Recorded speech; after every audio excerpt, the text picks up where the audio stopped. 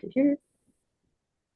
Okay, so welcome to Living Free of Money Fear, how to heal your money trauma connection and live your successful, joyful destiny. I'm Nora. I've already shared with you before we started the recording a little about my personal history in Debtors Anonymous. I've already shared with you that I did write a book about Debtors Anonymous. And so now what I'd like to do is I'd like to take you on a little bit of a journey to understand what is going on in your brain, in your body, in your nervous system.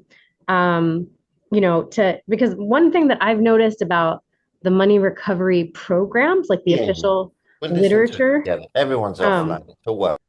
the official literature of the money recovery programs is that we don't talk about what the root cause of the disease is. And I think it's really important to A, talk about that, and B, kind of understand what it is we are really truly recovering from. Because I believe that recovering from debting or under earning is just a surface level thing, and there's a much deeper set of issues that I've learned people have in many cases because I watch so many sponsees struggle with just following the directions of the program. So let me share my screen here. And hey, Gabriel, I see more people from the wonderful recovery castle um, that we all had together. So I'm really glad to see so many returning victims. You know, you made it back. It's a miracle. Okay. So here's some fun slides for everybody. Um, so, as you guys know, I started out homeless. I became someone who was financially stable in Debtors Anonymous and under Earners Anonymous very quickly.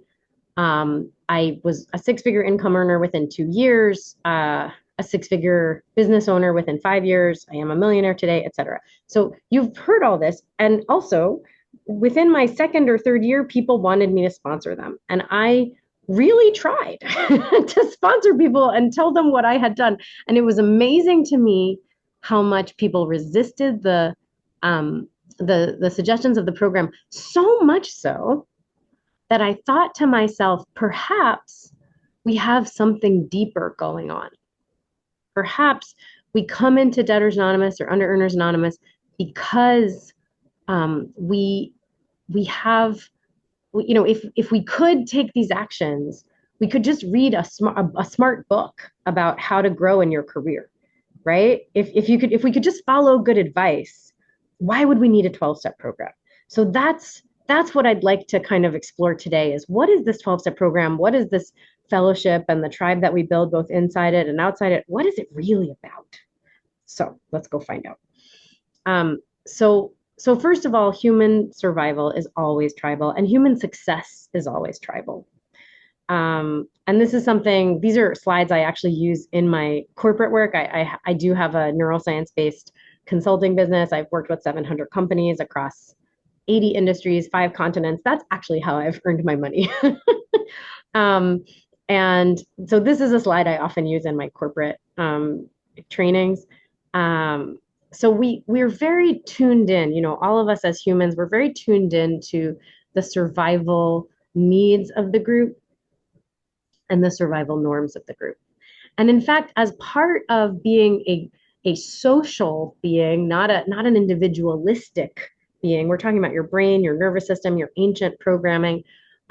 Emotions are contagious. Have you guys ever noticed that if somebody is really upset or angry, or like sounding really sad or sounding like a victim, have you ever noticed that their emotions feel like they might kind of get you dirty, like you're like, oh, I don't like being around that emotion, yeah, blah blah blah.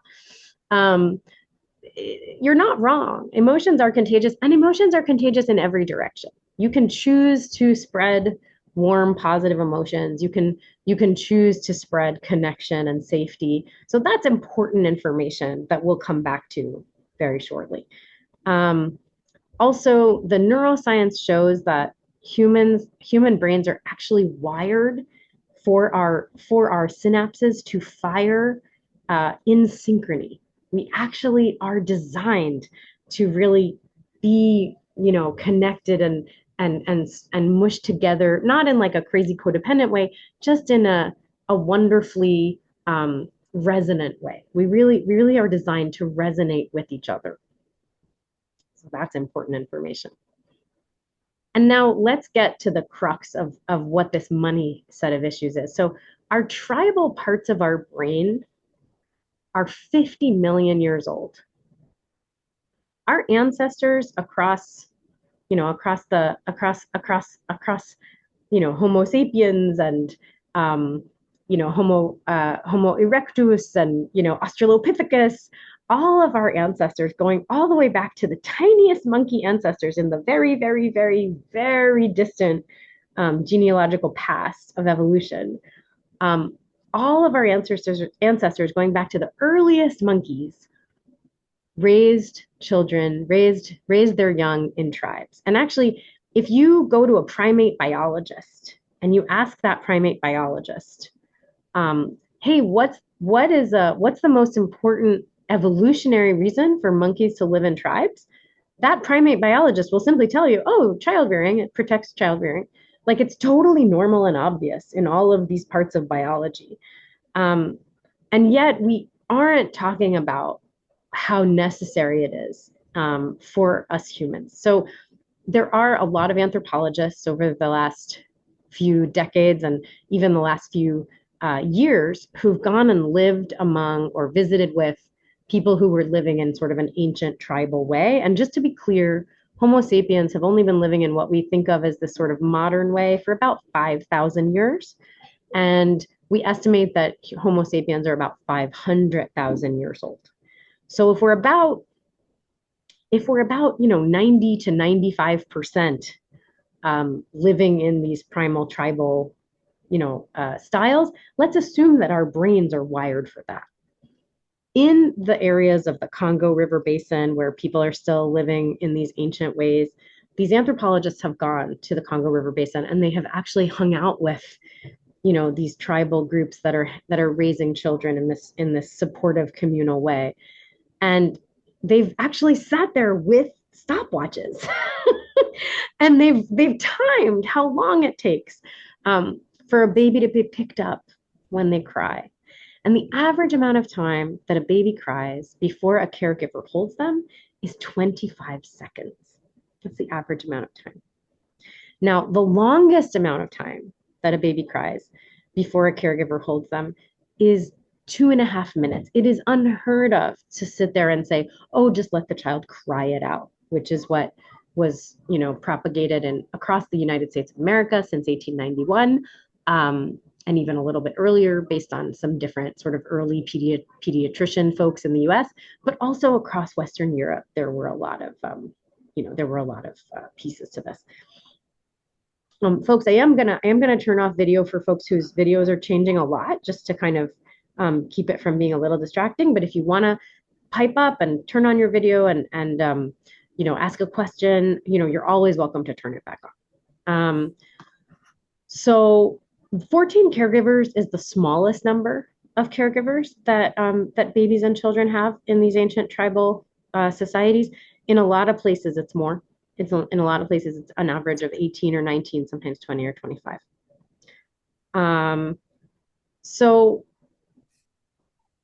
in Western Europe, in the United States, for about 5 generations, we've demanded that parents raise children with a terrible scarcity of support around child rearing. So it's not just that you as a baby deserved to be held within 25 seconds most of the time of crying. It's also that your mom and dad deserved to have better support than they had, or whoever it was who raised you. And it's also that your mom and dad didn't get that love and support because very few of you have mothers and fathers. I'm willing to bet not one of you has a mother or a father who was a baby in the early 19th century.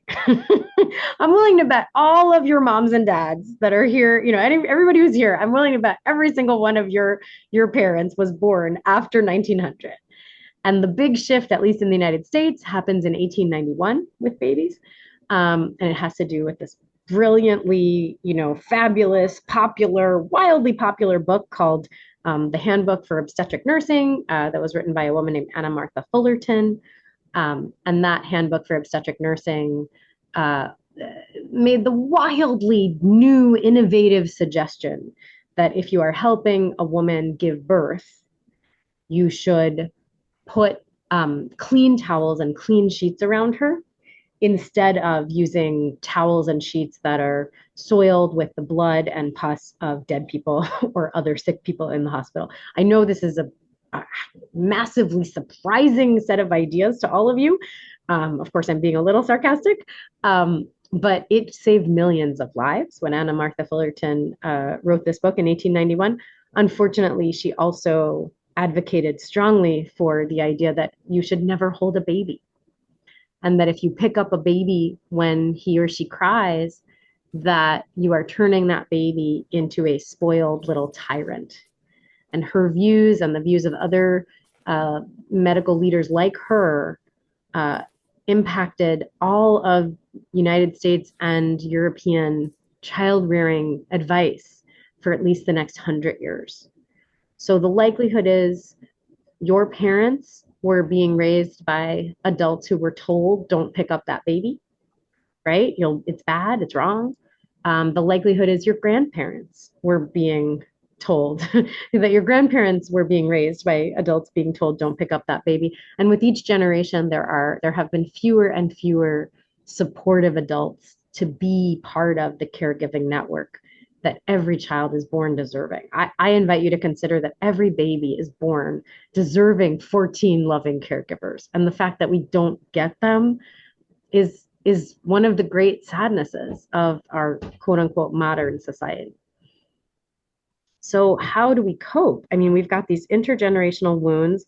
Of course, we also have the additional intergenerational wounds of, you know, global war, trauma, slavery, pogroms, genocides, violence, sexual violence, both internal family violence, internal family sexual violence, internal family struggles with addiction, and then, group against group, nation against nation, terrible problems and all of that. So we've got like layers and layers of intergenerational trauma.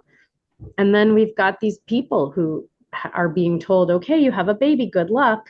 There's one of you, there's two of you caring for this baby all by yourself. And then we wonder why we have all these memories of our mothers not wanting to talk to us, right? And so what do we have in childhood in order to survive this broken system that's been around for at least 130 years? Well, we have dissociation. It's the most important trauma survival mechanism that a baby or a toddler has access to. And so we pretend it isn't happening. We pretend everything's fine. And, we dissociate. We find ways to leave our emotions, to leave our experience. It's one of the most powerful survival mechanisms in the human brain, and it happens very early. It's available to babies very, very early. And ironically, all those schmendricks, in the pediatric world that say, let the kid cry it out, even if he cries for 2 hours alone in the crib, he's learning to self-soothe. That's what they call it, self-soothing. Sometimes I wonder if self-soothing and self-medicating aren't more or less the same thing. I think they might be. But even before we have something available to us to self-medicate, like alcohol or drugs or food, we have the ability to dissociate. And that is, what the pediatricians of, say, the 1950s would call self-soothing. I'm going to call it dissociation. And dissociation as a survival mechanism, as a coping mechanism, as a skill-based ability for coping with life that we learn and figure out very early, we bring it with us into adulthood. We just don't always call it dissociation. We call it procrastination. We call it avoidance, right? And there's probably a lot of other names you can think of for dissociation. And if you're feeling up for, audience participation, feel free to put into the chat, to write into the chat. This is the, this is the word for dissociation I think of, right? Whether it's procrastination, avoidance, or another word. I'm very interested to hear what words come up for you when you think of dissociation.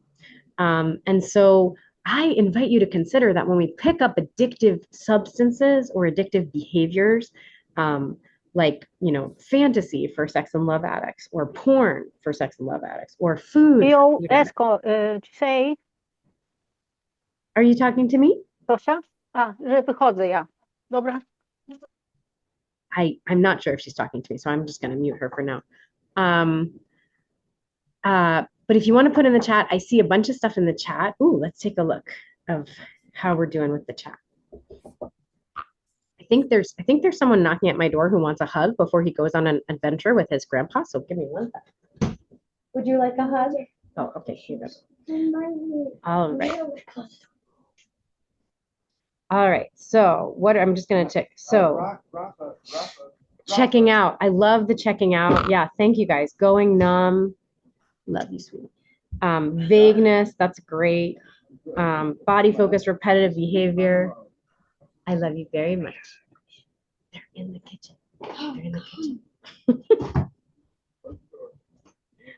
They were supposed to be with their dad, but we planned and got that.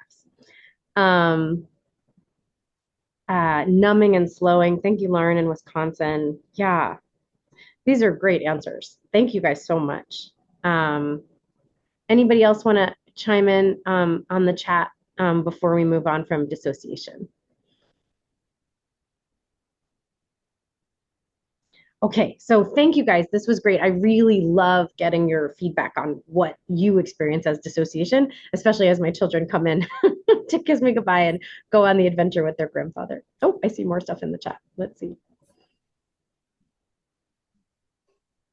Vague. Oh, denial. Oh, thank you, denial. Oh, Stephen, I'm so glad you said denial. Like sucking one's thumb, mobile phone scroll. Yes, screen addiction is absolutely, yeah, workaholism. Yeah, denial. Procrastination, avoidance, and denial. Those are my three favorites, but all of the ones you brought up were great. And I really invite you to consider that food, alcohol, workaholism, drugs, porn, all of it is almost like it's an enabler of the core need to dissociate, which is what we learn we have to do to survive in this tribal situation where we feel impoverished around love, right? We need love so badly. And it's really, that warm, loving space, that sense of belonging in the tribe. I really believe it's the most important ingredient in the 12-step magic. Laura, did you want to add something? I think she's just not muted. Okay.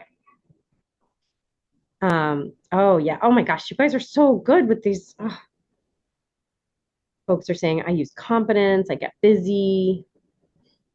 It isn't actually happening. Those are the unspoken words. Absolutely. One of my favorite things to talk about when I talk about dissociating is to talk about, it's not happening. My mind doesn't feel it. My body, my mind doesn't know it. My body doesn't feel it, right? It's not happening. It never happened, right? All of that stuff, all of that, all of the, it's like this unspoken music of like, it's not happening, it's not real, it's not happening, I don't know what's happening, I don't know what you're talking about, right? Procrastination, avoidance, denial. Wonderful. Thanks, guys. Wonderful participation. Thank you. And the crazy part is that avoidance is, I believe, the root cause of money issues. So it's not actually compulsive shopping, or it's not actually hiding under the covers and not applying for jobs. Those are symptoms for sure, right? Those are problems for sure. But I invite you to consider that it's the core survival mechanism of the avoidance itself, right? Because remember, we pick up dissociation and avoidance and procrastination and denial. We pick up these things to survive in this emotionally impoverished time of our childhood development. It's the most important way we survive. And for the record, my friends, we do not get angry at the people who don't make it out of those childhoods. We hold candlelight vigils for those kids. So the people who are smart enough and resourceful enough to figure out how to dissociate and to figure out how to pick up other drugs and other behaviors that help self-soothe and help enable dissociation, those are the ones who survive. So we made it this far. So I'm going to ask you to go ahead and pat yourself on the back just a little bit. Just give yourself a little love, like appreciate the heck out of that brilliant, resourceful, creative child who figured out a way to keep you breathing up to this moment. And now we're going to talk about, what it's doing to your current experience around money and joy and purpose and vision and all of the things that I really believe you're born deserving. I really believe you're born deserving to have, a wonderful, joyful, prosperous life. And more importantly, even more important than what you deserve, I'm going to tell you a little secret. I live, I live in a set of beliefs that every single person is created by my higher, everyone, however you define higher power, I'll just say the words higher power for now. I believe every single person is created by higher power to deliver gifts from higher power to planet Earth that only you can deliver. So only Laura can deliver Laura-shaped gifts. Only Liza can deliver Liza-shaped gifts. Only Ela can deliver Ela-shaped gifts. Only Kira can deliver Kira-shaped gifts. And when you don't have access to the love and support and guidance that you need in order to let those gifts come out of you, the world is more impoverished. Like we across planet Earth, I suffer personally when Gabriel doesn't show up and share God's gifts that God sends to planet Earth in the Gabriel shape. I suffer personally when Laurel doesn't give God's gifts to planet Earth in the Laurel shape, in the Deegan shape, in the 80 shape. I really deeply believe that, feel that, and I believe that the first place I ever felt truly, truly safe believing that and affirming that was my first few Debtors Anonymous meetings. I really believe that is the core magic of 12-step recovery with money and time and earning and prosperity and joy. You are born for this birthright. You are born to give and to be purposeful and to enjoy doing it and to have good money while you're doing it. So let's talk about the coping mechanisms that we totally understand why you brought them, why you picked them up. We're not mad at you for picking them up. We're grateful to the little child who picked them up, right? We're grateful. And anybody, if you have a question, please feel free to raise your hand. I don't want you to feel like I'm just talking at you. If you want to, pipe up, say something, you can say stuff. It's hard for me to track the chat and be talking at the same time. So I am taking little breaks for the chat. But if you want to raise your hand and ask a quick question, and yes, the recording will be available after the meeting for sure. Be sure to be sure to put your email in the chat, or you know what I'll do? I'll put my email in the chat, and you can email me to request the recording if you want the recording. Okay. So does anybody, I saw a couple of folks unmuting. That's why I paused to say if somebody has a question, feel free to pipe up. Hi, Nora. This is Carolina in Mexico City. Carolina in Mexico City. How are you? Great to hear your Very voice. well. Thank you. I just meant to offer if you needed assistance on the chat. Oh, thank you. Yeah, sure. I'll take your assistance. Okay. So I can raise my hand every 10 questions or so and read them to you if you need. Thank you. That's very kind of you. That's very kind. Okay. Okay, got it. Thanks, Kara. I appreciate it. Does anybody else want to say anything before we keep going? I just wanted to say, Nathaniel calling in from Hamburg, Germany. Just wanted to say that that the last three things you've said and everything you said so far are just really moving me incredibly. Thank you so much. About Oh, that's really nice, Nathaniel. Yay. gratitude. That's really sweet. Thank you. I'd like to say something. Go ahead, Laurel. Laurel, And then HK Laurel from has their hand raised, but go ahead, Laurel Laurel. from Los Angeles. Somebody in the chat wrote thumb sucking, and I sucked my thumb until well into my 30s. Mhm. Could not stop. I couldn't understand why. Now I do. Mhm. Okay. Oh, thanks, Laurel. Thanks for sharing that. That's really vulnerable. Thank you so much. I see Harper. Did you want to say something real quick? Yeah, I thank you. I joined DA, BDA, and UA, or I joined DA and BDA in September and found UA just in the last 2 weeks as well. Yeah. And I'm from desolate Montana, where No kidding. It's called Desolate? well, because we're below a rural and a population match. On a Got it. population map. And on my father's line, I'm Native American. But anyway, I remember visually you did not touch very much. But what I think is really interesting is I went and lived both in the Middle East and South America, which were very tactile touch cultures. And I found the Argentine tango in the Middle East. And that dance, I think, saved my life. And now I'm understanding the neuroscience.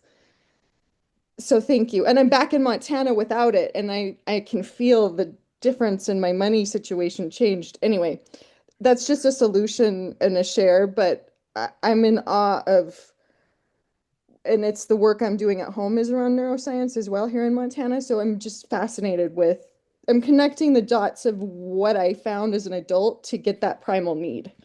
Absolutely, absolutely. And that's why honestly live meetings and live retreats among 12 steppers are so important, right? Because we're learning how to rebuild physical tribe. 12 step is one of the only places in the world where we can talk openly about saying, "Hey, I really need tribe. I really need a family. Can we figure out how to build a given, like a chosen family here?"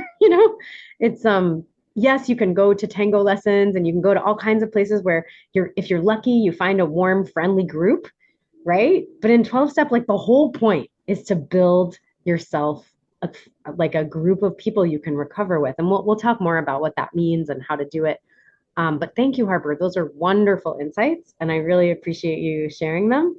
Yeah, it's the last thing I want to say is I didn't include this in a slide, but I'll just share that uh, I've read so many of these studies that compare like Western child rearing to the rest of the world. And one of the studies that was done in the late 1990s, and it took a bunch of American moms of new babies in Utah, and it took them through a bunch of questions. And then it took a bunch of new moms in Guatemala, in the Mayan highlands of Guatemala. And some of the moms had their, this was their second or third baby, but the whole idea was recently born babies. And all but one of the Utah moms in the cohort had their babies in a crib in a separate room, right? Starting from very early in the child's life. And all of the Guatemalan Mayan Highland moms co-slept with their babies. And then when they had their next child, their baby went to, their toddler went to the dad's bed, and then when that child got too big for the dad's bed, they went to co-sleep with their siblings, right, or their cousins. So like everything was touch and connection. And when they were the scientists doing this, the anthropologists doing this study, it happens over several months, and at some point they tell the U.S. moms what Guatemalan moms do, and they tell the Guatemalan moms what the U.S. moms do. And when the Guatemalan moms hear that the babies don't sleep, they don't just not sleep in their mom's beds, they don't sleep in their mom's rooms. They're in a separate room alone. The Guatemalan moms, the Mayan Highland moms kept saying, but someone's in the room with the baby, right? Like they just couldn't contemplate putting a baby alone. Why would you ever leave a baby alone? you know so you made me think of that, Harper. So Gina, and then 80. Go ahead, Gina. Thank you so much for this, Nora. this is so resonating with me because not just seeing it in myself, but I've been having some issues with my 16-year-old son. And literally, it's like you finally given me the answer. And because I couldn't fathom, I couldn't understand what's changing. I mean, this is a kid who's a student doing so well.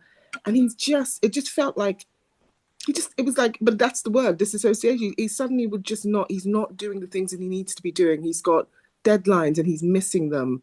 And I'm freaking out going, why are you not doing this? And I'm getting more upset and he's getting quieter. And yeah, I can see it forming. It probably did happen in my time. I was probably forming these habits, but like my kids have been my greatest teachers, like in every shape or form. So I think I'm just seeing it developing, and I couldn't understand what it was. I didn't have the words for it. I just can see. But if you carry on, this is not going to be good because I'm in recovery now, and I know that this is not good for me. But I And didn't you, have and you've yeah, just given them to me. It's and you weird. have choices. You have choices as a recovering mother. You can make a difference. I'll tell you, when my ex-husband left our marriage, it was really hard because I had a whole like tribal system for raising these babies. And I didn't know all the things I know today. A lot of what I faced as a new mother, I had to kind of incorporate into my research, which was kind of fascinating. But I developed I had help. I made sure I hired a wonderful person to help out, usually different people, because not everybody was willing to come to my house at 7 in the morning, right? But I would hire wonderful people to help out in the morning. I hired wonderful people to help out in the evening.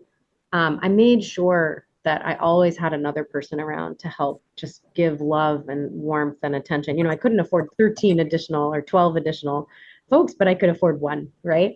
And to this day, I actually still have one wonderful sitter that comes on the mom nights. But when my husband left our marriage, it was really heartbreaking for me, more than anything, because of the style he believed the children should be raised in. And he really is a believer in this like Western, children should be seen and not heard. And I swear he wasn't like this when we were dating. I have my theories as to what changed, but it was really intense. Um, and my older son, who's 10, he started developing very severe symptoms of ADHD.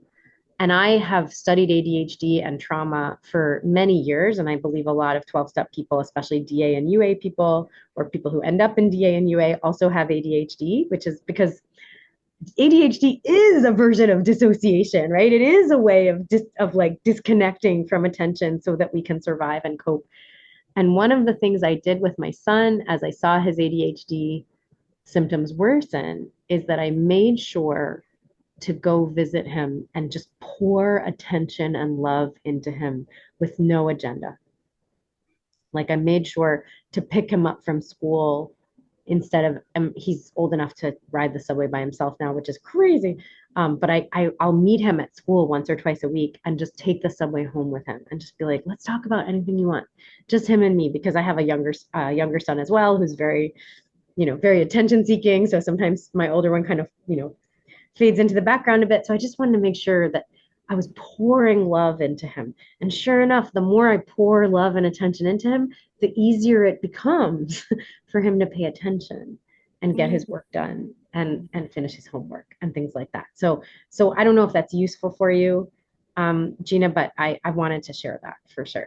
It's amazing. Thank you. That's exactly what it was. Sorry to take up to everybody's up, but it was the touching. I just noticed as you were talking about it. I remember them when they were younger. Mommy, I want to sleep in your bed. I noticed as they've got older, that's stopped, and I've become more. Have you done this? Have you done that? Da, da, da, da. So yeah, I think that's a great lesson for me to take on board. Thank you. Wonderful. I'm excited for your son. Yay. 80, go ahead. Thanks, Laura. And feel free to correct me if I'm saying your name wrong. I would love to say your name correctly. No, that's perfect. Yes, 80. Yeah, perfect. Wonderful. Go ahead. I like your name. Nora's quite an old-fashioned name. It is, and it's very common in like almost every culture across the Indo-European world. So I love it when people understand my name anywhere I go. Yeah. If in the UK, it feels like a name from a place called Yorkshire. Sure, or Ireland. Ireland as well. Yeah, I've not heard it from Ireland, but yeah. Yeah, interesting. Yeah. Okay, so the point I want to make, I go to cuddle workshops, talking about touch. Yeah, I go to cuddle workshops where somebody holds space and there's little exercises around consent and boundaries and yes and no. And then, yeah, it's one of the most beautiful things in my life is to be lying on the floor holding somebody in my arms, and yeah, it's just to be lying there for like half an hour, just breathing, and yeah, it's so incredibly beautiful. So You yeah, cuddle know, workshops. the cuddle workshops are wonderful, and it's so interesting. I remember reading about cuddle workshops some years ago and thinking, this is what this is what our normal human experience is all about, right? It's not just, holding children, right? When you're running around, giving a hug or giving a cuddle to a little kid, a medium-sized kid, a big kid, you're also going to put your arm around your friend, Mhm. right? It's not like, oh, you've turned 18, we don't touch you anymore. That's not what humans are like when they've been raised with all this warmth and love and safe touch and all that. Yeah, yeah. I think Um, I think it does depend on the dynamic as well. I mean, between mothers and sons, when boys get to a certain age, get to puberty, then it's good to back off a little bit, I it's good. think. Yes, I agree. Yeah, I agree. That's a journey my sons and I are taking right now, where I'm like, you tell me, I don't always know. I know what feels weird to me, and I'll tell you. Like, oh, I don't really like it when you put your hand in your pants when we're cuddling. That makes me really uncomfortable. I had to explain that one to them when they were a little younger, yeah, and then they sometimes will say, um, like, oh, mommy, I know you meant to kiss my cheek, but I think you accidentally got my neck, and that felt weird. And I'm like, oh, I'm so glad you told me, and I'll be more careful. Thanks for telling me, yeah. things like that. Beautiful, beautiful. Yeah. Yeah. And I see So, Thea's here. Thea, did you want to say something? I do have more to say, but I'm glad we're taking some time for a little group conversation. I do, Nora. Thank you. It's great to see you. I think for me, like how when I found the Grateful Dead, right, in like Yeah. 1987, Alpine Valley, and people are literally holding up signs, free hugs, I was like, oh my God, I found my people. Right. And of course, the hallucinogens and everything else just kind of, okay, that's what it comes with. So Yeah. it's like, I never, like a hug, you're like, I can just get a hug. And then when I came into the rooms in like 2021, and they were like, the guy I would get hugs, and then somebody finally told me, they're like, with the guys, you can just put your hand out and say I shake hands with the guys, and like I had to learn that, and it's just so amazing. So I'm just so grateful to be here, and thank you. Yay. I'm so glad we're all talking about hugs. It's like if there's nothing better. Gabriel, go ahead. Healthy Hi, hugs. everybody. Thank you, Nora. Gabriel here. Wow, this topic of closeness and what children need, what babies need. Um, I don't know if you know. Does anyone know river dancing? Yeah, I know river Yeah, dancing. Yeah. and you know how they dance, the Irish Catholic dance. You put your arms on your side and you don't move. Whereas, as a contrast, what's called Argentinian tango is you're all over each other, and I just noticed then, for example, when I was a child, my mother would show her affection by standing at the door of the bedroom and say, "Do you need a blanket?" and giving us a blanket, and that was the affection. And she's a lovely woman. She's still alive. She's 94, and we have great talks. But I realized then this is what we were all brought up with, where you don't show like affection. Gabriel, it's a little hard to hear you, so I'm going to try to translate, if you will. What I heard Okay, you say, what I think I heard you say, is that your mother, instead of offering cuddles and hugs at nighttime for bedtime, she would stand at the door and bring blankets. offer a blanket. She would offer a Do blanket. you need a blanket? So But I here, should have take said, this I need a hug. object. Take this object to give you the warmth that you need from another human. Gosh, that is but that is consistent with what she was taught by all the experts, right? The doctors, and yeah, it's a lot. Um, Yeah, it's a lot. Why don't we have the last three comments? Let's try to be real quick, guys, because we have more I want to talk about as it relates to money and action and visibility and like living your destiny, your joyful, successful destiny. So let's do Francis, Audrey, and then Mary, and then we'll move on. And thank you, guys. This is such a wonderful interlude of connection and sharing. So go ahead, Francis. Thanks, Nora. You may be relating to this in your workshop already, but do you think kids that had like more severe trauma, like instead of having the connection and cuddles and hugs, they actually had physical abuse or sexual abuse? Do you think they've got a much harder journey, or do you think that can be repaired? I think everything can be repaired. I think that what's really sad is that when I know, I mean, I've been in 12-step recovery as those of you who've been here since the beginning know, I've been in for, in 6 days I'll be 20 years old in 12-step recovery, right? I've been in for 20 years. So I've known people who the only physical contact they ever had with their father was when their father beat them, you know? And the sexual abuse, I've lived it. My mom was my perpetrator every night, you know? And I won't lie, it has been difficult to heal that. It has been very difficult. Like I'm not, like the first time I told someone about it and I came out of denial about it. And I mean, I always knew it happened, but I remember really being able to talk about it in a safe space with a trauma therapist. I was 28 years old. No, I was 27. Um, and I suddenly was aware that I had to get on the floor because the chair felt too unstable. The chair felt like it was going to float away into space. And I had to get on the floor and lie on the floor and weep in fetal position.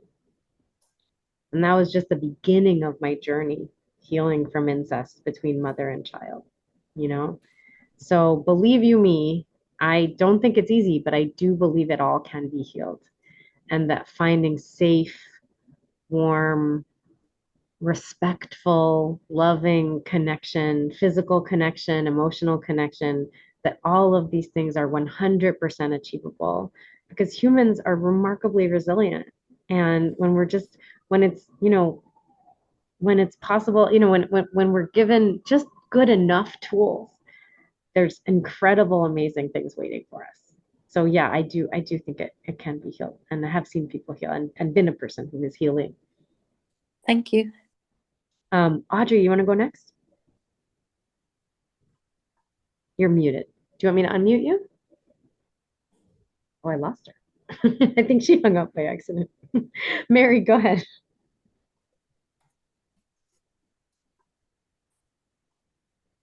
Thank you. Oh, wait. I'm just going to say, Audrey is there. She's kind of waving her hand and trying to be heard, but oh, she is? Okay. Here we go. There we go. There we go. Thank you. Thank you. Sorry, Mary.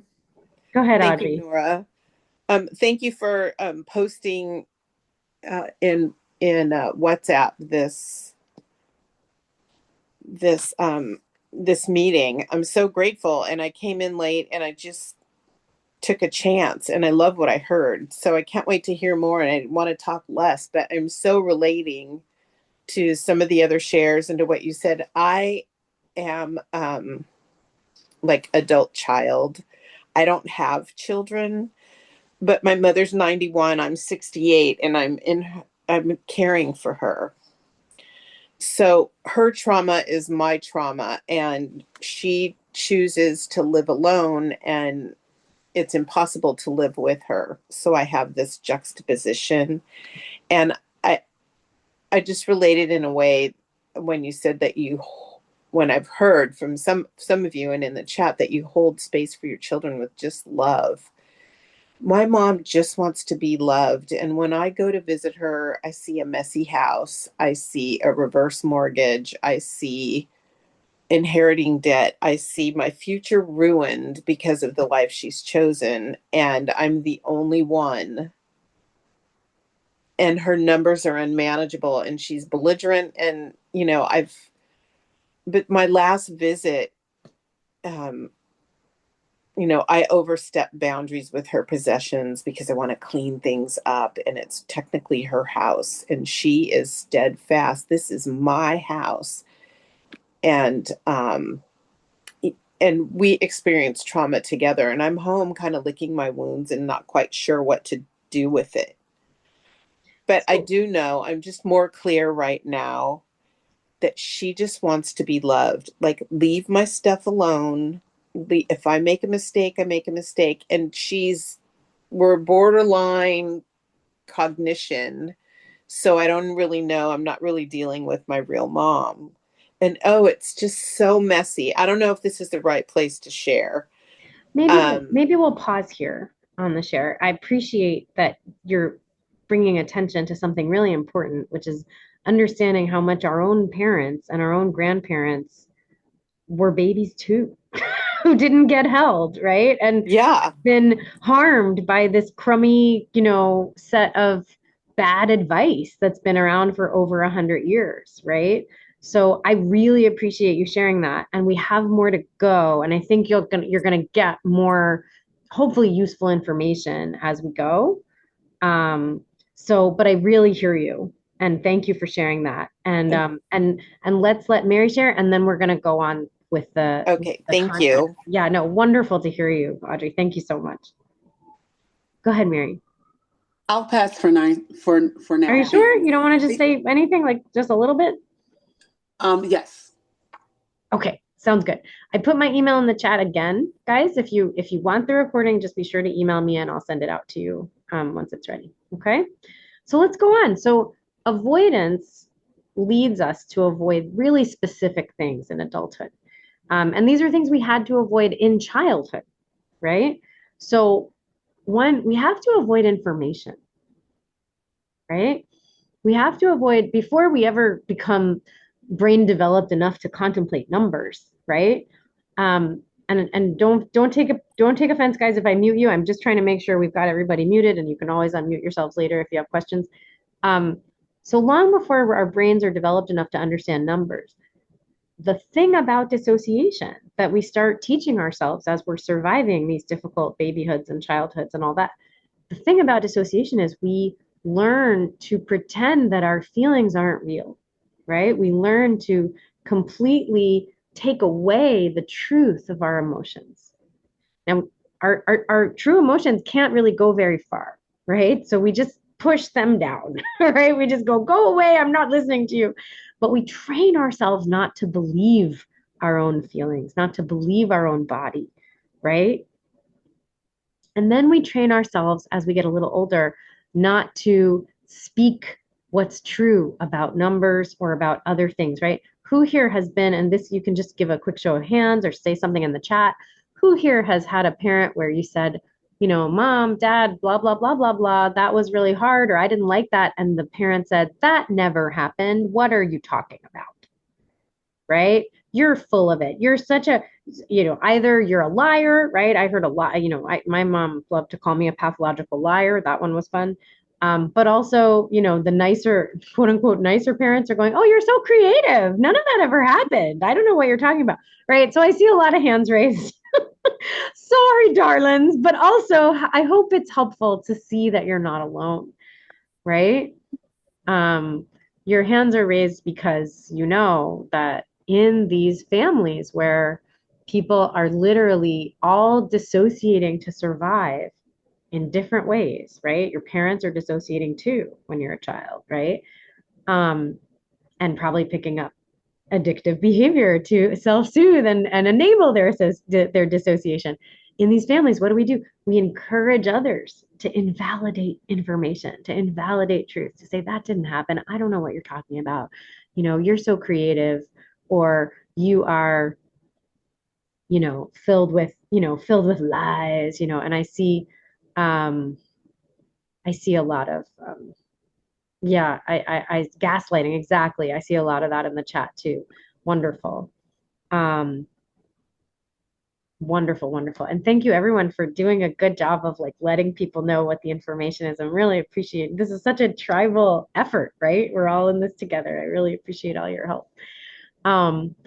So then the other thing is you have to learn in childhood to avoid action consistent with truth, right? You have to learn, you have to, like, I had a friend I knew in all these, all these many 12-step programs we're in, the money fellowships, the food fellowships, the Al-Anon, ACA. And, I'm thinking of one, but then I just realized I can think of three more just like her. So I can think of multiple people who, when they showed scars or bruises to a therapist or a teacher, right? Of what they were enduring from physical abuse or other kinds of abuse at home, you know, they became traitors in their family, right? They suffered even more loss. They suffered even more abuse for daring to tell the truth or take action consistent with truth, right? Um, and it can be as silly as, obviously these are severe issues around the physical and sexual abuse, but it can also be stuff as silly as, like, you know, um, hitting a home run in a little league game, in a little kids baseball game, or writing a good story. I wrote a creative writing story in my 20s, and I read it to my mom, and the first thing she said was, "I wish I had written it," right? Like, it was just people, these crazy people, they're letting us know that action consistent with truth, consistent with our gifts, is dangerous and is something that's going to mean we get less of all that belonging and love that we were born deserving. And then the final thing that we have to learn to avoid in order to be safe in childhood is visibility. So, um, when we're visible as people making mistakes, because mistakes make us a little visible, right? When we're visible as people achieving things, right? All of that generally tends to garner negative emotions from these deeply wounded people who were our caregivers, who were our not enough caregivers, right? They deserved to have the support of 12 other people helping and loving them and helping and loving us. Can you imagine, what it might have been like, right? But here they are, alone, impoverished in their own emotional experience. And it's amazing to me that when people are exhausted and tired and hungry and overwhelmed, even positive things that happen that make children visible will trigger the parents, will trigger the caregivers. What do you think you are? Right? Oh, you think you're better than me? Right? That kind of thing. In my personal experience, I was an overachiever in high school, and when I was out and about in the world, if there were like an award ceremony and I won some awards, my mom would sort of puff up and brag to the other parents, "Oh yeah, it's so much fun to be Nora's mom." But then when we got home, she would turn ragey and she would banish me to my room and scream at me and say nasty things in like alien voices. Part of it was, I think she was angry because my sister felt kind of overshadowed, and part of it was, I think she felt overshadowed. I think it's just really hard for people who've been impoverished emotionally all their lives. And that's who so many of our parents were, right? It's really hard for those folks to give generously and to celebrate good with generosity and love. And that's just a great tragedy of so many of our lives. So I'm so glad we're all here together so we can learn how to fix it, so we can learn how to heal it. So one of the things we do in DA, and I'm going to talk about this in a second, one of the things we do in DA and UA is that we start writing things down, right? We start with information, right? Now, in other 12-step programs, you also write things down. We also write things down. We write step work, we write journaling, right? In the food programs, right? Writing is actually a tool, just sitting and writing instead of eating, right? Just letting our emotions kind of pour out of us through the pen or the pencil is considered a tool in a lot of the food programs. So any kind of writing that's about emotional truth. Did someone want to say something? Oh, I gotta quickly find here. I'm gonna stop sharing. Find my people making noise. Hold on. Where are my people making noise? Can't find you. Okay, so if you're unmuted, please mute. That's just what I'll say. So so we write down, oh, there she is. Excuse me. There she is. If you would like to make me co-host, I can mute people that. Oh, Nathaniel, you're the best. I wonder if I know how to do that. You just It's the click on weirdest my thing. name. I know how to do it. You go to my name and you go to Yeah, more. it says make host. It doesn't say make co-host. So I don't know why. If I make you host, I think I won't be host anymore. Okay, strange. So I don't know why that is on my Zoom account, because certainly in other 12-step Zooms, I've known how to, I don't know why. So that's where we are for today. We'll figure it out better for next time. In any event, so we write down what we're feeling in almost every fellowship, and we just start writing down truth, right? Now in Debtors Anonymous and Under Earners Anonymous and Business Debtors Anonymous, we also write down numbers, right? And who here, quick show of hands, or maybe say something in the chat, who here has ever struggled to write down your numbers? I love hearing the laughter. Thanks for the joke. Even time, Nora.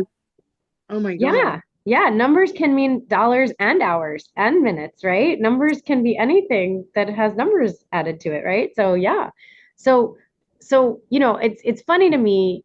Again, this is like my personal bone to pick with existing DA literature, that like we're like, come to DA, write down your numbers. And I'm like, no, we all come to DA and UA because we can't write down our numbers. Like that would be like saying, come to AA, we're gonna meet in a bar, we're gonna surround you with alcohol, and we're gonna say, don't drink. Like it just doesn't make any sense. Like we're here because we don't know how. We're here because we have a coping mechanism that makes it feel like we might die if we write down our numbers, right? Like when you say, when I hear you guys laughing and saying, oh, I've struggled, of course I've struggled to write down my numbers, right? What I invite you to consider, here, I'll tell you a quick story about a sponsee I had years ago. So in my early sponsorship experiences, when I was sponsoring, I tried to be kind, but I don't know that I had figured out gentle just yet, right? So I was like, okay, you want what I have? Here's what to do. Blah, blah, blah, blah, blah, blah, blah. And I gave everybody a list, right? And most people never did the list. And I didn't even conceive that maybe I should give them one thing at a time, right? It just wasn't there. Eventually, I would get annoyed with them for not doing the list. So I'd be like, a little self-righteous, a little, obnoxious. I'd be like, if you want what I have, do what I do, right? And they'd be like, you know what, Nora? Curse words, nasty words, click, right?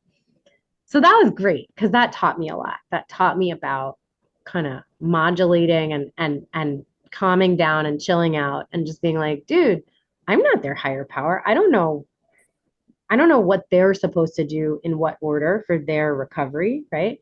So that helped me kind of learn to be a better guide, a better sponsor, slowly. I'm grateful to all the people who cursed me out 15 years ago. Thank you, people, if any of you are still around, to hear this recording maybe sometime. But eventually I learned to be a much more relaxed sponsor. And I remember people would come to me and ask me to sponsor them, and I'd say, yeah, you can call me, give it a shot, and most of them would never call. And then this one lady came to me and she said, I really like you. I really like your message. I want you to sponsor me, but I want to be very clear. Starting right here, right now, I am not keeping my numbers. And I was like, okay. And she's like, but I'm coming to DA meetings and I still want you to be my sponsor. And I was like, I mean, what do I know? Sure. Like God heals us of our addictions in the order that they're killing us. Like, I don't know what people are supposed to do. I just know what worked for me. So you do you, honey. So she started calling me, and she would mostly call me to talk about her boss and her job and, stuff she was mad about, that sort of thing. And I would give her like little step work assignments and that kind of thing. And about, I don't know if it was 6 weeks in or 8 weeks in or 10 weeks in, I really don't remember, but there was some moment where she called me and she said, listen, I have to tell you something. And I said, okay. And she said, I'm really afraid to tell you. And I said, okay. And she said, I've been keeping my numbers. And I was like, okay. And she's like, I don't have to do it perfectly. I don't have to, like, I think she was ready for like the DA police to swarm her, and force her into like numbers jail. And like, she knew she was supposed to be doing it, but I think she was afraid that once she started, there would never be any room for mistakes ever again. I'm not even 100% sure. I just remember that I think this thing she had been resisting, when no one told her she had to do it and she just started getting love, somehow a little bit of willingness came. And then she said, why am I in so much physical pain when I keep my numbers? And the craziest thing happened. I said the words I did not know that I knew from working with hundreds, if not thousands, of DA people across the world at that point. Before we even had Zoom, this was like only from phone meetings and stuff. I had met so many wonderful people. But I'd heard people share and I'd connected and done enough phone calls that I knew this even without knowing it until I said it out loud. I said, oh, that's because you've been avoiding information your whole life.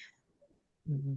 And when you start to write down your numbers, there's a part of you inside, maybe your inner child, that says, oh my God, we're doing truth now.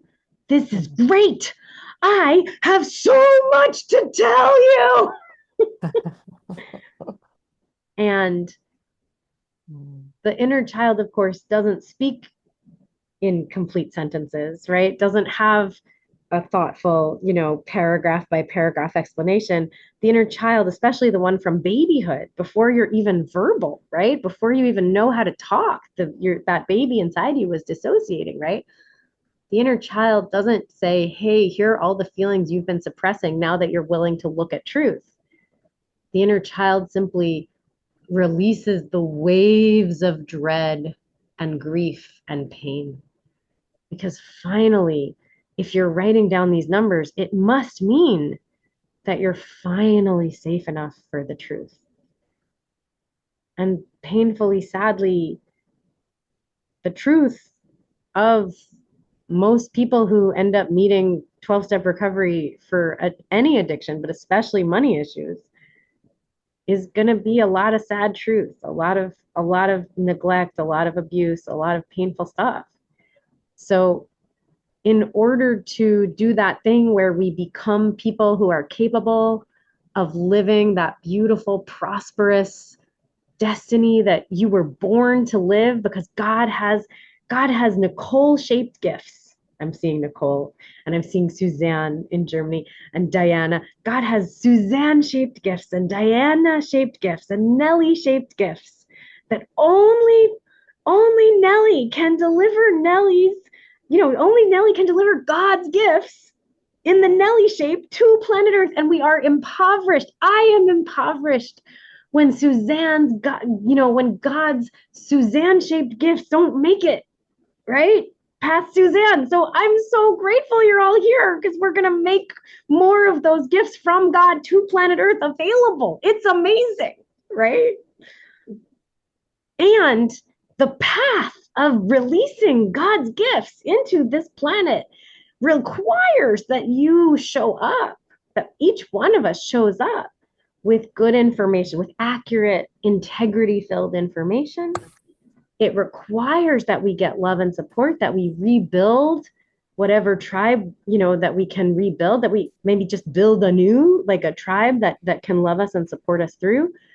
And it requires that we show up for a healing and growth and skill building journey, to discover how to let those gifts, those Serena-shaped gifts, those Audrey-shaped gifts, those Laura-shaped gifts, to let those gifts from God to planet Earth, strengthen and nourish the earth, strengthen and nourish this amazing group of angels, these children of God. So let's talk about how we do that. I see that Laurel's hand has been up for a while. Laurel, did you want to say something very briefly? I'm just trying to be so sensitive to time. Oh, I'm sorry. I didn't even know it was up. Oh, no worries. No worries. No worries at all. And I promise, for those people whose names I haven't caught yet, when I say, Alice-shaped gifts or Carla B-shaped gifts or whatever, I promise I'll stay on as long as it takes to say everyone's name and the gifts. I promise. Wow. We'll do it after. All right, so let's move on from here. And let's talk about Just where a second. I'm vision. sorry, Nora. Can you mute the people? If you go to the participant list, you can see at the top Oh, you guys all are the the people best. unmuted Thank you. Oh, you're because some so people are smart. cooking and Oh thank my you God, so you guys much. are so great. Thank you so much. Yeah, I can do that. That's a way I can, that's something I can do. Nice. All right, I'm And if I muting. can add, you know who's not unmuted because the mic vibrates. It kind of, when you look at the top, you actually know the specific person. That must be April saying that. It is April saying it. It's a Because I trick just I learned do how on to my do it. Zooms. Yeah, you'll see the little green thing go up and down. So, all right, I I just wanted to love let you know it. that. Yeah, thank you. Okay, I'm checking, doing a quick check. And it looks like everyone is muted. So we're doing our best, guys. We're doing our best. I told everybody they could come anytime, and here we are. Ela, did you have your hand up for something, my friend? No, you're good. Okay. So Ela has seen this before. Ela, remember when I drew it out for you? This is the fancy schmancy version. So I drew a version of this in a notebook for everybody at the Germany conference, but now they're all getting to see it in my fancy schmancy slides. So here you go. So what do you feel when you leave your comfort zone? Well, naturally, you're going to feel discomfort, pain, fear, uncertainty, and doubt. So don't worry, I'm going to connect this to the tribe and the need for love. I'm going to connect this to the need for being able to sit with difficult information and just clarity, right? I'm going to connect all these things, but I'm going to first take us on a little journey to this other thing that we've heard about in DA and UA called vision, right? So vision is usually something that like sounds good to us, right? It sounds like something we might like, and it's not happening right now, right? And hopefully you want it. I know that for a lot of folks who are trauma survivors, sometimes it can be hard to even give ourselves permission to want something. And I think that's part of the whole like I have vision issues thing for folks, right? They're like, I don't even know what I want. I can't even imagine what it would be okay to want, because sometimes we have to suppress our feelings and suppress our natural human needs so deeply that we don't even have access to what would feel like a positive, powerful future, right? That we really want. And then that is totally part of the trauma healing that we go through as we live through this phenomenal opportunity to heal and become the channels of joy and abundance that we were meant to be. But for those of you who have at least one vision, I know that you're at least one vision. I know it's not happening right now, or else it would just be this really awesome thing you're grateful for that's happening right now, right? I know it's not happening right now. I know you want it, you like it, it sounds good. And I know that it's you don't know how to get there. Because if you knew how to get there, you'd be like, oh yeah, I'm halfway through medical school. I'm gonna be a doctor, right? And you wouldn't be in DA going, I'm halfway through medical school. Everything's great. I'm getting good at good grades. It's great. You'd be like going to your medical school classes and doing your thing, right? So you don't quite know how to get there. And it's not happening right now, and you think you want it. And the distance between having it happen and where you are right now, I invite you to consider that that distance is the distance between your comfort zone and either that vision or something that is even better than that vision that you can't imagine. And whenever you leave your comfort zone, I know that you're feeling some version of discomfort, pain, fear, uncertainty, and doubt. Now, a lot of people come into DA and UA and certainly make attempts at growing and achieving in their lives. And they go, oh, I tried this and it didn't work, right? Or I didn't want to go to DA. I wanted to just get good at finances without DA. I hate DA. DA is so weird. People are so mean there. I don't like it. It's not like AA, all the things that we hear, right? I heard a newcomer in a DA meeting once who had 8 years of sobriety in AA. Who's brand new to DA. I was so happy to welcome him. I was like, welcome, you're in the best place, yay. And I said, why did you decide to come to DA now after 8 years of sobriety? Like, is there something specific you want to share about? And he said, well, I've known I needed it for a long time, but all the AA people I knew who were also in DA, they were all the craziest ones. And I said, yes, that is accurate. We are the craziest ones. And we're the craziest ones because this is the deepest trauma. We're facing the deepest and oldest trauma in order to heal. And so we're freaking brave, man. And I'm really glad we're all here. So a lot of people tell me, I've tried X, I've tried Y. And by the way, this applies to everyone. It doesn't just apply to people who end up in 12-step recovery. These are slides I use to teach the world about growth, right? But I'm just translating them into 12-step language for you guys, right? So anytime someone comes to me and says, I started a business and it didn't work out, or I tried to get a promotion and it didn't work out. And the more they talk about it, the more I hear that they came out of their comfort zone. They felt a lot of discomfort. They felt a lot of pain and uncertainty and fear. And then eventually they retreated and they said, I guess I'm just not going to be able to do it. I guess this industry is a bad industry. This company is a bad company. This business idea was a bad business idea, right? They start to blame externals because they don't know what else to do. They don't know that they deserve 14 caregivers. They don't know all the other stuff that's missing, right? So what I say to them is when we are going on a journey out of our comfort zone and towards our vision, what we need is a good enough combination of integrity-based information, right? It can't be, no, my mom never sexually abused me, everything's fine, right? That's not clarity, right? So it's got to be true information in combination with good enough support. And when I say good enough support, what I mean is you actually enjoy interacting with the other person in a supportive way, and they enjoy interacting with you.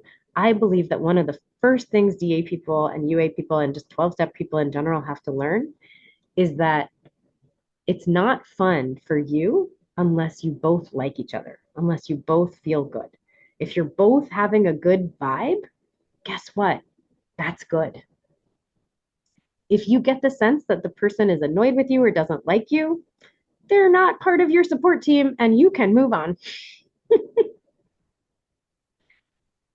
So it's got to feel mutual, and it's got to combine, it's got to be good enough mutual. Everybody's human, everybody's going to have their off days. It's got to combine some good enough mutual support with some good enough accurate information. And slowly, what we begin to do is we build ourselves a little ladder, a little structure that we can climb from comfort zone to vision. And if you're seeing these words, conceptual mode, structural mode, relational mode, analytical mode, part of what I teach in my magic corporate stuff is that the brain itself perceives the world differently depending on which of the ingredients of healthy tribe are appearing as the most important. And we won't go into that for processing mode structure today, but that is something I teach in my civilian life. And it's really fun and cool because it really strengthens people's ability to communicate effectively and lead teams and collaborate effectively. It's really fun. Sales, leadership, all of that gets affected by it once you have like a blueprint for the human brain, right? Once you understand all human brains are tribal and all tribes need clarity, support, structure, and vision, there's so much you can do with the brain. It's so cool. But we're going to focus on how we build your healthy tribe that gets you into your successful, joyful destiny, the destiny you were born for. Laurel, you have your hand raised. Did you want to say something real quick? What kind of information did you say was necessary along with the support? It has to be true information. Like if you write down that you bought groceries and you spent $100, but you write down that you spent $7, right? If you keep your numbers and you're lying in your numbers, right? Which people do. I've consulted to companies where they were lying in their numbers, and I said to them, you have to start telling the truth in your numbers, or else A, you're going to go to jail, and B, you're never going to actually succeed. Like, it has to be true. And believe it or not, there's a lot of people who think the only way to achieve anything or win anything or, get what they want, let's say, is by lying. And it's just not going to work. It just doesn't work. Suzanne in Germany, I see you have your hand up. Did you want to say something real quick? Yeah, thank you, Nora. I just wanted to ask which kind of support do you mean? Is it people from DA or people from the business I want to build? Or can you tell something about the people who support me? For sure. That's a great question. So for those of my buddies here who were with me at Recovery Castle, we focused a lot on how you build support in 12-step recovery, right? Because the support that you can get from other 12-steppers is a really different kind of support than the support that's appropriate to get from colleagues and coworkers. And this is something I end up talking with everyone, not just 12-steppers, like my clients in the world, right? Out in the world. They'll like, I actually had a client call me yesterday and say, hey, I've got this new job with this old friend and I'm the chief blah, blah, blah officer of this fancy company now. And because this guy had been, a C-level person for many years and got this new job and my old friend got me the job. And I feel like our friendship is now diminishing as we work together every day and focus on work stuff. And I said, that's correct. I said, you don't want your colleague to be your dear, close friend who you bare your soul to. That's not something that a relationship can hold at the same time. I said, you can certainly be friendly with him. You can have a warm, friendly collaboration with him, but you need to go get your friend needs met with people who are not working with you and not earning money with you. And that's something that DA people or DA/UA people struggle with a lot, is that we often want our colleagues to be people that we can be our full, emotionally aware, emotionally available self with. And it's a completely reasonable desire, because in the ancient times, there was no distinction between the tribe who raised you and the tribe who you connect that you collaborated with to ensure your own survival across your adulthood, right? They were the same people. So of course, neuroscientifically, of course, we all make our colleagues our mom and our dad and our brothers and sisters. We all do that, and it ain't gonna work. So you come by it honestly, it's completely understandable. And if you want true emotional support, you have to build it in a tribe that's not at work.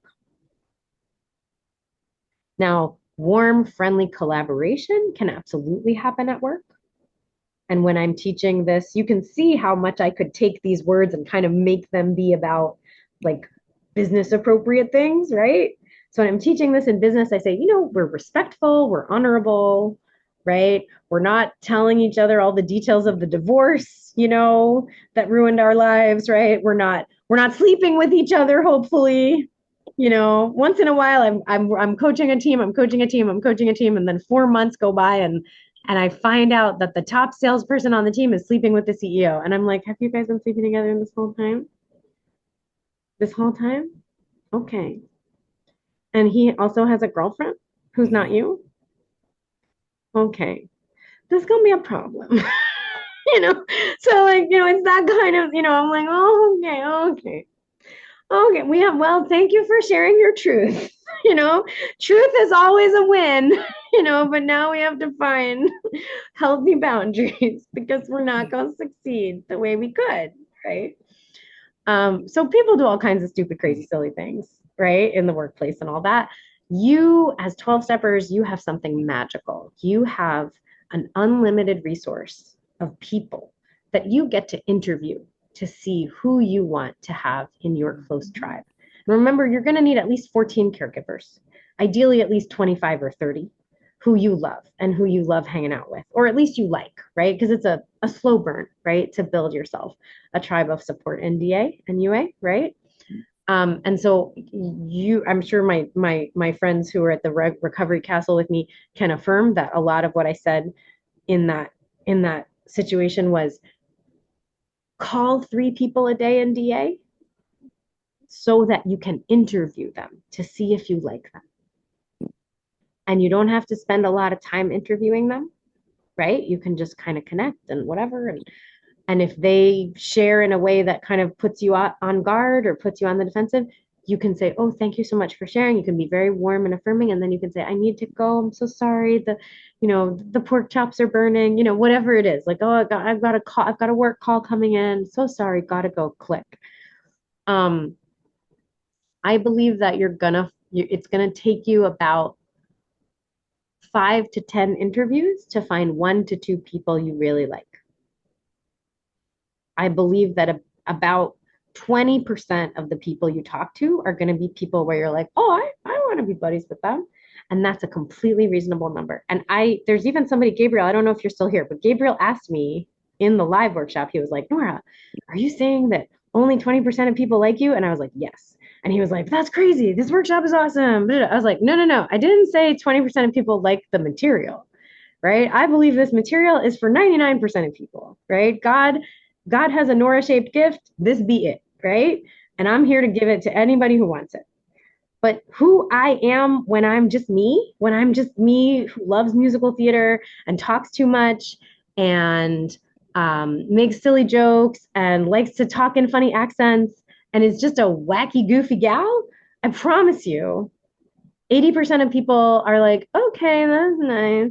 And 20% of people are like, oh, that's my buddy Nora. Yeah, she's a little quirky, but I love her, we're close.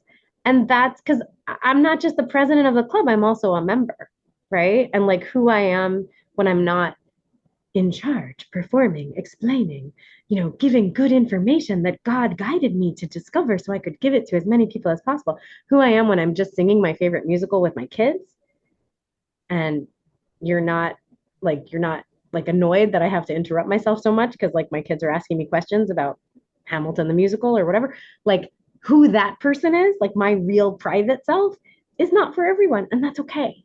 It's principles above personalities, right? So the same rules all apply to me. Now, if you make 3 live calls a day and you're going to lots of DA and UA meetings and you're meeting people and you're saying, hey, have you heard about Nora's workshop? Here, I'll send you the recording so you can watch it. It's all about how we got to keep our numbers and we got to connect with other people and we got to take small loving actions and we got to be super gentle with ourselves and we got to build a tribe of 14, 15, 20 people and like, yeah, you want to like try that together. You want to try doing a little clarity plus support to make structures that help us get to our visions together. Like, want to do that with me in DA and UA? You'll find whoever you're meant to find with that. And here's what I say to people eventually, because I've been in DA 19 years, so I have thousands of DA numbers in my phone. If you have 100 people that you talk to across a month and you get 1% of what you need from 100 people, guess what? You're going to get 100% of what you need. You don't have to limit your tribe to 14 people. You don't have to say to 14 people, okay, you each owe me 14/100ths of what I need. No, people are complex and flawed and have issues and problems, and they can give what's easy to give, and otherwise it's very hard to give for most people. And when you can find the people who have an easy time giving a little bit of what you need, you're going to get what you need. And if you can find a lot of those people, you're going to get a lot of what you need. And that's how I've built my recovery. That's how I've shown up and, made mistakes and failed and succeeded and failed again and succeeded again. And. Laurel, you have your hand raised. Did you want to add something? Yeah. When you say one good tribe member will come out of every 10 interviews, when you say 10 interviews, is that 10 phone calls with the same person? And then No. Different people. You got to get lots of phone numbers. Okay. You got to get lots of phone numbers. How long of a phone call do you suggest to have for an initial interview? 2 minutes. Okay. And if you like them, stay on a 3rd minute. And if you like them at the 3rd minute, hang out for a 4th minute. Love that. Thank you. It's not, I have a couple of ringers in the room, who were in all my live workshops in Germany. And they were texting me right after, and they were like, how long do I spend on these phone calls, Nora? And I was like, not long. If you get a bad vibe, get off the phone. Like there's no, and Laurel, it's like, I think 20%. So like if you do 10 phone calls, you'll have 2 people that you actually want to talk to for more than 2 minutes. And 2 people is not enough. Like two friendly, I like you people, not enough. You'll explode the relationship if you only get what you need from two people. So you actually need 20, 30 people you actually like. So if you think about the numbers, the reason to make 3 live calls a day every day for 90 days is to help you build your first tribe, right? Suzanne, you have your hand up. Go ahead. Just one more quick question. Yeah. Did you also connect these people? Or do you talk one and one, or do you also sometimes connect your support people? That is such a wonderful question. Certainly in DA we have DA and UA we have like structures for connecting them. They're called PRGs and action groups, right? So yeah, you can invite multiple people into. I mean, I know that in UA the action group is a lot like a PRG, but there's also people doing tools games, right, where it's 4 people together. There's also people that form kind of like informal action groups where there's like 5 or 6 people that get together once a week or once a month and they support each other.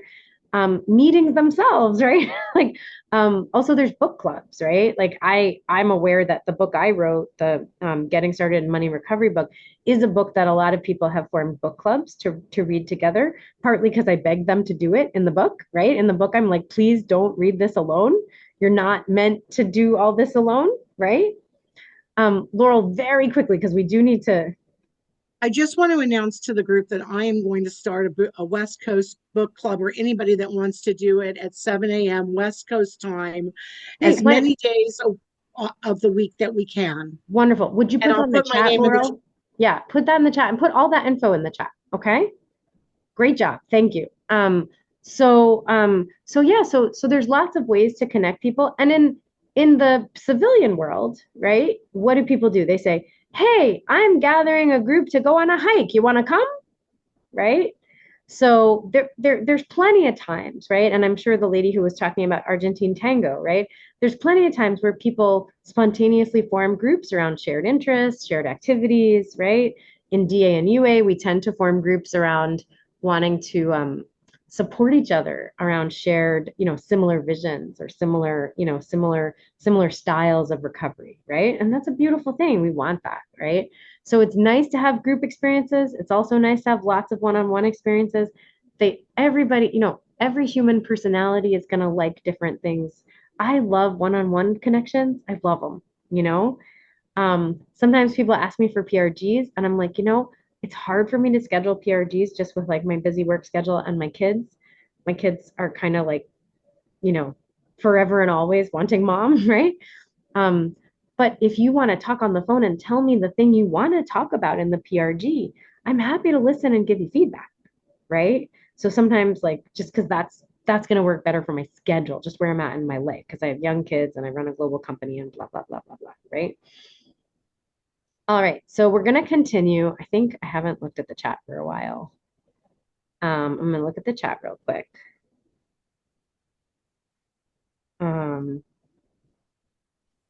Oh, Leslie, I love, love, love your notes.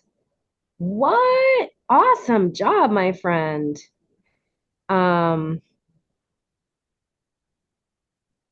Yes, and please, yes, whatever. And Carolina, thank you so much for compiling the people who put their emails in the chat. That's great. I really appreciate that. You're also just welcome to email me if you want to email me. The other positive thing about emailing me is that I will make sure I email you the next time we're doing one of these so that you know to come and hang out with us. Oh, Carolina, you're so on top of it. Oh, you guys are just the best. I'm so impressed. And Vi says, yep, people take it personally if you don't want them in your action group. Yep. And people are gonna listen, we're all trauma survivors and we're all very sensitive and we all didn't get our needs met as children. So we're all gonna have stuff going on, right? That's definitely gonna happen. So thanks everybody. It's great stuff. Okay, so now let's talk about what it looks like to actually walk this path. You're interviewing people, you're adding people to your tribe slowly. A quick side note, I'll just share that when you add people to your tribe, there's no guarantee that they'll stick around. And that's okay too. That's why 12 step is so great, because it's an endless supply of friendly people, right? And potential friends, right? And I like to say, I've had friendships that ended in these fellowships. I've had friendships, I've had people that I loved so much, and I couldn't stop the fact that they didn't want to be friends with me anymore. I've had people that who I thought we got along really well, we respected each other, and they personally got very upset by something I said in a meeting, and they tried to pass a lot of motions to get me to not talk in meetings. I mean, all kinds of crazy people do crazy things, right? So the important thing to remember is to stay in the middle of the tribe, and it's okay that you are on a journey and you are going somewhere, and there are going to be people who kind of leave your path, and there are always going to be people potentially joining your path. There's always going to be people leaving your path. You're not in control of who's leaving the journey and who's joining the journey. You just got to stay in the middle. Just make sure you're talking to people each day. Make sure you're getting enough of your needs met each day for connection and clarity and all that. Ola, you have your hand up. Did you want to say something, hun? Yes, thank you so much. I have a question. How do you, with the principle of anonymity, Yes, ma'am. because I had experience where I share a little bit too much of my personal life with people, and it didn't. So how, building a tribe, it's also about connection, and sometimes you need to be a bit more personal and open your heart. And so how do you manage both, to not be hurt with people from fellowship, because it happened to me? Thank you. That's a great question. I'm so glad you asked it. And I'll repeat it for folks just in case, because Ola's volume was a teeny bit quiet. What she said was, how do you handle the fact that you have to build connection with people that can expose you, right? Being vulnerable, like real connection is going to require some vulnerability, right? And what do you do when being vulnerable with people and like exposing your deep personal stuff can lead to you getting hurt? I think that's what I heard you asking, right, Ola? Is if you give too much information, if you expose too much vulnerability and you expose it to someone who doesn't know how to keep your information safe, she says, yes, okay, great. That is going to lead to you feeling like you've been hurt, like you've been the victim of unkindness, right? And the answer, there's two or three things I need to say. The first thing I need to tell you is, Ola, great job taking a risk, right? We are trauma survivors. So our awareness of our boundaries and our awareness of our of how much vulnerability is safe to expose to whom is not super developed, right? You guys have heard of oversharing, right? You guys have heard of trauma bonding, trauma dumping, right? We are all guilty of it. I've never met anybody who hasn't done it, right? And we're all guilty of trauma bonding or oversharing with the wrong people sometimes. So the most important thing I can say is these are not like the most important thing we're learning about human connection as we go on this journey is we're learning what human connection feels good to our own hearts. And that's something that no one else can teach you. The only way to learn it is by showing up for the process. So I just really encourage you to be so loving and gentle to yourself, because sometimes the only way we learn our boundaries is by oversharing or sharing with the wrong person, or just trying stuff out and going, oh, that didn't go well. And that's okay. Like that's part of the journey. And I would just say it's good to be protective of your information. It's good to stay anonymous. It's good to say, instead of, oh, my mother sexually abused me, it's good to say, oh, I have some sexual abuse in my history and it's really difficult for me.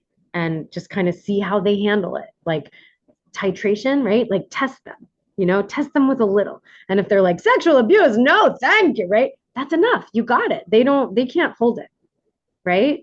Give them a little. if they're like, oh my God, you have sexual abuse, me too, I'm a survivor, and it was my brother, and it was so awful. And you're like, oh, thank you for sharing. Okay, well, yeah, it was my mother, right? So like there's like a gentle like co-vulnerability that happens in healthy connection. And I would just really invite you to go slow and not share a lot. Which of course is like telling it's like telling a very thirsty person to only drink one sip of water because you've been so deprived of real connection for your whole life. That's why we end up in these programs. So of course you're going to drink a lot of water.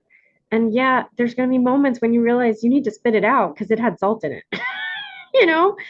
And there's nothing wrong with you for not being good at this thing that you have no training in. You're just going to go nice and slow. You know, you're just going to go nice and slow. I think I didn't learn to be caring and protective of my anonymous information until I was many years in the program. So I had a lot of moments of like betrayal and weird. Please, my first year in program, I bore my soul to this one guy who seemed really sweet and was helping me a lot in OA. And then at the height of like this relapse I was having right before I got into DA, this OA relapse I was having right before DA, he told me he wanted to have an affair with me. He was a married man. And I was like, no, thank you. I don't sleep with married people, right? But like all of that sweetness, all of that vulnerability, all of that safety I thought I had from him was immediately gone, right? And I felt, oh, I'm really scared of this person, you know, and like he was bigger than me, all that, you know, and we were in an isolated place, and I was like, I got to get out of here, you know, and so um, so just, you know, these things happen. Like I wasn't a bad person for getting into a friendship that turned out to be someone who couldn't be trusted, right? I was just an idiot, you know, who'd never had I just never had trustworthy people in my life. So of course we end up getting attracted to untrustworthy people, you know, and that's why we got to go real slow and quantity, lots of quantity, lots of little information, you know, lots of little interactions with people, you know. Go ahead, Ela, go ahead. Great to have your hand up. Hey, I just would have a short question. I don't know if it fits, but I was actually wondering, like, for me, it's really hard to accept, like, contact or, like, hugs or something, especially in the moments when I would need them the most, when I'm, like, crying and my mom comes to see if I'm fine. I'm like, go away! And I'm like, but I need the love. So if you have, like, anything to say about that, why this is actually so hard for me or maybe others as well. Oh, it's so beautiful, Ela. Thank you so much for your vulnerability. I do have a lot to say about it. It matters a lot who it is. I mean, it might not be that your mom is the person you feel safest with, given that you've ended up in 12-step recovery, you know?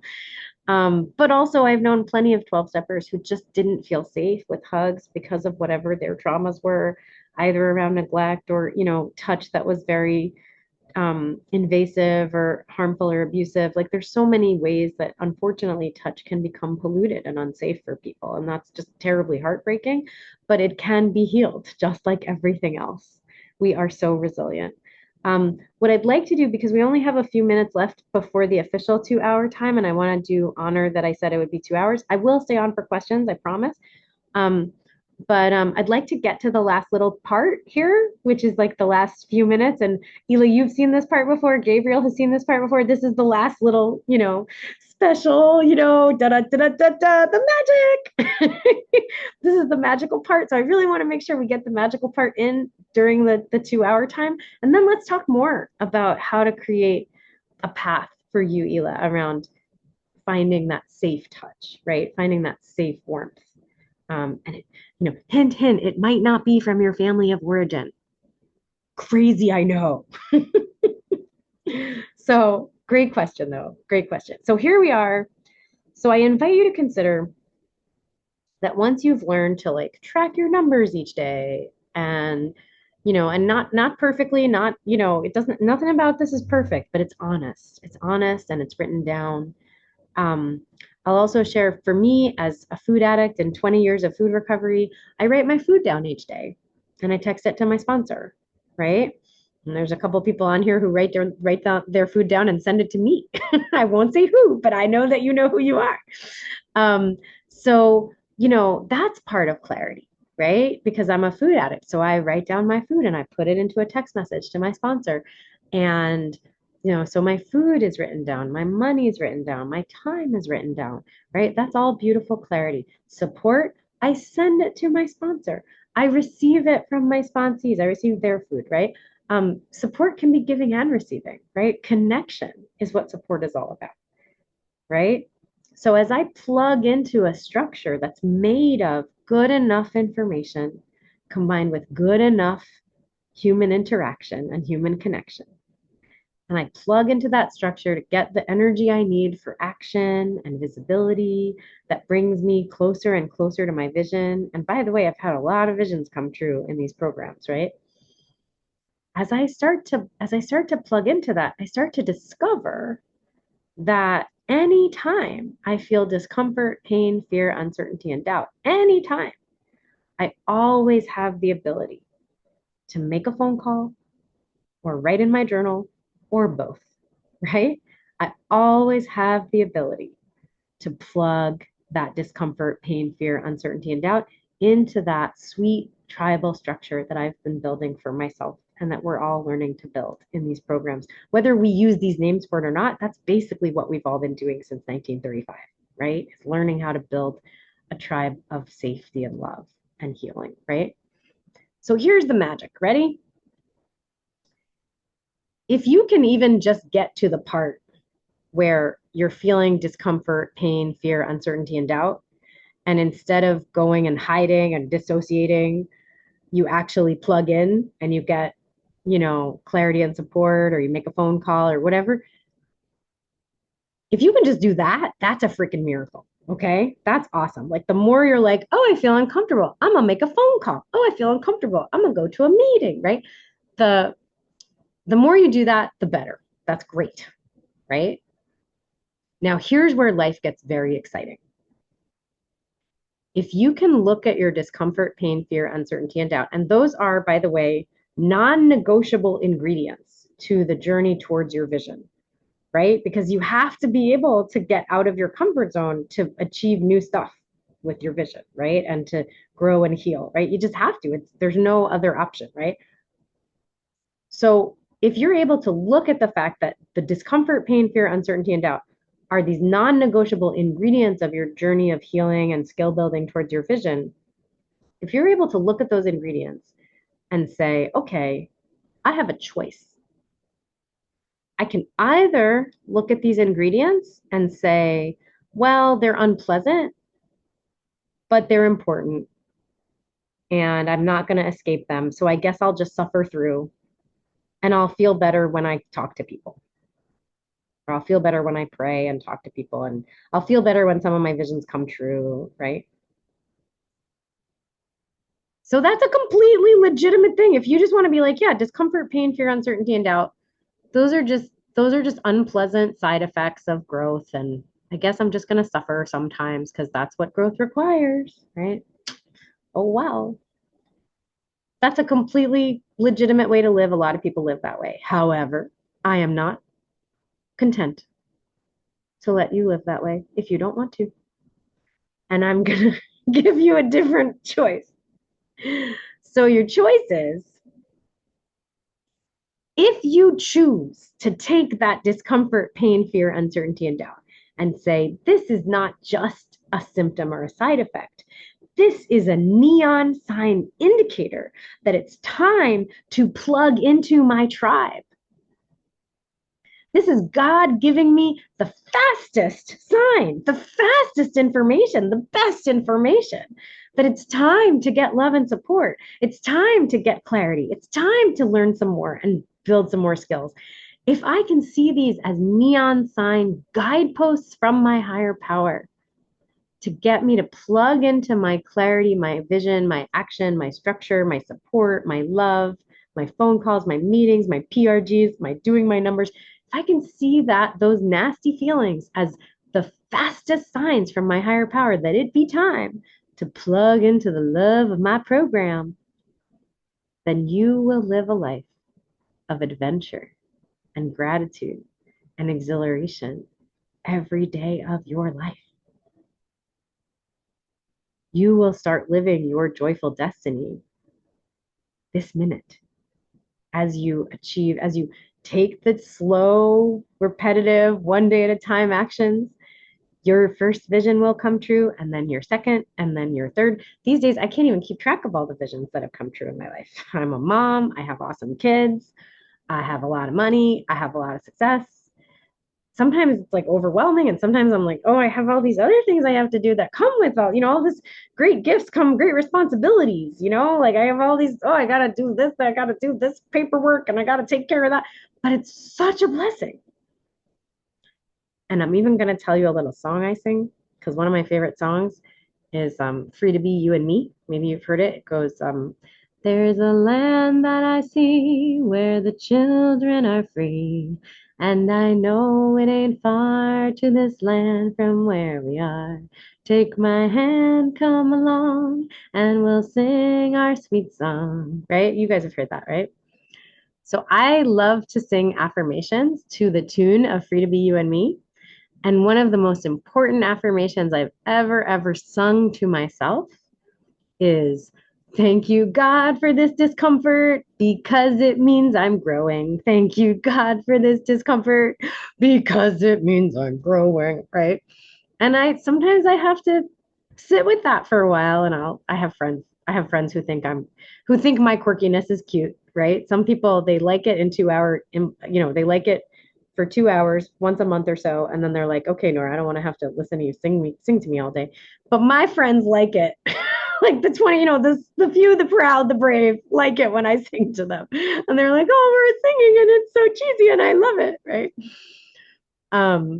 So that's the magic, guys. That's how you get to live your successful, joyful destiny today, this minute, as you are healing your trauma, as you are healing and building the tribe you were born deserving. And as you were building the skills, I'll just say this, a lot of times the things that separate us from our visions, there are skills that we need to develop. It's not just, oh, well, if life, if I'm just like nice to myself and I say good things to myself in the mirror, and some of you who've seen my other workshops, that I'm a big believer in written affirmations as well. So that's a different thing. But it's not just writing the affirmations. It's actually like developing the new skill set, learning how to use that software, learning how to develop that deeper emotional awareness or EQ, right? There's skill sets to be developed. And I've heard some newcomers sometimes say, well, all those people in all those healthy families, they got taught all the skill sets they needed in childhood and I didn't. And I'm like, no, Babala. Everyone I've ever met in the real world who has developed success has had to develop skill sets along the way. And the most delightful way to do it is to do it plugging into love and support and clarity and useful information as you are moving and grooving on the way to one vision after another. And your visions will become your new comfort zone. And then you'll have a new vision. And you'll be amazed at how quickly your visions do come true. And part of the reason is because the experience of achieving a vision is like 20 minutes. Like you're like, oh, it happened. And then you're like, oh, that's so nice. And then you're like, and it's been 20 minutes and I'm still me and I still have all my stuff. And so where we live our lives is here. I don't know if you guys can see my arrow making a circle here. It's here. We live our lives in discomfort, pain, fear, uncertainty, and doubt, plugging into clarity and support and love and skill building and sweetness and fellowship and tribiness and step work and integrity and honesty. And then we learn to have a joyful, gratitude-filled, exhilarating adventure out of that life. That's where life gets lived. And it's all yours for the taking.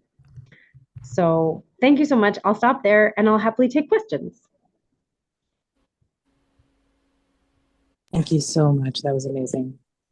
Thank you, Nora. Thank you, Nora. Fantastic. Thank you, Nora. Thank you, Nora. Do you guys want to keep the Beyond recording amazing. on for the do you guys want to keep the recording on for the questions, or should I turn it off? It's really up to you. Thank you, Nora. Thanks, I think we Momo. should keep it on Thank you, because Nora. they're worthwhile. I vote on. Okay, we'll keep it on for now. And if anybody you. says that they don't want their question recorded, I can pause the recording for your question. How about that? Does that sound good? It's so nice to see all your faces again. I missed you guys. Nathaniel, go ahead. I just want to express my gratitude. It's just I just kind of blew me out of the water. Pretty amazed by this whole meeting. I also want to say I've never met anybody who sings all the things, and I do that too. So that's I did it. I was so glad that one of my sponsees liked my singing, because if he didn't, I wouldn't have been the right sponsor for him. But I just wanted to ask another question, which it just came up while we were sharing. My ex-partner and I worked together, and I was wondering if you also think that's a bad mix, because you were saying like to be really good friends, or yeah, could you just say something to that, please? Sure. Well, I guess I would need to know, more information about the situation. Like, are you saying you worked together while you were in a relationship with each other? Yes. Yeah.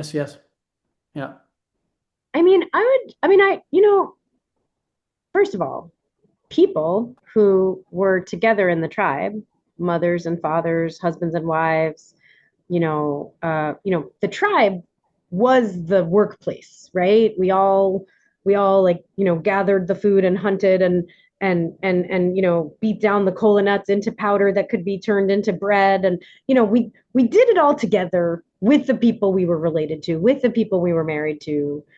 And it's only very recently that people don't work together who are living in the same house, right? Even after we have a shift from, even after we have a lot of people not living in ancient tribal situations, like think about England, right?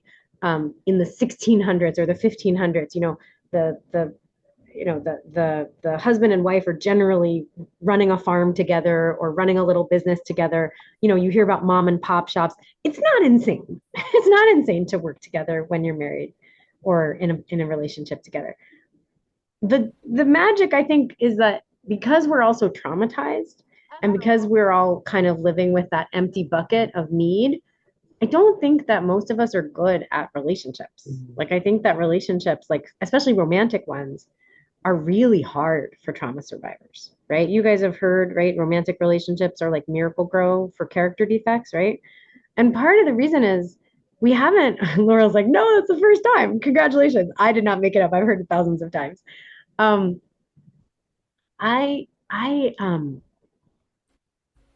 Think about like you tell a mom or a dad, or you tell one or two people, here, you're going to raise these kids with no help. Have fun. But also you tell a man and a woman, or two men or two women, you tell them, here, you're going to go into an apartment together and you're going to be each other's everything. And it's impossible. You need a tribe. Like, you need a tribe, So I don't think that being in a romantic connection and having a professional or work connection is necessarily horrible.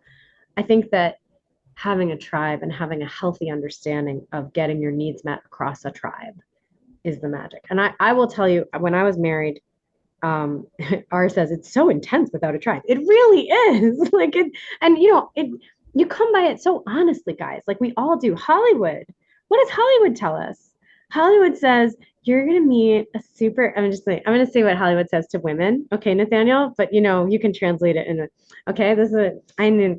So, I'm gonna meet a super cute guy in like a really cool place where I really like to go. And he's gonna think I'm really cool, but we're gonna have like a little weird friction, and it's gonna be weird for like 90 minutes. And then he's gonna be like, oh my God, Nora, you're the most amazing person who ever lived, and I can't live without you. And all my problems are gonna be solved forever. And so are his. And that's what Hollywood tells us is love. That's fucked up. That's not love. That's some crazy fantasy. So So we come by it really, really honestly that we think we're supposed to get everything we need from like one person, and that's just super cray cray, you know? Go ahead. Thank What were you you. gonna say, Nathaniel? Yeah, I just want to thank you so much for taking the time and for the workshop. Thanks a Yeah. lot. And I'll just say that during my marriage, I brought my husband to a 12-step program called Chapter 9 Couples in Recovery, and it was freaking phenomenal. My husband didn't want to be there. And, you know, I can't make someone work a 12-step program, even if I was married to him. But I learned so much, and I watched couples recover, and it was amazing because they found a tribe that was dedicated to supporting their couplehood, and they would go on like little like double dates and quadruple dates together, and like they'd have, it was just, they were learning how to build tribe around relationship, around romance, and I thought that was so lovely. So we're all learning how to do this. And by the way, I have business partners today. And sometimes, like I have a business partner right now, and he's a dude, and he gets so intense sometimes. And I'm like, I actually have the thought in my head, why are you yelling at me? And then I have to remind myself, he's a human and he has flaws and he's just stressed, right? And it helps that we don't live in the same state. So I can be like, you know what? I'm gonna go. I gotta go. Good luck with everything. You're doing great, right? Click. And then I get a break. And then later I'm like, why are you mad at me? I'm on your side, right? And we can kind of come back to warm friendship and all that. But it's stressful. It's stressful to be running a company. It's like that stuff is stressful, you know? All right. We can talk later about all the deep stuff. Deegan, go ahead. Hi, thank you so much. I'm brand new. Looks like we have folks that are unmuting. I'm sorry, I'm muted. I think Valerie was just letting me hear his wonderful laughter. Oh, But how I just muted lovely. him just in case. Thanks, Valerie, though. Go ahead, Deegan. I'm brand new. I've been bopping around DAU, ABDA for several months saying there's something here in connection with ACA for me, and I don't have the words for it. Yep. And in the last 2 weeks, all of a sudden I was like, oh, there it is. This intuitively just completely, I'm like, yes, ma'am, this makes sense. And I have ordered 2 books. I'm like I'm in. And I'm just looking for any resources that anybody's willing to pop in because I'm like, yeah, and how do you do that? And I started my numbers 3 days ago when I talked to basically an old timer that I knew from a different meeting. She's like, well, have you started your numbers? And I'm like, yeah, but that's not my problem. And she's like, it's the foundation. And intuitively, I was just like, sure, okay, I'll start my numbers. And within like 2 days, I was like, oh, I get it. This is called clarity. I'm not some special cowgirl. Okay. But any resources are like what meetings to go to, I would be ever so grateful if anybody's willing to share. Thank you. I think you've got a lot of people popping into the chat, so make sure you read the chat. There's new people starting new groups. Like I know that there are about 10 or 20 book clubs reading my book right now, but I think people are starting new ones, so that's great. Deegan, I'll tell you, there are UA/ACA meetings. There is at least one DA/ACA meeting. Karen is doing you the favor of posting a whole bunch of UA/ACA ones. Great job, Karen. There's a DA/ACA one that I love that I went to a few weeks ago. I've been there before. I've qualified there before. When I was there a few weeks ago, they had 55 people. And some of the people in that room were people I've known in DA for 15 years. And I will tell you guys, 15, 18 years ago, when I started saying in DA meetings, hey guys, I think it's not just DA and AA. I think we got to be like Dalanon or DACA. Like, I think that it's all like, I think we got to connect DA and trauma and DA and ACA. And a lot of people were like, outside issue, outside issue. So it was just like an incredible thing to go to a DA ACA meeting and just be an idiot fellow, bozo on the bus and have people acting like it was normal. Like it was totally normal. Like, obviously we all have, and I'm like, yeah, I know. Or it's normal, easy, obvious. I'm like, that's right. That wasn't my idea. I don't know whose idea it was. Keep going. So it's great. It was 50 people on that meeting. Like, just people are getting it. They're really getting it. And I love that you got it, Deacon. And keep coming back. I love that you're here. Hi. Do I say it hi? Is that how I say it? Yes, correct. Well, And hi and hello to hi. yes. And a fun bit of random trivia, it means ocean in Vietnamese. I love that. I love that. Yeah. I grew up in New Orleans, so we had a huge Vietnamese community in the school I went to. It's wonderful. Oh, fantastic. Yeah. Yeah, Nora, I wanted to pop on and say and express my gratitude and thanks. This is my first time hearing you and the content that you shared, and it was, very insightful, powerful, and provided a lot of clarity. I'm definitely going to be buying your book and checking that out. And I am curious. Yeah, you covered a lot, and you talk about the tribe. Is that kind of like if you were to do like a high level first step? I mean, and also to give a little more context, I think I've attended maybe a dozen-ish, 8 DA and a handful of BDA meetings as well. And just I'm very grateful that I'm also I've built some really great momentum. I have a really amazing tribe of longtime friends since college. So I guess I've kind of, have that tribe part already. But yeah, I'm just curious on a high level if, building the tribe is like the first area or first step that you kind of recommend. Great question.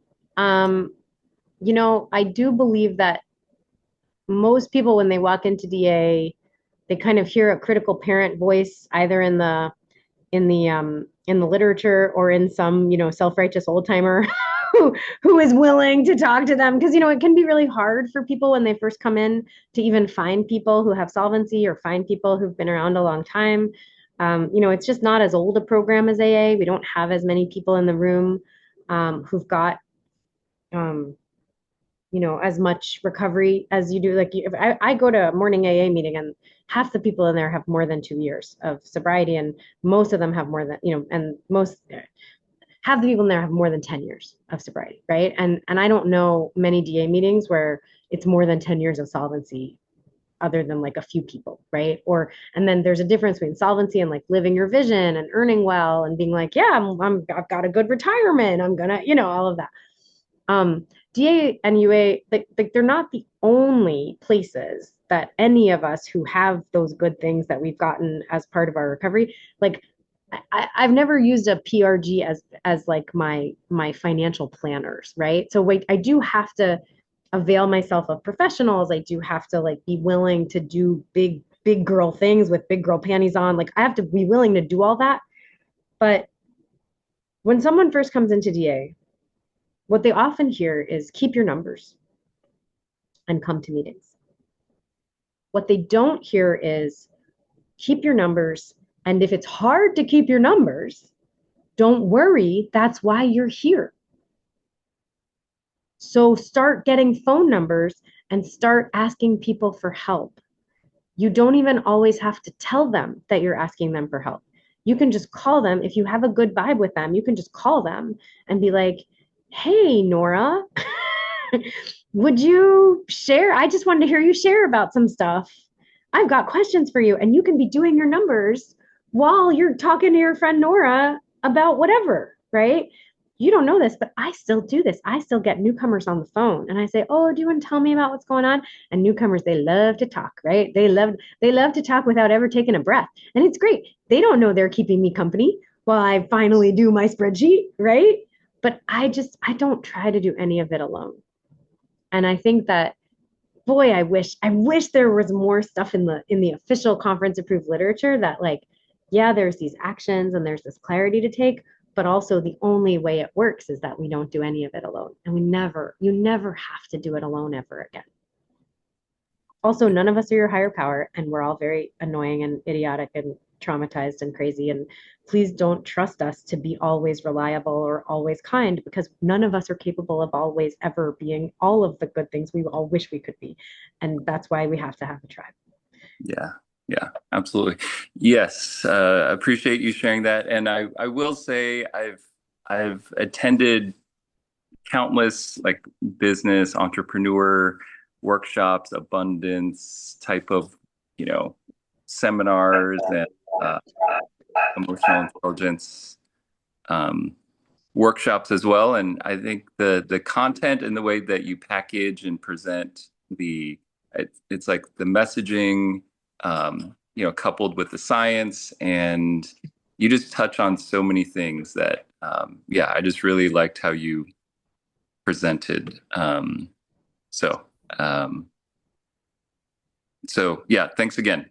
I appreciate you very much. Hi, I'm going to move on to Gabriel. Thank you so much. Go ahead, Gabriel. Hi, Nora. Thanks a million. That was that was very inspiring. I didn't know what Miracle Grow is. I've just Googled it. I didn't know what it was. In Ireland, we have compost and dung, but I never knew about Miracle Grow. That's really cool. Anyway, and what I discovered for myself was this idea of the tribe. I actually grew up in a tribe, but I fled from the tribe. I have 10 brothers and sisters. I'm number 6 of 11 children, but I kind of fled and I retreated. But I know the principle is good. It's just for me as a child, it was like a crazy circus. What is this? Where am I? Oh my God, I got to get out of here. But the principle is good. And maybe I have an advantage, which I will discover later in my life, that I grew up with a tribe. There were 10 siblings, my parents. So I get the idea. It makes sense, even though I fled. But I'm coming back.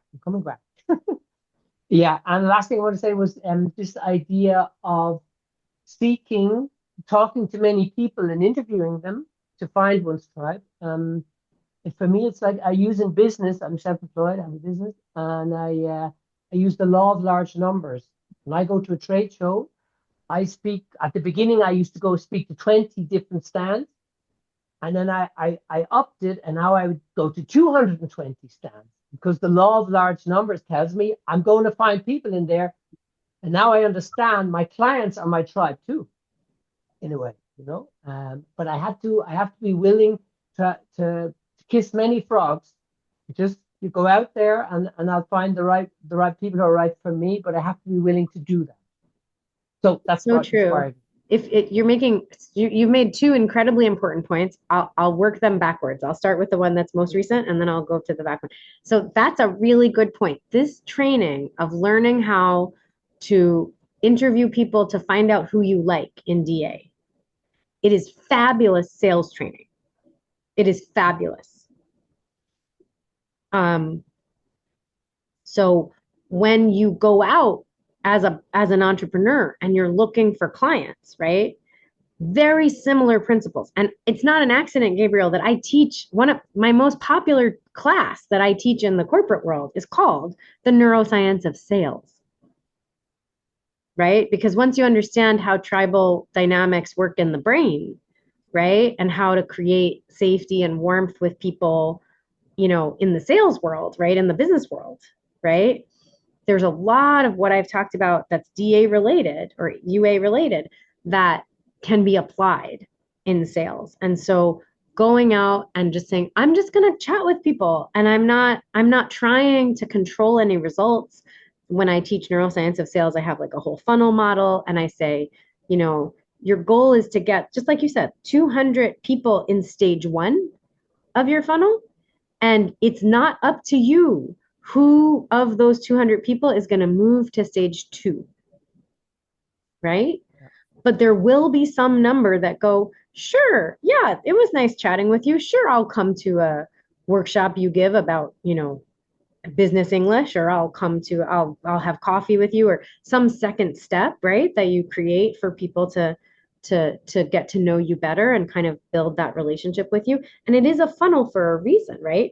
The highest number of people are going to be at the top, and then it's going to kind of reduce, right? And then a certain number will come out the bottom and hand you money, right?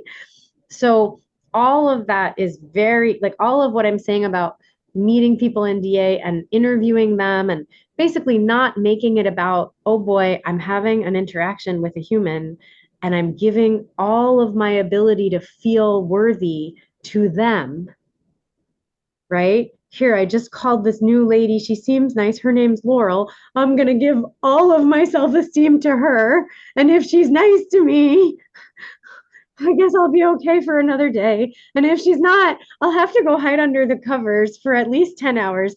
And if I don't hide under the covers, I'm afraid of which bridge I might jump off of. So I'll definitely hide under the covers. This is how most people approach DA phone calls, right? So we don't want you thinking of the phone call that way. We want you thinking of it like it's one, you're going to talk to Laurel and Moshe and Nathaniel and Ela and Adi and Leslie and Anna. You're going to talk to all of them. You're going to interview all of them. You're going to see which 1 or 2 out of 10 you like talking to.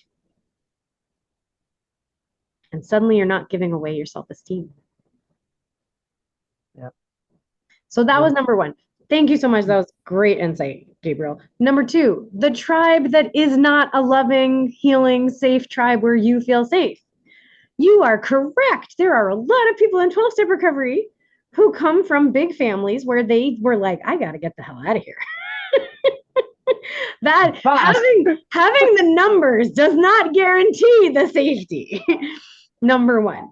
Number 2, also yucky stuff happens in tribes. Like, I'm not saying we should all give up electricity and go back in time. Like, there's strengths and weaknesses to everything in human life. There's assets and liabilities to every version of living and surviving that humans have ever, and thriving that humans have ever invented, right?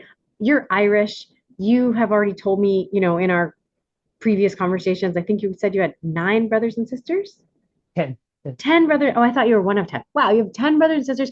Can I ask you, any chance anyone in your family had an alcoholism problem? Yes. Any chance? Gee, I wonder.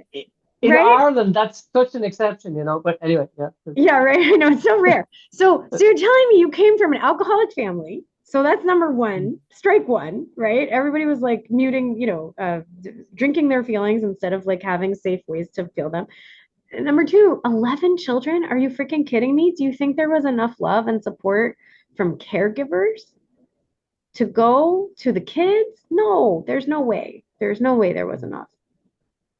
And so I hear you that you had the numbers, but I invite you to consider it's really rare when people actually end up in these 12-step programs and they come from a really safe, belonging, warm, affirming tribe where, like, imagine this, everyone was allowed to be flawed, right? Oh, that's just Uncle George. He's a little weird, I've known so many people who came from big families, and part of the big family thing was that sexual abuse got hidden in the big family, right? Or verbal abuse, or physical abuse, or alcoholism, or drug addiction, or food addiction, or money problems, or gambling, or, sometimes the numbers, because we are all so, we've been given such crazy, strange, upside down advice on how to raise children over the last, 150 years. And to be perfectly honest, we've built an economy on stealing and exploitation and taking people captive and forcing them into forced labor. And, I'm writing my 3rd book right now. It's called Trauma and Money. And I'm doing all the research on, basically the slave trade. And then I didn't know this. I didn't know that when the slave trade ends, that's when Africa gets colonized. Like, I thought colonization of Africa, I didn't understand that colonization of Africa, I used to think colonization of Africa happened around the same time as the slave trade. No, that's not what happened. First, Europeans stole people. Then when they all decided stealing people was too morally wrong, they then went in and stole land, and so Africa was colonized from 1880 to 1914. I had no idea until I was doing research for this book. So we've built an entire economy on stealing and killing and harming people for the last 500-600 years.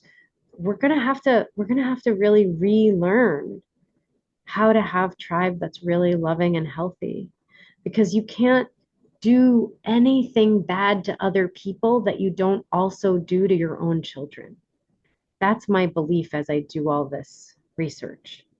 Like, the lady who wrote that if you pick up a child when he cries, you turn him into a spoiled little tyrant. Her name was Anna Martha Fullerton. She was the daughter of Christian missionaries. She was born in Massachusetts, and she lived her childhood in India, trying to convert people in India. So whatever it was that she and her family were doing to try to like take people away from the good parts of tribal life in India, right? That became the thing she advised everyone in the West to do. Like whatever colonialism she was perpetrating became part of what she advised people to do with babies and children. So like we as societies, we have anything we do that's dishonest, anything we do that's harmful to others, we're also going to do it to our own children. And I can tell you way scarier stories of like what the slave owners did in the South, and we know how they treated their children. I'm from Louisiana. I know how they treated their children. Like I know the kinds of violence that those children grew up with, you know? So like when we do any of these nasty things, like I really believe DA and UA are our way of learning how to build an economy, a structure for earning and exchanging value where we all value each other as fellow humans, you know, as true humans, and everybody's a human and everybody's babies matter and everybody like it really works, and it's really meant to be that, you know, and that's what we're learning how to do. And we're all going to do it really, really badly sometimes, but we're going to keep doing it and keep learning. So keep coming back, keep learning. We're learning how to build a healthy tribe. We don't know for sure. We're learning, you know? And yeah, you had a shitty tribe. I'm sorry. That was authentically difficult, not loving tribe. I got it. I mean, I'm sure there was. But with a wonderful sense of humor. Right. Wonderful. My mom was and very hilarious. resilient. Really resilient, and Yes. wonderful people. So I don't want to criticize my family. There's so much good in these broken, wounded people who tried to raise us as best they could. You know, there's so much good. April, go ahead. Hey, I'm sorry. I'm stepping out. Hey, I just wanted to mention I do have the book, and sorry, but at the doctor's. I do have the book, and it's amazing. And I know there's been a lot of chat, but I've been in an appointment. And I did put in the chat that that's how I met Nora originally, was at a ACA-DA, and she was the speaker. I don't know when it was, but I was very new to DA. I've been in ACA a long time, and you really turned me on to the DA, and really that's the root of a lot of my problems. And there's been so much talk and so much good stuff. I just took like a page of notes, but what I will say is my husband went to his first recovery meeting ever last night. It's a couples meeting that I was invited to, and he didn't know what, he doesn't even know the Serenity Prayer. I'm like, how do you not know this? Because I've personally been an allergy.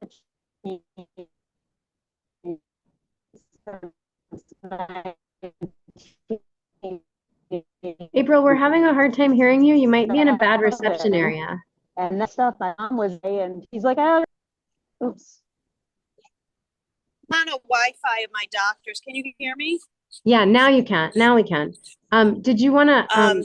So congrats anyway, on the couples meeting with your husband. That's great. You know, exciting stuff.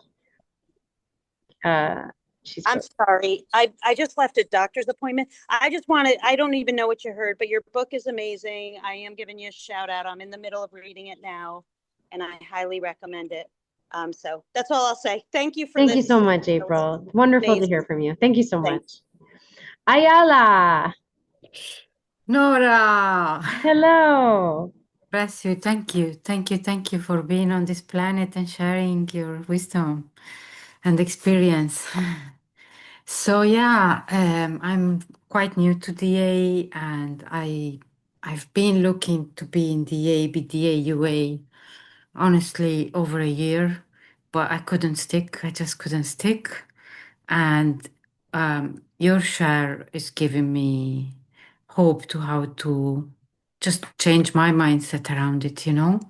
I also appreciate a lot your approach on trauma. I like that how you are sharing makes us laugh when the truth of it, to sit with that pain and discomfort and doubt and uncertainty is painful. painful stuff that I'm learning to parent thanks to another fellowship, and it's a branch from ACA called Call to Parent, where Yeah, Call to Parent is great. I'm so glad you're yeah, enjoying it. That's great. yeah, it's really teaching how to live the solution, like how to parent myself at this stage, starting a business and really feeling more adult and pursuing the goal to having a thriving adult life. I'm like, I like to have a tribe now. Yeah, absolutely. So Yeah. I really appreciate and looking forward to, yeah, hopefully catch up with more of these beautiful people here and hopefully, reach our visions with more ease and joy and gratitude. And yeah, we deserve it. You do. You do deserve it. I'm so Thank you. glad. Yeah, Thank you. absolutely. Uh, what was I can't remember. Sorry, I was a little distracted by the chat. Yes, build your tribe, my friend. Show up. You're doing great. I'm so glad you're here. Keep coming. Um, Great job. Keep coming. Is it Vi? Do I pronounce it Vi? Hello, my name is V. Thank you. V. Okay, sorry, V. No worries, always the same questions. Must be then. Just wanted to share my experience, strength, and hope around what you talked about when you talked about numbers. I Sure. started Yeah. tracking my numbers a few months ago, money numbers and time numbers. And money numbers, not too bad. I mean, it's a little worse than I thought, but I'm okay.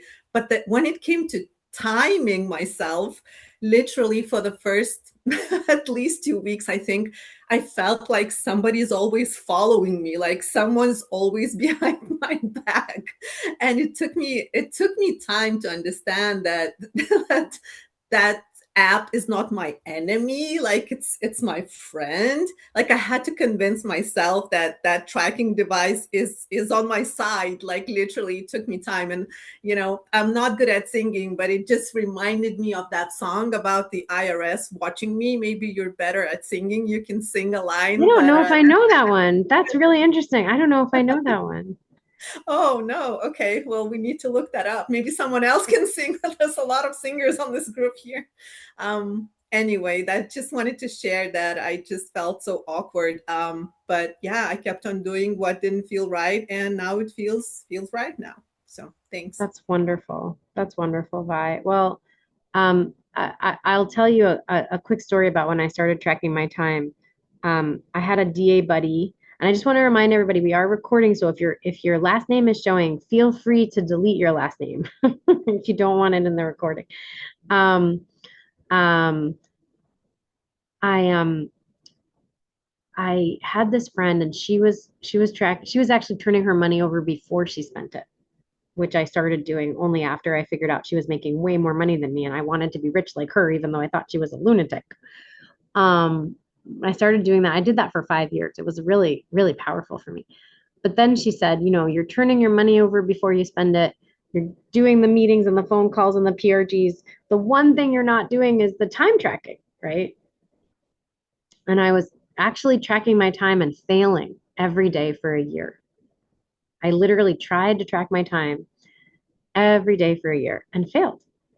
Nathaniel, there's two books. One is Getting Started in Money Recovery, Healing the Traumas That Drive Money Dysfunction. So if you go to Amazon and just type in Nora Simpson, Getting Started in Money Recovery. And there's another one called Get Ahead and Stay Ahead, Use the Secrets of Your Own Brain to Unleash Your Success at Work. Those are the two books I've written, just FYI.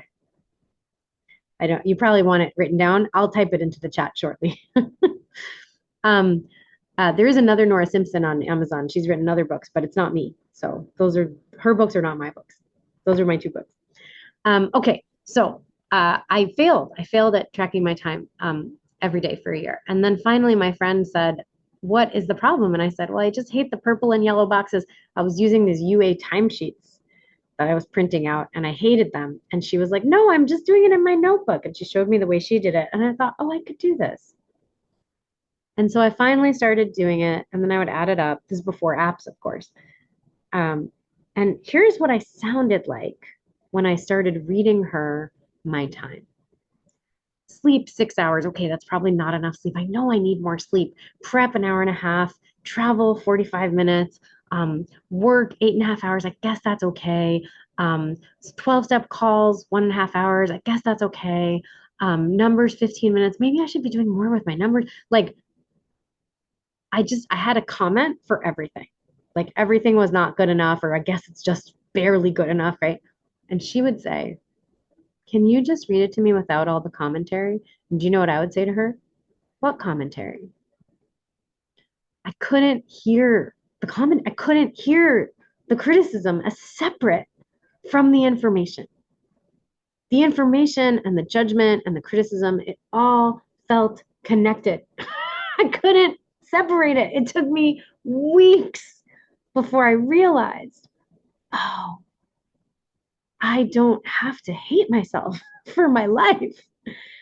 And so much of tracking my time was about learning how to accept my humanity, how to accept that here I am in the space, life happens in time. That's the only place it happens.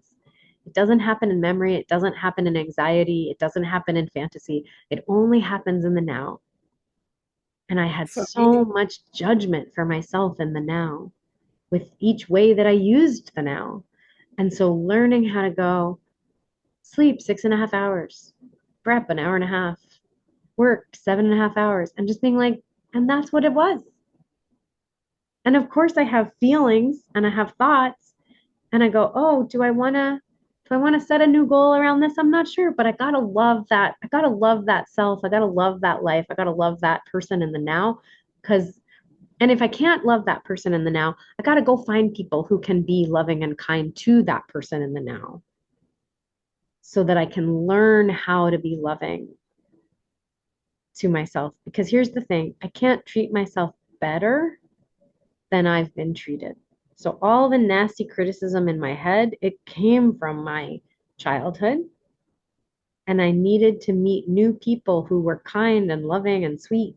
I needed to meet those people and have those people be nice to me so that I could imitate the way they were nice to me and learn to be nice to myself. thank you. For me, it's also been a quality question. I thought I was like not getting enough sleep. And then I was like, wait a minute, 9 hours is enough. So it's the quality. That's great. Yeah. And then once I learned to be nice to myself, and as I learned to be nice to myself, guess what? I can be a lot kinder to other people too. And it's a virtuous circle. It keeps getting better. Thanks, V. Catherine.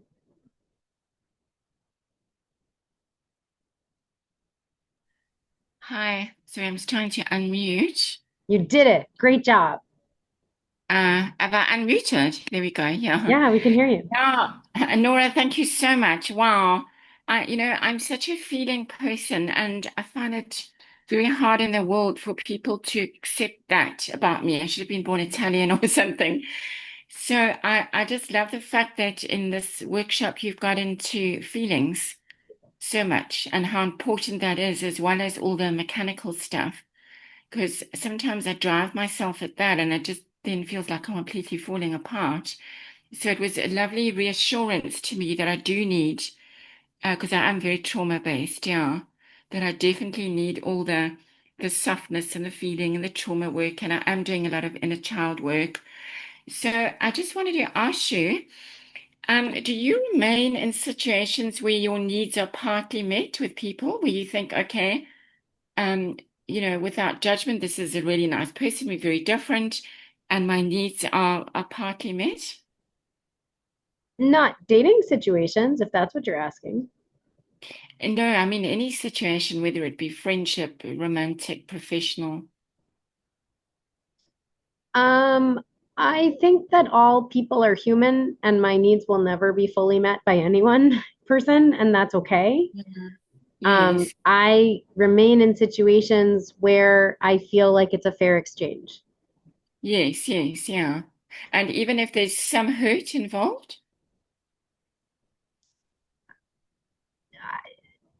I would need more detail. uh, I have people that I work with um, that are human and that have issues and problems. Yes. And because we work together on really big projects and we both like we all take vacations and are good to each other, whatever. But like as long as I keep my expectations well managed and take really good care of myself, I can let my colleagues be human, Yes, I love you that. know? Yeah.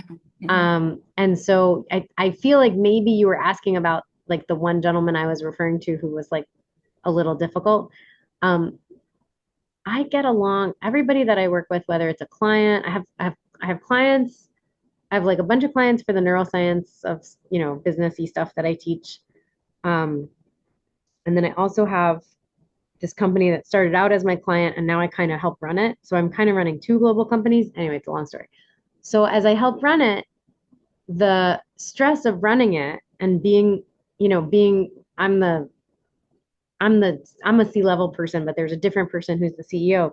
The stress of running it, we get stressed out and we're running something big and we're taking big steps. And so sometimes we push back on each other pretty intensely and we're like, Yes, yeah. hey, you're wrong about this, and here's how you're wrong, and here's why you're wrong.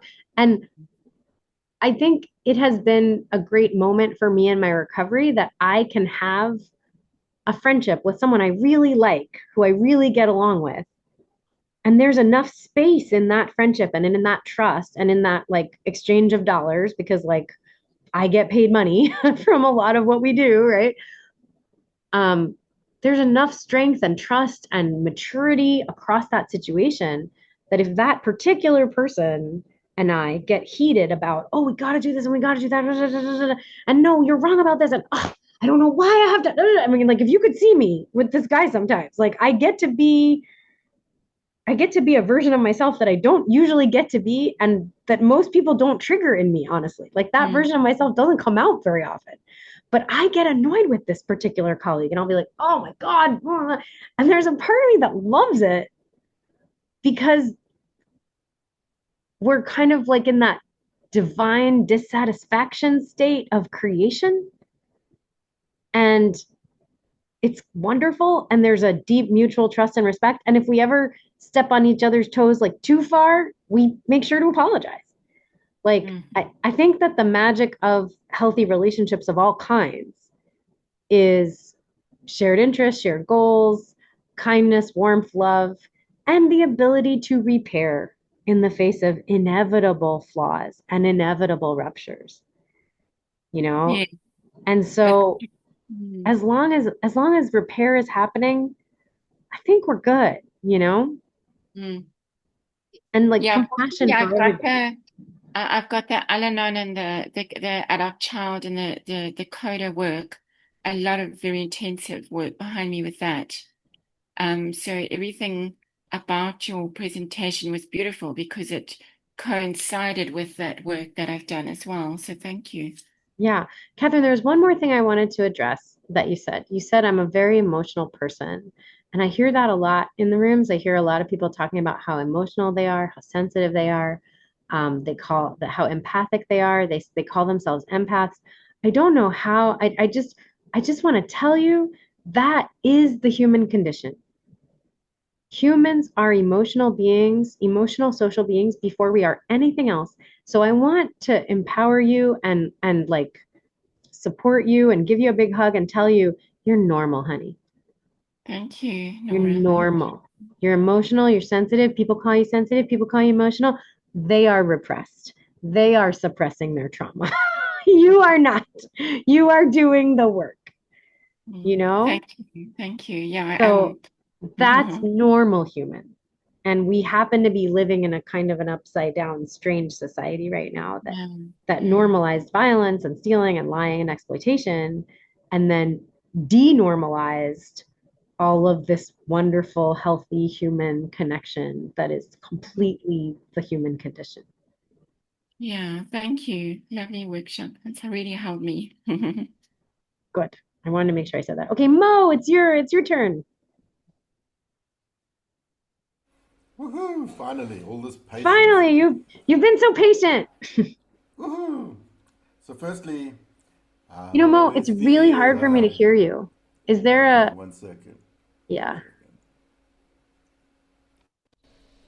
Is that better? Keep talking. Keep talking. Okay. Can you hear If that? there's any way for there to be a microphone you hold to your mouth, I think that would really help. Okay, there is, but let me just see. Do you wanna let Ella go, and then I can just try and sort this out? No, I'm really having a hard time hearing you. I love that everybody's posting in the chat all these wonderful resources. He suggested that you go with Ella while he's setting up the technical Oh, stuff. thank you, Nathaniel. I'm glad you can hear. I think my speakers are a little weak. It's also an issue for me here. Ela, go ahead. Ela, are you still with us? Yeah, I'm here. Hey, Laura, thanks again for the workshop. It was really nice. And I really loved the thing with writing down the affirmation. Really helpful. Yeah, I just wanted to come back to my question and see if you have like any advice to actually accept the help and connection and love which is around, because that's really difficult for me sometimes, and maybe for others as well, when there is this openness from people, but it's difficult to accept. Yeah. Again, I would need to know more. I'll tell you, my mother was a wonderful person with a lot of wounds, a lot of very deep wounds that went untreated until the day she died. And because she raised me to believe in honesty and justice and truth, I thought I could go to her and say, this happened and I need you to like own that it happened. And I need it to be something we can acknowledge so that we can be close, because I wanted so badly to be close to her. She was a very passionate, emotional person, and I wanted her passion in my life, you know. And what I didn't understand that I was asking her to do is I was asking her to engage in a way where when she finally did learn to apologize, she couldn't stop hating herself for having made the mistake. And so all of her apologies within 12 to 48 hours turned into attacks because the hatred would torture her. Like she and I would have a 20-minute, 30-minute conversation where she'd say, I feel so terrible about these things I did to you when you were a child and you were such a good kid and you didn't deserve any of it and I love you so much and I'm so sorry. And I'd be like, it's okay, it's okay. I've built all this wonderful healing stuff in my life now. I'm okay, I'm okay. I forgive you. I just didn't want to feel like it was a secret, you know? And she'd be like, okay. And then she'd go, I'm just so depressed. And she'd start to get kind of sadder and sadder and sadder. And I'd feel her kind of leaning on me. And I'd go, Mommy, I really gotta go. I'm sorry. I gotta get to a meeting. You know, like I'd find a way to get out from under the suffocation, you know, so I'd leave the conversation. And then it was 12 to 48 hours later that she'd call me and she'd say, I've been thinking. And here's the thing. You were the most awful daughter. And I'd be like, oh God. So the apology attack was something that I had to learn was always going to be part of our relationship if I continued to try to have an open communication with her that was similar to the open communication that I liked to have with my friends that I had found in my tribe, right? My new tribe. And I really had to learn how not to ask for the things from her that I was learning how to ask for from safer, healthier, kinder people. I really had to learn how to do that. So when you tell me that you're crying and your mom comes into your room and wants to hug you and you're like, I don't know, there's a part of me that wonders what strings are attached to that hug. Is she then gonna want you to take care of her?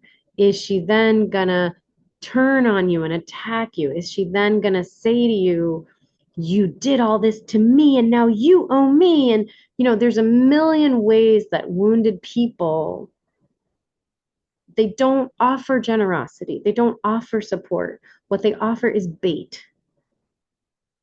And it may be that there's a part of you. And Ela, do you see everyone nodding and putting hearts up? Like, I'm not the only one with this experience. Like, this is what the family dysfunction has cost. You know, this is what the destruction of the tribe has cost our whole society. Families across America, across the world, across Europe have suffered in this way. And so I would really encourage you to do a little exploring. What strings are attached to the love being offered? Because there's usually strings when we're hesitant to take people take a hug from someone. There's usually strings. That's usually we're not crazy for having that reservation, for holding back in that way. And you deserve love that's purely generous, that comes from someone's overflow, not their reserve. I'm sure some of you have heard this, right? When you give in program, give from your overflow, not your reserve, right? You've heard this? The reason to give from your overflow, not your reserve, because if you give from your reserve, you have to attach strings because you have to refill your reserve. You literally can't give freely. It's not just self-care that you're being taught. It's actually healthy interaction. Which is why I feel no guilt if I'm on the phone with someone and I'm suddenly aware, and I'm just talking about a 12-step person, and I'm suddenly aware that I'm not meeting a need I need to meet for myself, like putting food in my mouth or going to sleep or something that only I can do for Nora, you know? And I go, you know what? I'm so sorry to cut you off. I just got to run. We'll talk another time, right? Because, Audrey, it's got to be give from your branches, not from your trunk. Isn't your trunk your core? I don't know, whatever. It's the first time I've heard it. But the point is, or give from your extra leaves, your twigs, not your branches. No, still trunk. All right. Well, we'll figure it out along the way. My point is, if you've never had people who gave without expectation of strings, right? Reciprocity and, mutual cordiality and consideration, totally reasonable. But if your whole life love always came with strings, then yeah, love is going to feel very untrustworthy. So I don't know if that's the answer to your question, and I'm happy to come back to it again. Mo, I thank you for being patient again. Do you want to try see if your mic is working? Oh, now Okay, now that was me just moving my lips. Just to mess with my brain, huh? Just to mess with your brain. You got me. I was like, oh no. I'm glad it worked. That was really funny. So I want to just, for V, I want to be, I always feel like somebody's watching me. That's the song she was saying. She always feels like someone's watching her. Oh, awesome. For Vi, yeah. I mean, for V, you're right. You're right. V, sorry. Yeah, I know. V, you're right. Whatever. Oh, God. It's hard to remember. Okay. The other thing is I'm going to for sure buy your book. Would you mind sending me the $4 back? I'm assuming that's a joke as well. That was a great assumption, given that I gave you insight into my personality right up on the front there. I have to tell you, I'm a little scared of crying. I've kind of been, hanging around these rooms quite a lot, and kind of something's wrong. I've never had a substance problem. I've never really, I kind of had definitely codependence, but I've done a lot of work, and and it was like maybe it's a sex love thing, and what I really got out of there was fantasy, like I'm a real fantasy addict, and then I realized like it's got nothing to do with people, with women, with anything. I'm like, and when you were talking today about your numbers, I was like, fuck. I don't have a problem with numbers, with debtors. I don't even belong here. But I'm like, I have it with time, and I have it with who I'm giving time to that I don't necessarily want to, and I don't want to look at that. If I look, I'm going to find out what the truth is, and the truth is too fucking hard to look at. I'm just head down, and I'm going to do, and I'm going to do, and I'm going to do. And you were talking about this, the tribe thing, and you were just like, just reach out, make a tribe, do a tribe. And I'm like, for me, I am the tribe. I'm everyone's fucking tribe. Like, I get a tribe, I'm like, that's real, that can be, that's like, and it just, I got it. I really, really got what you were saying. I understand what you mean by a tribe. I understand what you mean by do your numbers. I understand where to look. It's, yeah, just write down those numbers and look at the truth, and the rest of what you were saying will come. You know what I mean? It's once you know what the truth is, then you can go like, okay, do I want this or don't I want this? It was the same as you. It's like 8 hours sleep. Is that enough? That should be enough. Okay, and then 2 hours for that. It's like just put the numbers down and then have a look, and then you know who you are.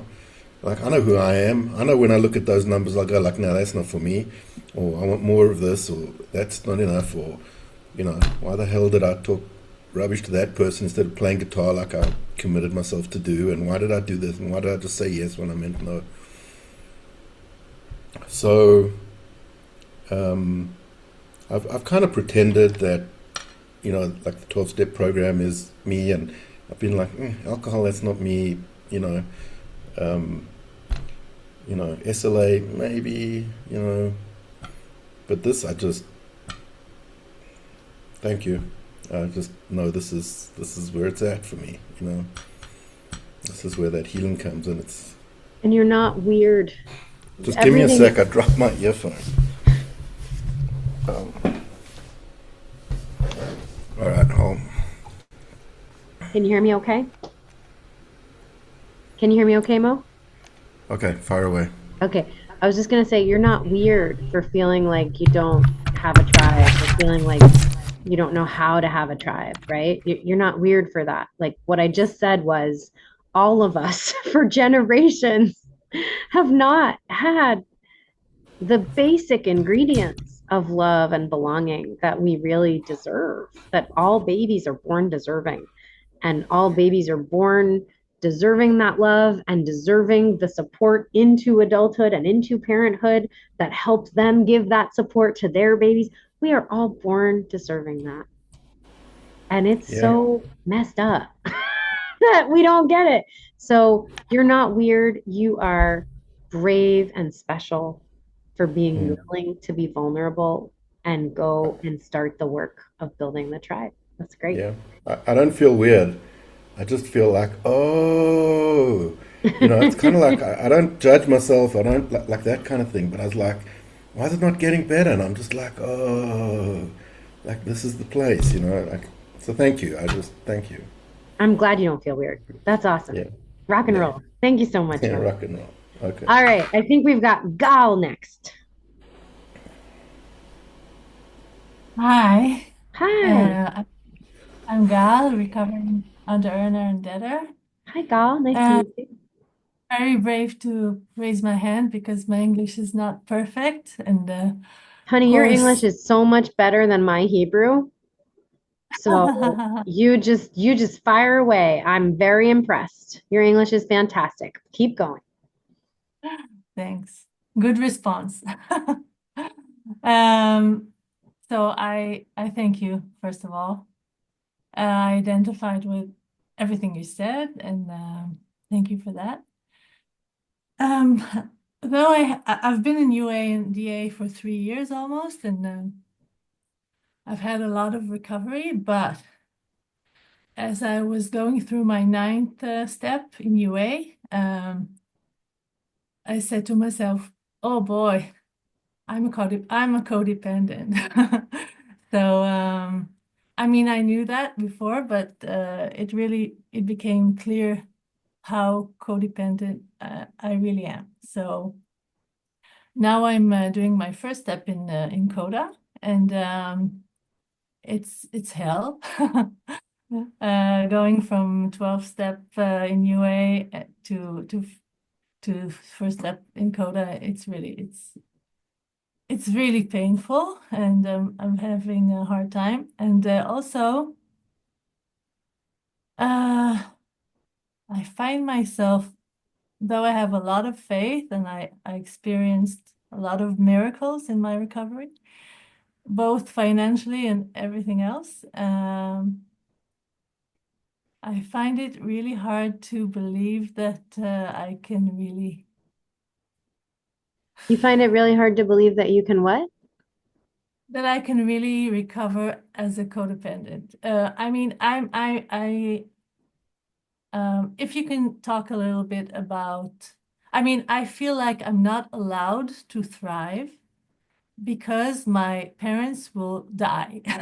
I have this belief, which is of course not true, but I feel that my debting and my under earning has to do with that. Like in trauma bonding, like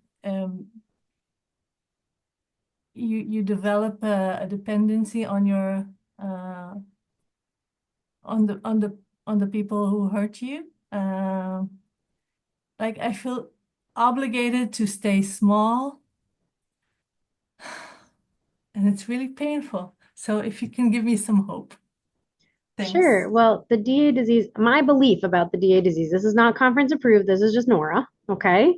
But my belief is that the DA disease is all about, well, like the coping mechanism we use is dissociating and avoiding truth or information, action, and visibility. And so visibility as like a human who's just having a day that's about her and not about making sure everybody else is okay, right? That visibility is, as you begin to feel visible, as you begin to feel like it's okay to take up space, it is highly likely that you will feel nauseous and like you might die, which I have totally felt. The very first time I ever asked for a raise from a boss I liked. My first time asking for a raise and getting it in Debtors Anonymous and UA and Al-Anon and everything was from a boss I didn't like, who I wasn't going to run from because I was learning how not to run away from difficult situations, and how I was learning how to have myself be okay even with humans being human. And I also knew that I wasn't going to be in that company for a very long-term time. I was only going to be in for as long as God needed me to heal, to have this boss that I had, the first boss that was difficult, to have her remind me of all the nastiness my mom had said to me and done to me, so that I could get it closer to the surface so I could heal it faster. Like that was that lady. That was her role in my life. And I just kept affirming to God, I know you're helping me learn and grow. So when I asked for the raise from this lady who I was terrified of, who I thought was a total weirdo and nut job, that was its own special victory. That was its own kind of victory, to like ask for that raise and stay calm and not let it bother me when she laughed in my face, and to stay peaceful and to watch her finish laughing and then offer me a raise, which was cool, right? That was like one thing. And then the next job I got after that, I got a raise to go over to the job. Like I got a higher salary to leave the bad company and go to the good company. Let's call it that, even though all things are good and bad and mixed. But the difficult company, and go to the company where I was really excited to work there. And the gentleman who hired me offered me a pretty big raise to come over and a performance bonus after 3 months if I was doing well. And so it was time to ask for that performance bonus, because I knew he wasn't just going to give it to me out of nowhere. I knew I had to kind of like be a squeaky wheel. And so I walked into his office one morning and I said, hey, it's been 3 months and I'd like to believe I'm doing well. How do you feel I'm doing? Right? And he said, I think you're doing great. And I said, oh, that's great. Could I please have my raise on my base salary? He said, absolutely, Nora, you've earned it. I said, great. And then he said, Nora, are you okay? Because I looked so white and I looked like all the color drained out of my face. I used to have rosier cheeks. I don't know what's happening in this Zoom. I look very pale, but I looked so pale and I felt so pale. I felt like I was about to faint when he said, are you okay? I actually, as soon as he said yes, I felt like I was going to faint. Like I was like, I'm going to faint. And instead of saying to him, I'm going to faint, I said, no, I'm great.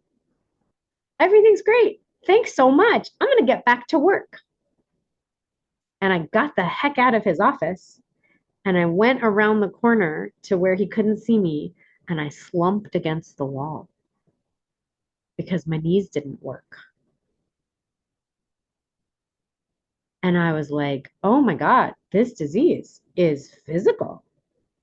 Like there was something in my nervous system that was like, you're earning more money, you're getting more compliments, you're getting more visibility, you know, you're becoming someone who deserves the title of vice president. You know, I was a vice president in his little company, tiny little company. Didn't mean much to be a vice president of a company with 4 people where 2 of them were partners, right? I think I outranked exactly one person, right? But hey, I was a vice president. And I got the raise and it was great. And but like my whole body was allergic to the visibility. My whole body was like, I'm gonna die of this visibility. And I just said, it's okay, body. It's okay. It's okay. It's, you know, it's mind, body, spirit. You know, it's a physical disease.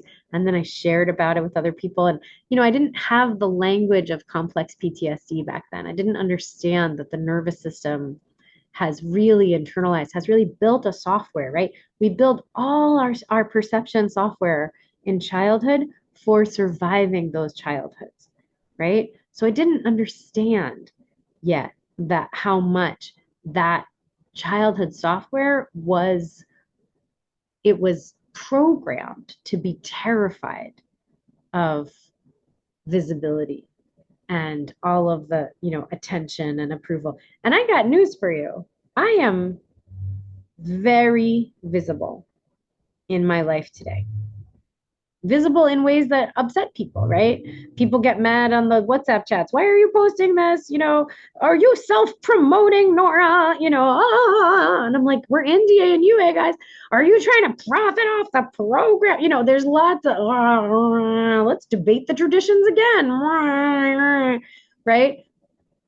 What I can tell you is everybody's got an opinion, and I'm just trying to give some stuff away for free that I really needed someone to explain to me, but there was no one to explain it to me 19 years ago.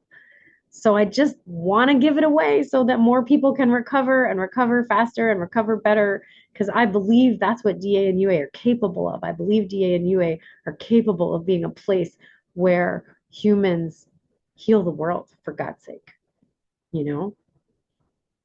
So that's what I'm up to, and it makes me visible. So surprise, I get people who think I'm doing great, and I get people who criticize me. And that is visibility. That's how you know you're visible. So you're doing great, Gal. I'm really happy for you. I'm really proud of you. You're going to keep developing your new software. You're going to keep finding the really painful things that are good for your growth. You're going to keep finding them be slightly less painful over time. You're also going to discover where the joy is hiding, because there's joy for you. You're not meant to suffer. You're meant to heal, and healing can be painful, but you're not meant to suffer. And there's more waiting for you, and I'm excited for you. You're doing great. Thank All you. right. Go ahead, Gal. Did you want to say one last thing? Oh, just thank you. You're welcome. I see KK. Oh, thank you so much, Nora. I love the workshop. Thank you so, so much. I really enjoy. I have a question to you. You know, Yes, ma'am. I'm just really happy to hear you are a mother, and you know, you cross addict like me. Yes. And I'm a mother myself, and I have a 20 years old daughter. Sadly, I'm a widow, so my husband, her father passed away 4 years ago, I'm and sorry. from this time, yeah, thank you. We just discovered my daughter is adopted, and we found out she's on autistic spectrum, and now she has some serious hearing losses. So whatever in her life could go wrong, it went in such a difficult time, and she's abusing herself with food, which really worries me. Of course, zero interest in recovery or therapy. And I like to make her life better, and buy her. I like to sell my house, help her to buy her like nice car, just to help her with the self-esteem a little bit. But it really scares me because the priority should be health. Our health is our wealth, and the way she goes, I'm so scared. You hear about the cancer. Even though she's young now, but with this level of obesity, is a terrible. I see terrible future of her, and as much as I want to pump money into her, it just feels wrong, and I just don't know what to do. I just don't know how to help her. And I wanted her to join the workshop. Of course, she says we all crazy, and we are, but she's crazy as well. So it's just how do you help financially someone like that? It's so, we live in UK, everything is so expensive, and I don't want her to have so hard. But should I support her financially when she's eating herself to death? What would you maybe suggest, or what are your thoughts on that? Thank you. So KK, thank you so much for being vulnerable. I know that being a mom is really hard, and knowing where the boundaries are, what is loving, what is helping, what is enabling. These are really big questions, right? I guess the first thing I want to say is that what you just said about your daughter is word for word exactly what my mom told other people about me. But I'll tell you what she told me about me. Sometimes she told me, I'm worried that you're going to have lifelong health problems because you're overweight. But also she told me, because she would get angry and frustrated the way we do when we're Al-Anonic, right? Like she wouldn't just say it from love, she'd say it from frustration and rage, because anger and passion and love all go together, right? And especially when we haven't had a lot of like easy, warm, generous love in our lives, receiving before we ever became parents or as we are in parenthood, right? If we're not being surrounded by people loving us, it can be very easy for us to be expressing our love in ways that sound controlling and angry. So my mother said all the things that you just said. She said to me and about me. She also said to me, I'm embarrassed to be seen with you in public. She also said to me, no man will ever want you if you are fat. She also said, you're disgusting, you're ugly.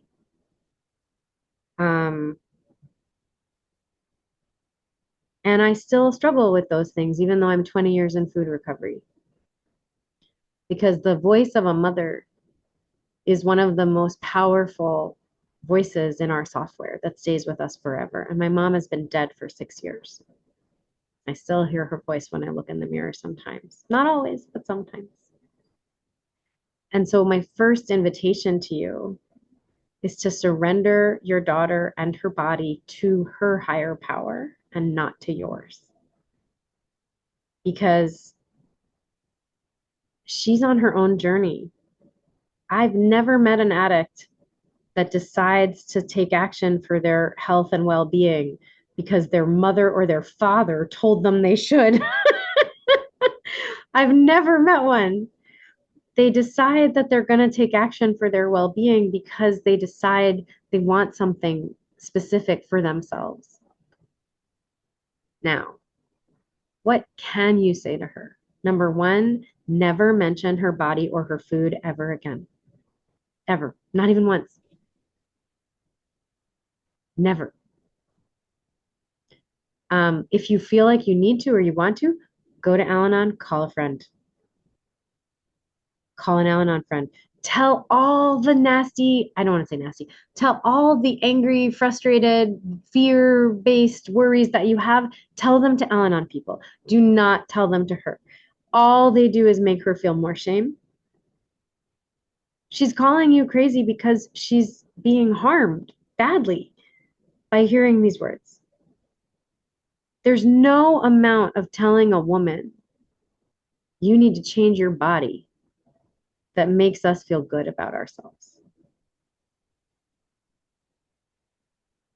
Our worth in these societies that we're living in right now our female worth is so equated to what we look like. It's so equated to what we look like. The best thing you can do the next time you see her is say, I love you. You're so beautiful. Not, you would be so beautiful if only you'd lose 20 pounds, which is what my mother said to me. And so many doctors also. I had a doctor who said, you would be so pretty if you would just go to Weight Watchers and lose some weight, and then you'd get a boyfriend, and then you'd be happy. So I would just really invite you, KK, to completely detach from this woman's addiction. Here's one thing you can do. You can start recovering from whatever you've got going on with your food. You can start eating your own healthy food. You know, you can eat healthier for yourself. You can't eat for her. You can eat for you. So any way you want other people to be healthy, there's good news. You can be healthy for yourself. If I want someone to go to the gym, I can't make them go to the gym, but I can take myself to the gym. You know? So I'm in food recovery 20 years. I'll also just tell you, I'm sure you're a healthier mom than my mom. I'm sure you have a pure, beautiful heart. I don't mean to make it sound like you're doing it wrong, because I know you're not doing it wrong. I know you're just a human being and you're doing your best. I wouldn't give her a lot of money. Giving kids money isn't the way, especially when they're 20. Giving kids money isn't the way to make their lives better. When they're 20, the way to make their lives better is to say this: I love you. I think you're so talented, so smart. I think you are good at problem solving. I believe in your ability to problem solve. I believe in your ability to figure this stuff out. I think you're going to figure some stuff out. If you decide you want to ask me for a particular help or a particular solution, right? If you decide there's a specific thing, make a plan, show me where my contribution fits into the larger plan, and I'll consider contributing. But it's time. It's like she's 20. It's time for her to figure out her own life. And whatever path she takes, she's going to take it. And she'll take better paths without you telling her what path to take. I know it's hard because when we're moms, we want to control everyone and everything. Believe me, I know, I'm a mom. But if you can just pray for her, and the most important gift you have for her at this stage in your mother-child relationship, the most important gift you have for her is telling her you love her and giving her compliments. Find anything you can to affirm about her. Because most children, when they hear a parent give them feedback about here's what you should do differently, all they hear is criticism. They don't hear advice. They just hear, you're not good enough. You'll never be good enough. I can't believe you're the shitty kid that I got stuck with. I know that's not what you feel. But she needs room to grow. She needs room to make her own mistakes.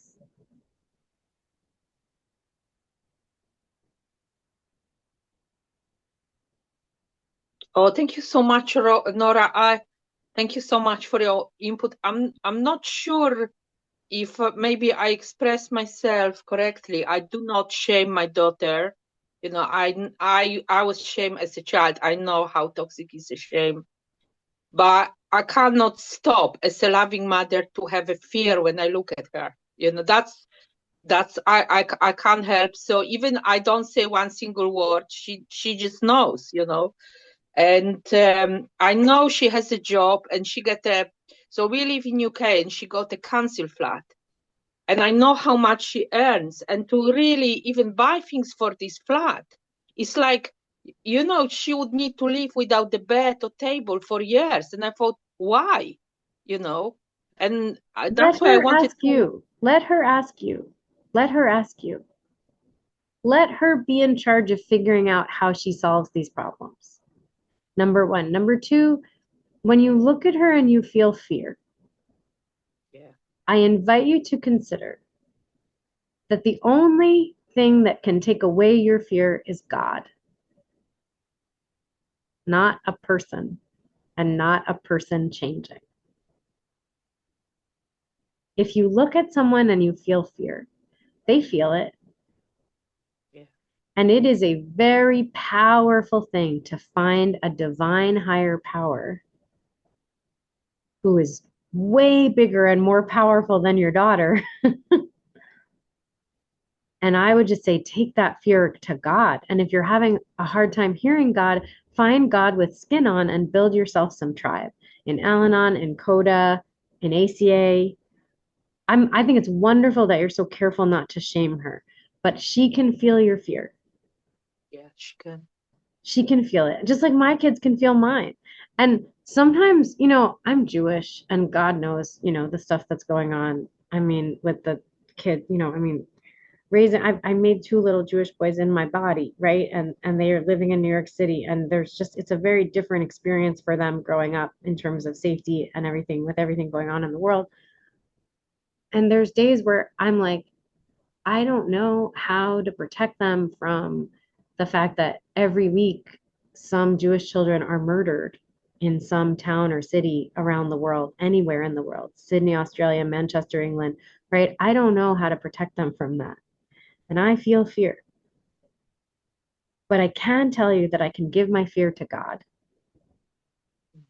And when my kids say to me, Mommy, why? Why do people do this? Why do people hate us so much? And I say, well, honey, I wish I could explain. Sometimes, these things can't be explained, But you guys know I write those affirmations every morning. Thank you, God, for happy, healthy, Rafa, Rocky, and me. And I write that 20 times, and that's my insurance policy. That's how I connect with my higher power, to give my fear to God and get faith back, and just say, thank you, God. And when I'm scared, when I'm really scared, I sing the song. I go, thank you, God, for happy, healthy, Rafa, and Rocky. Thank you, God, for happy, healthy, Rafa, and Rocky. I just sing it. I just find, as long as humans have existed, there has been danger. There have been moments when mothers had to wonder if their children would be all right, going into a war, going into a storm. When we feel fear, the best, assuming that you're not yanking your child back from crossing the street in front of a bus, right? Assuming that your child is not in imminent danger and it's up to you to save them, right? You go find God. And you go bring that faith, and you go bring that love, and you go bring that warmth. I mean, I can't tell you how often I tell my kids, you're so lovely. I love you. You're so sweet. You're such a kind-hearted kid. You're so smart. Do I actually think that they're always sweet and smart? No. Sometimes my brain actually says, I can't believe this fucking idiot. But I don't say that out loud to them. I go, you're so smart. I think you can figure this out for yourself, sweetie pie. I believe in you. I'm gonna go chop those apples. You're gonna figure this out. I believe in you. And in my head, I'm like, I can't believe you didn't know. And I'm like, you told him the basics. He's gonna figure it out. And it's me. It's my fear. It's my trigger that has to calm down. And I've trained my lips to say the things that I don't always believe in the moment, because my trigger is saying crazy things. But I've trained my lips to say, you're so great. You're going to figure that. You're so smart. And you know what's crazy? They always do. They always figure it out. Even my little one, some of you have met my little one. My little one can be so violent. He has been so intense when he gets triggered. He once threw me against a wall. And he's 8 now. This was when he was like 7. And that was scary for me. And then I was like, oh, I'm going to have to learn some self-defense things. Like I had to learn, like no one was ever violent in my house that way. So I didn't even know how to deal with it. But I knew not to shame him. And I knew to say that's not okay. I knew not to do timeouts, right? And I also started doing this thing where I would say to him, you're such a sweet person. You love me and you love so many, you love people so deeply. And he does. He really does. I know you didn't mean it when you threw me against the wall. I know you were just really triggered. And I just say that all the time to him. I say, you're so sweet, honey. You've got such a dear, sweet heart. And he goes, you're right, mommy, I do. And he's so friendly and kind, you know? And he started to outgrow those violent tendencies. God bless him. You know, he had a lot more violence towards his brother. You know, that was just one time. He got really mad. I took away his screen. Surprise, I take away the addiction, But he's so, like you can choose to say, honey, you're so beautiful. You can choose to say that. Because I promise you, KK, God has shaped that beautiful girl's body. This is one of the most important things I say to myself in the mirror. I say, no matter how big or small you look today, Nora, God has shaped your body. God wanted you to be exactly this today. And you may have a goal, because I do. I'm in perimenopause, so the things don't all fit together like they used to, And I don't love that, like the food plan that worked for me to keep me a certain weight years ago, it don't work no more. Not in perimenopause. And so I have to exercise differently and I have to do things differently. And I'm looking at my body in the mirror and I'm going, but God made you today exactly this way. And even though you intend to see some more muscle tone and a little less jiggle, right? Today, God made you exactly this way. And you're going to say, thank you, thank you, thank you, God, for shaping me exactly this way. Because everything in God's world is beautiful. Oh, thanks, Nora. And I'm so happy that you have a healthy children, and bless you. But I just, if it's okay, still to say, my daughter is, I don't know if she's disabled, but she's classified as a disabled because of the autism, and that's why I want to help her, because I understand, it's harder for her, and that's why I wanted. So, how do you think, when someone is not that healthy? That's why I wanted to help her financially. Maybe if she was healthy, so she has many health issues. I don't and know. That's why I wanted I don't to know help how her. severe. I don't know how severe the stuff is for her. I mean, my older son has an ADHD diagnosis, and there were months of his life where I couldn't get him to focus on eye contact for like more than 2 seconds. And I'm over here trying to help him get his homework done. And it was triggering. And I had to go to trauma therapy and go, I was not my best tonight, or last night or whatever.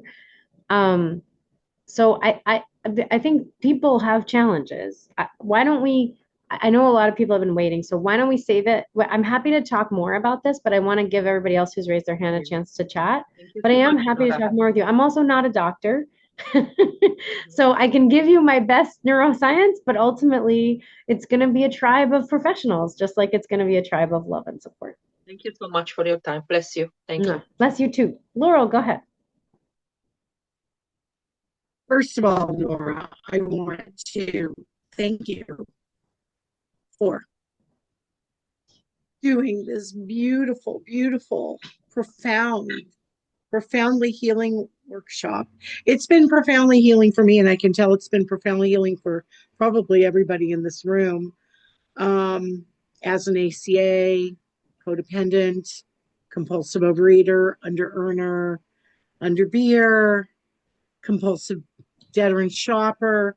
Wow, this has been an aha moment for me. You brought all the missing pieces that I needed to succeed in recovery and in life, all in a matter of, wow, a couple hours. I applaud you for having the courage and the bravery to bring this out against all odds. And I know it's been against all odds for you, Nora. And you know what they say? As you're climbing up the flagpole of life, people are going to be down on the ground taking pot shots at your ass. And I hope to God that you never let those haters have their way with you. Laurel, you are so sweet, and I find it difficult to believe that I've solved your whole life in the matter of a few hours. But I'm delighted. I'm delighted for your compliments. Thank you. You're so kind to offer them so generously. I will tell you, I do like a little spanking, so it can't be that bad if they take a few pot shots at my. I'm sorry. I had to make light of it a little bit. It's not that bad. It's not that bad. You know, there's always haters, especially in this world, you know, where they're trying to pit us against each other. You know, social media, texting, they can hide behind their phone and be cowards. It's, you know, like you're putting yourself out there. You're like, hey man, this is what I'm bringing to the table, and this is my truth. You're like such a beautiful example of honoring your truth and your process and your desire to share that with others. It's so powerful, really, really powerful. And I'm so grateful to have Nora, thank you for outing yourself. I know. Yes. I don't know. I was like, should I say this on the recording? I don't know if this is gonna go well. Like, you're an effing trailblazer, and don't ever stop, girl. Because you know what? You're inspiring me. You're inspiring me. I'm also unconventional. I'm a trailblazer. People sometimes don't like to hear what I have to say because it's true. And you know what? Yeah, I'm so grateful that came here. And I want to, for all the people that are left, I put it in the chat. I want to make a meeting of studying Nora's book, like a DAUA 12-step meeting, but an unconventional one. And I don't care what anybody else thinks. If you guys are down for that so that we can create our own tribe, have our own community, I'm down to, I live in Los Angeles. I'd kind of like to have it I'd like to have it at 7 a.m. my time, but we can all chat. Maybe there's a better time. And I was thinking it could be a daily meeting even. So Laurel, did you put with the recovery format? That's great. So you put all that in the chat, and so hopefully people are reaching out to you, and that's wonderful. And only one person's reached out so far. I'm sure you'll get more people. Yeah, I mean, I've said it before, I'll say it again. Being visible means people like you and don't like you.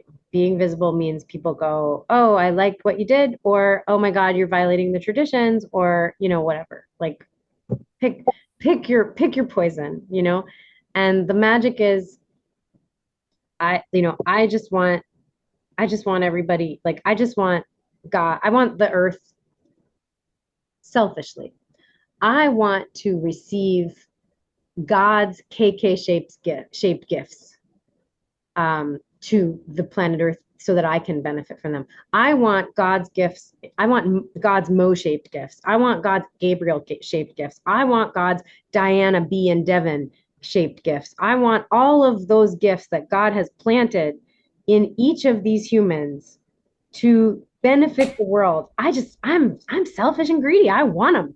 I want people to express their gifts, and I want the world to benefit. And if the world benefits, then I benefit.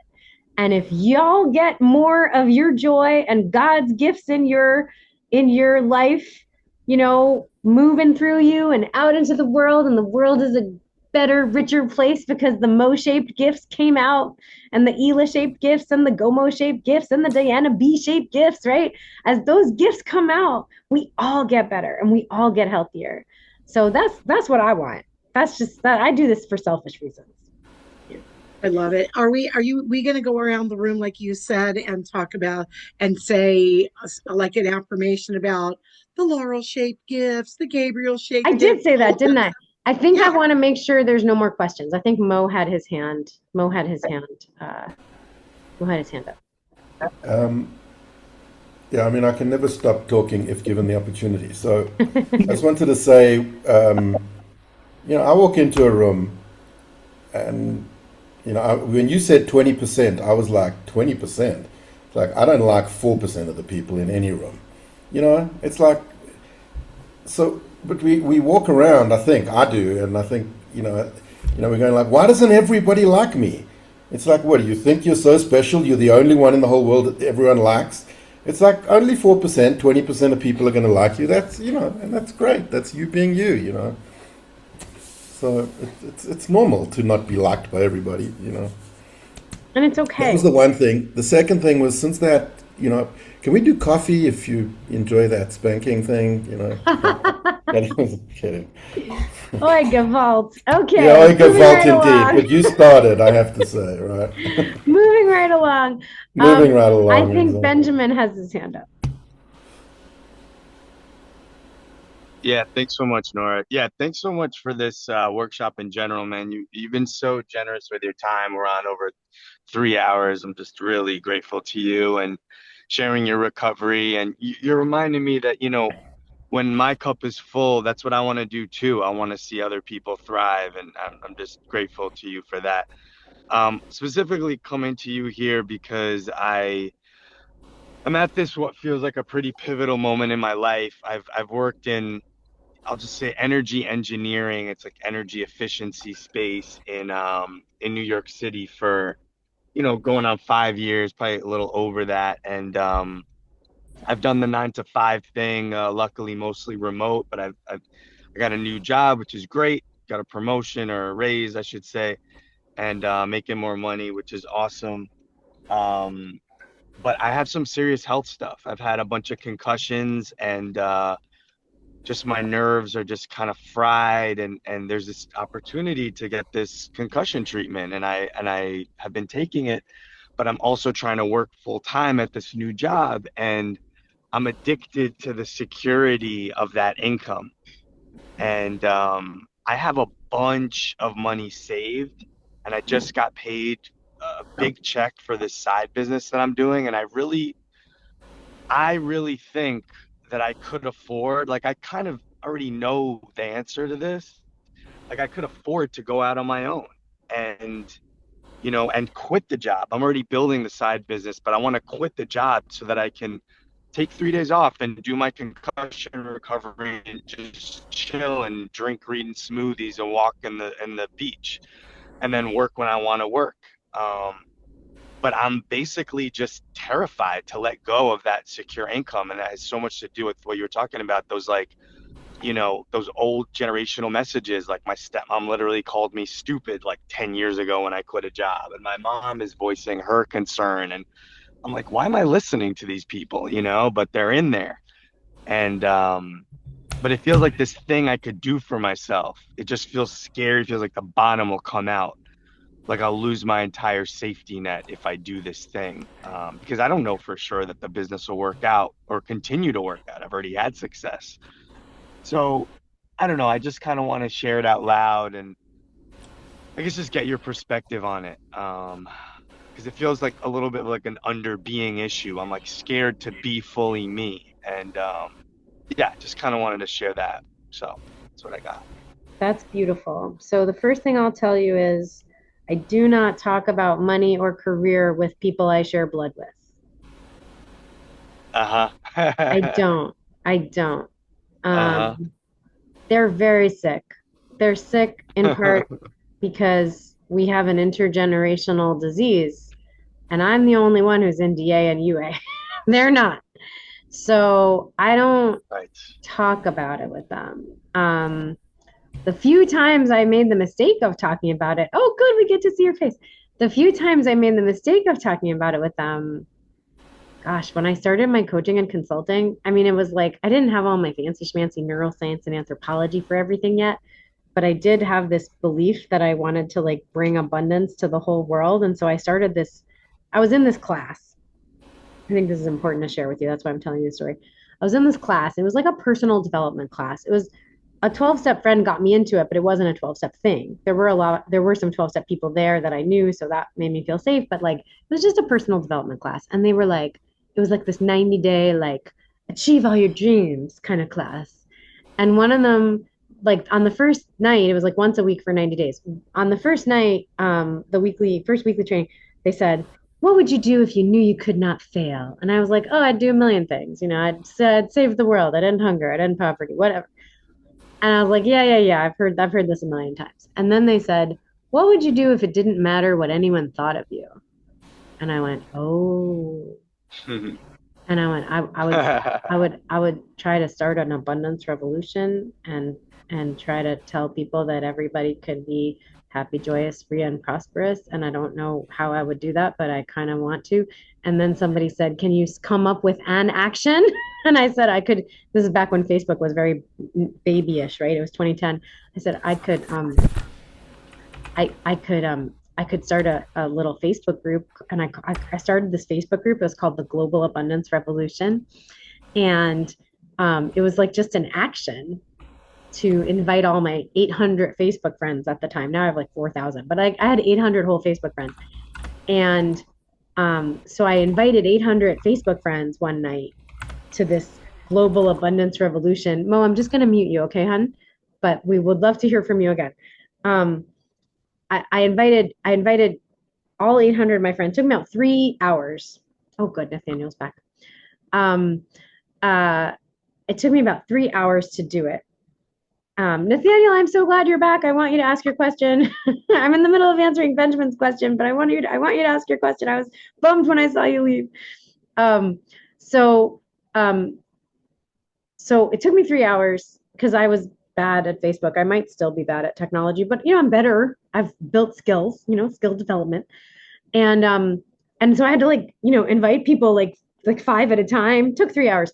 The whole time I had this voice in my head going, you're a horrible person. You're a fraud. You're hurting people. You're disgusting. You're the worst person in the world. You're ruining lives, right? And I was like, okay, it doesn't matter. It doesn't matter. Just keep inviting. Just keep inviting. And I invited 800 people.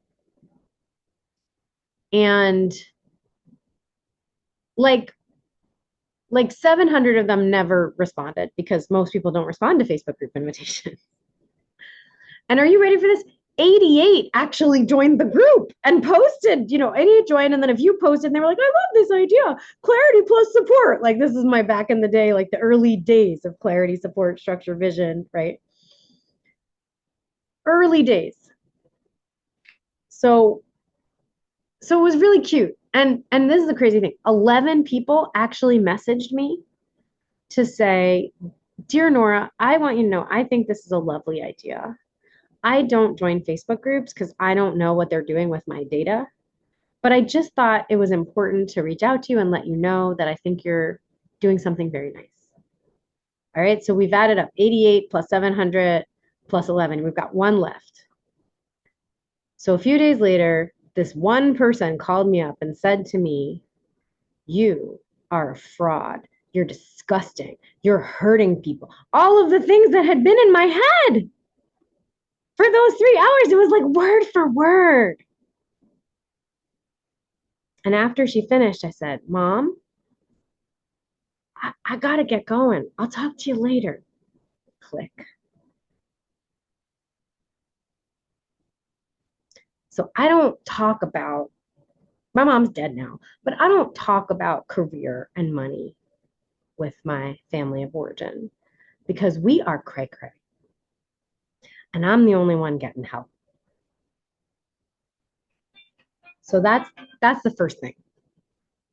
The second thing I can tell you for sure, I'm not an expert at what part of the thing you've told me is the workaholic part, what part is the healthy earning part. right? I don't know you very well, right? I don't know exactly what to advise you on where the boundaries could be, should be, babadoo, zabadi, etc. I don't know enough to tell you exactly what to do. Might be good to have a PRG or two, right? And one thing I know for sure, anything you do to take good care of your body, as long as you're solvent and you're not going into debt to care for yourself, right? Which is a whole other set of issues we have to get into another time, right? But if you're solvent and you've got money in the bank and you're taking action to take care of your body, your soul, your health, anything you do to do that is always part of your abundance journey, not in conflict with it.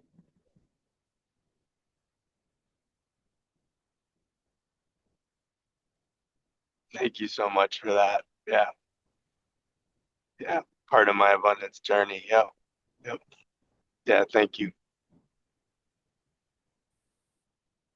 You're welcome. And it's like really powerful to see him like crying as I say this. Isn't it so powerful? It's like, whoa. He's like letting it in. Nathaniel, you had your hand up before. Did you want to say something? Yeah, I did. I just wasn't sure if it's just kind of weird because I'm wasn't sure if I'd be oversharing, but I'm just gonna go for it. So the first one isn't that much oversharing. It's kind of just I was just wondering about your because I have three questions kind of. The first one was about honesty because you said the numbers have to be perfectly honest. And then I just Well, know that honest as best you can. Like right, you're right, right. human. It's okay if Oh, you make mistakes, you know, you'll just I know. correct them. But I'm just talking about this thing that I mean, I don't do it because I'm like honest to a fault. But I know that a lot of people here in Germany, and I know this is being recorded, but just it's just a lot of freelancers have the idea they need to change the numbers a little bit to even like make it as freelancers here in Hamburg. So they'll have like two different things or whatever. But I would does UA would say go for complete honesty, like in the big book talks about honesty as Yeah, I mean, you know what I'm saying? I don't know anything about tax law in Germany. It doesn't So no, but I'm just saying like doing something illegal doesn't match with UA, right? that's right. Yeah, I'm anti-illegal. I'm not Yeah. I'm not afraid to be recorded saying don't break the law. Right, right, right. No, but What I it's just will like say, what I will say because though, that's also Nathaniel. like a scarcity mindset, right? If I'm thinking Yeah, I have to break these laws in order to make it, that's kind of a scarcity mindset, I would guess. 100%. And also, I mean, I have a very smart, strong accountant who's very good at knowing what the laws are and knowing how to obey laws, but also knowing how to completely legally you know, instruct me in how to make sure I'm taking appropriate business deductions, Mm. right? Yeah. So that's not fudging the numbers. That's not, I mean, I am crystal clear on those numbers and those business deductions. And I'm Mm. crystal clear when I talk to my accountant just to make sure. So this trip is, you know, this airplane flight is tax deductible. This taxi ride is tax deductible. This da, da, da, this marketing cost is tax. This is tax. Okay, great. So my tax bill is not super high, but it's not because I'm lying. It's because I'm getting very, very expert legal advice that's about obeying the law in a way that's advantageous. All right. Yeah, cool. I still have two more questions, so Go I don't for it. know. Go for it. So my other question, I think I also kind of know the answer to this, but I would just wanted to hear your answer as an affirmation, Please. which is like being in an unhealthy relationship where like I was in a relationship where my partner was threatening to leave pretty often. And I'm just guessing that that's a UA topic as well, right? Because it's like or not. mean, I think anything Like, about quality of life is DA, UA for sure, because DA and UA are the life programs. You know, money and time, that's, you're not going to make a life without those things, without figuring out how to do those things. I'll tell you, Nathaniel, I had a lot of guilt after I had my first child and my husband had his big personality change. And one of the things that came out of my guilt was I thought, oh no, somehow I've tricked him into marrying me. And he isn't happy here. I can tell he's so unhappy. He just sits in a corner and reads all day and never talks to me, never makes eye contact, never answered.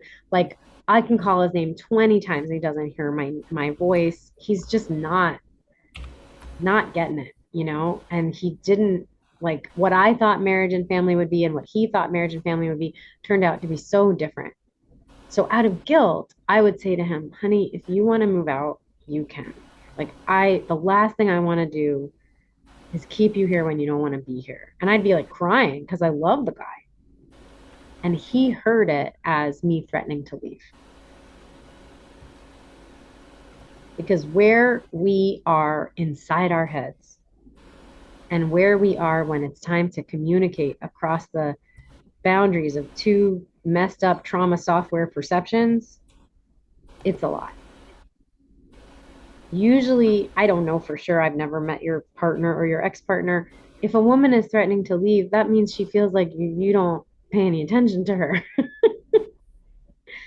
That doesn't mean you owe her anything. It doesn't mean she's the right person for you or she's not the right person for you. It just means people don't do things based on, I woke up this morning and I want to abuse my partner. They do things based on, I am desperate and empty and my bucket is so empty and I have to find a way to get this bucket to be filled. I have to.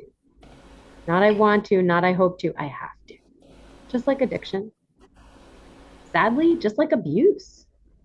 You think a man wakes up every in the morning wanting to beat his wife? No. But trauma is a virus and it replicates. So I would say have compassion for all involved. And the solution is never get rid of the person, though it might end up, the relationship may well end as we get healthier, right?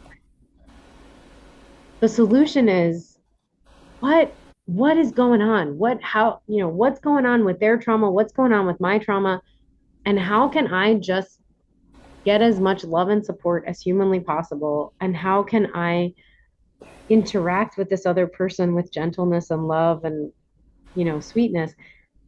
And they may not be your person, but I would really encourage you, just because someone's not the right fit for you doesn't mean you can't learn from however you showed up in that relationship. Believe me, I thought my marriage falling apart was 99% my husband's fault, obviously.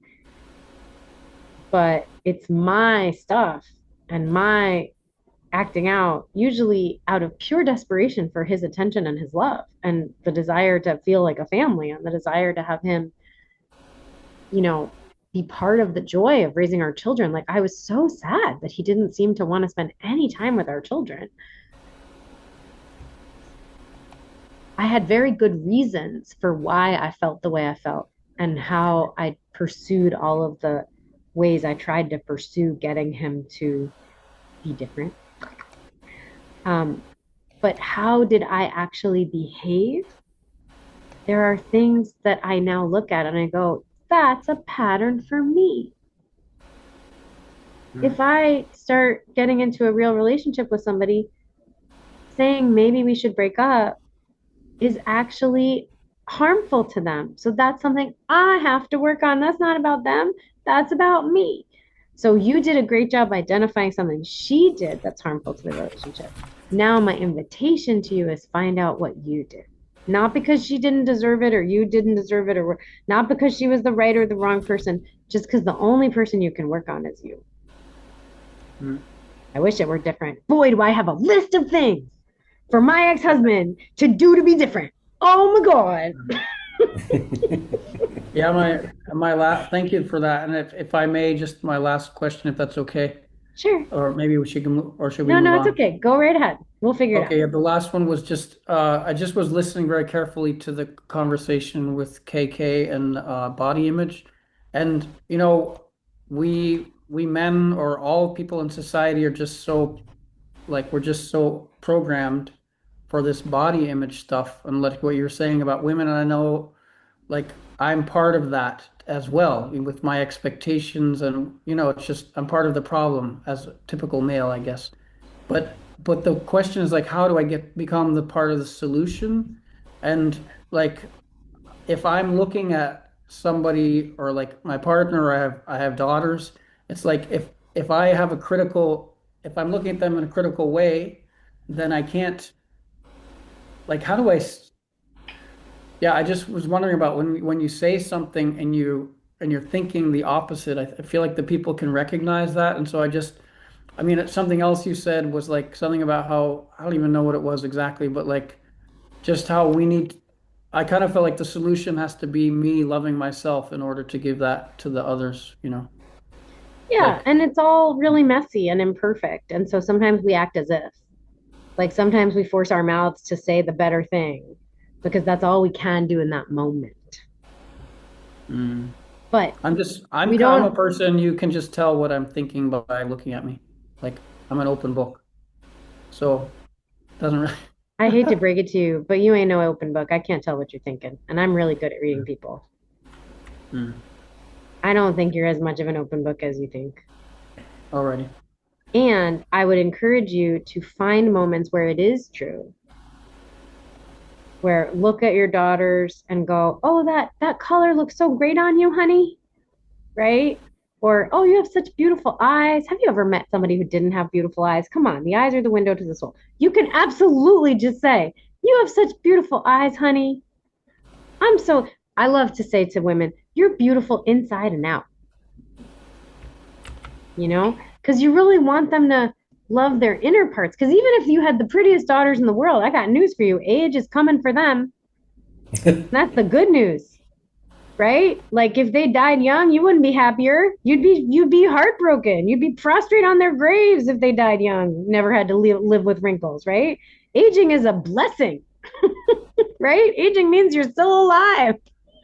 So you don't want them looking in the mirror long after you're gone and being like, "Well, now that I have wrinkles, I guess I'm worthless," right? No.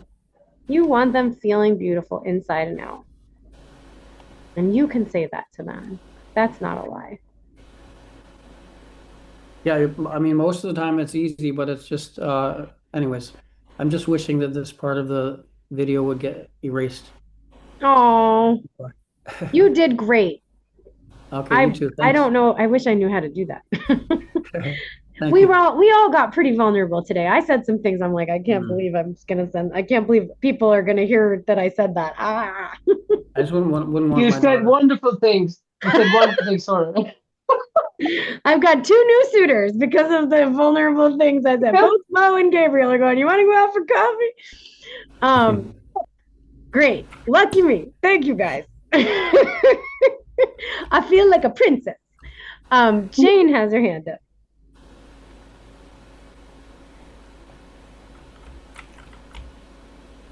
Jane, do you hear me call your name? Oh, there you are. I do, yes. I'm gonna get myself to a place where I can get on the camera. Oh, I love that. Yeah, yeah. Oh my gosh, I had no idea what to expect. I just happened to be on a UA meeting and someone put this in the chat, and I was on two other meetings before this, and this is still happening at 3 o'clock. Oh my gosh. Talk about generosity of spirit. Thank you. Yeah. Wow. Oh my gosh. I'm just hearing so much of the 12th step in what I'm hearing you share, like, having had a spiritual awakening and carrying the message. It reminds me my first program many years ago was OA. And when I finally got abstinent, it was like, yes, I want to shout it from the rooftops. And, I think the big book talks about that as well. You just have so much joy inside. You just want to share it with everybody. So I'm really appreciating that. And, one of my visions in UA is really about feeling. It's about feeling awe, joy, wonder, lightness, laughter, love, and fun. And so much of that has been sparked in here and awakened in here. And UA has been a bit of an interesting road for me. I think because I have some physical discomfort in my body that's been there a long time, some autoimmune stuff. And, I thought, all right, well, I need to work the steps at a really deep level. I've done that. Or I've worked the steps with a sponsor, let's just say that. And I'm about to take a much more deep dive in a year-long 12-step workshop. Anyway, I just thought, oh, all right, I'm going to work through the steps and, all this discomfort in my back is going to leave me. And that has not been my reality. So I had a bit of an expectation there. And so my question, I have a lot of them actually. I'll narrow it down to this for the moment. And that is, could you reflect on, share some wisdom on, we wish you a long, slow recovery? Yeah. I mean, look, I earned money really quickly in DA, but my recovery, I've had plenty of slow recoveries.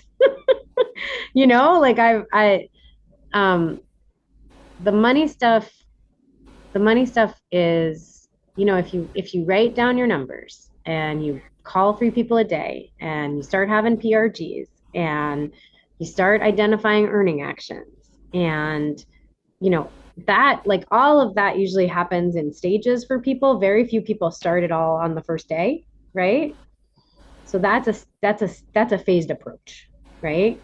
And then you keep showing up and you keep showing up and you ask God to make you a worker among workers and, mature and joyful. And I know for me, I had to go to an Al-Anon meeting every morning before work so that I wouldn't get fired because I was so immature and I didn't even know how I was immature. I was just a raw nerve walking around Manhattan filled with tears and abuse and sadness and wishing and hoping and wanting everyone to be my mommy, and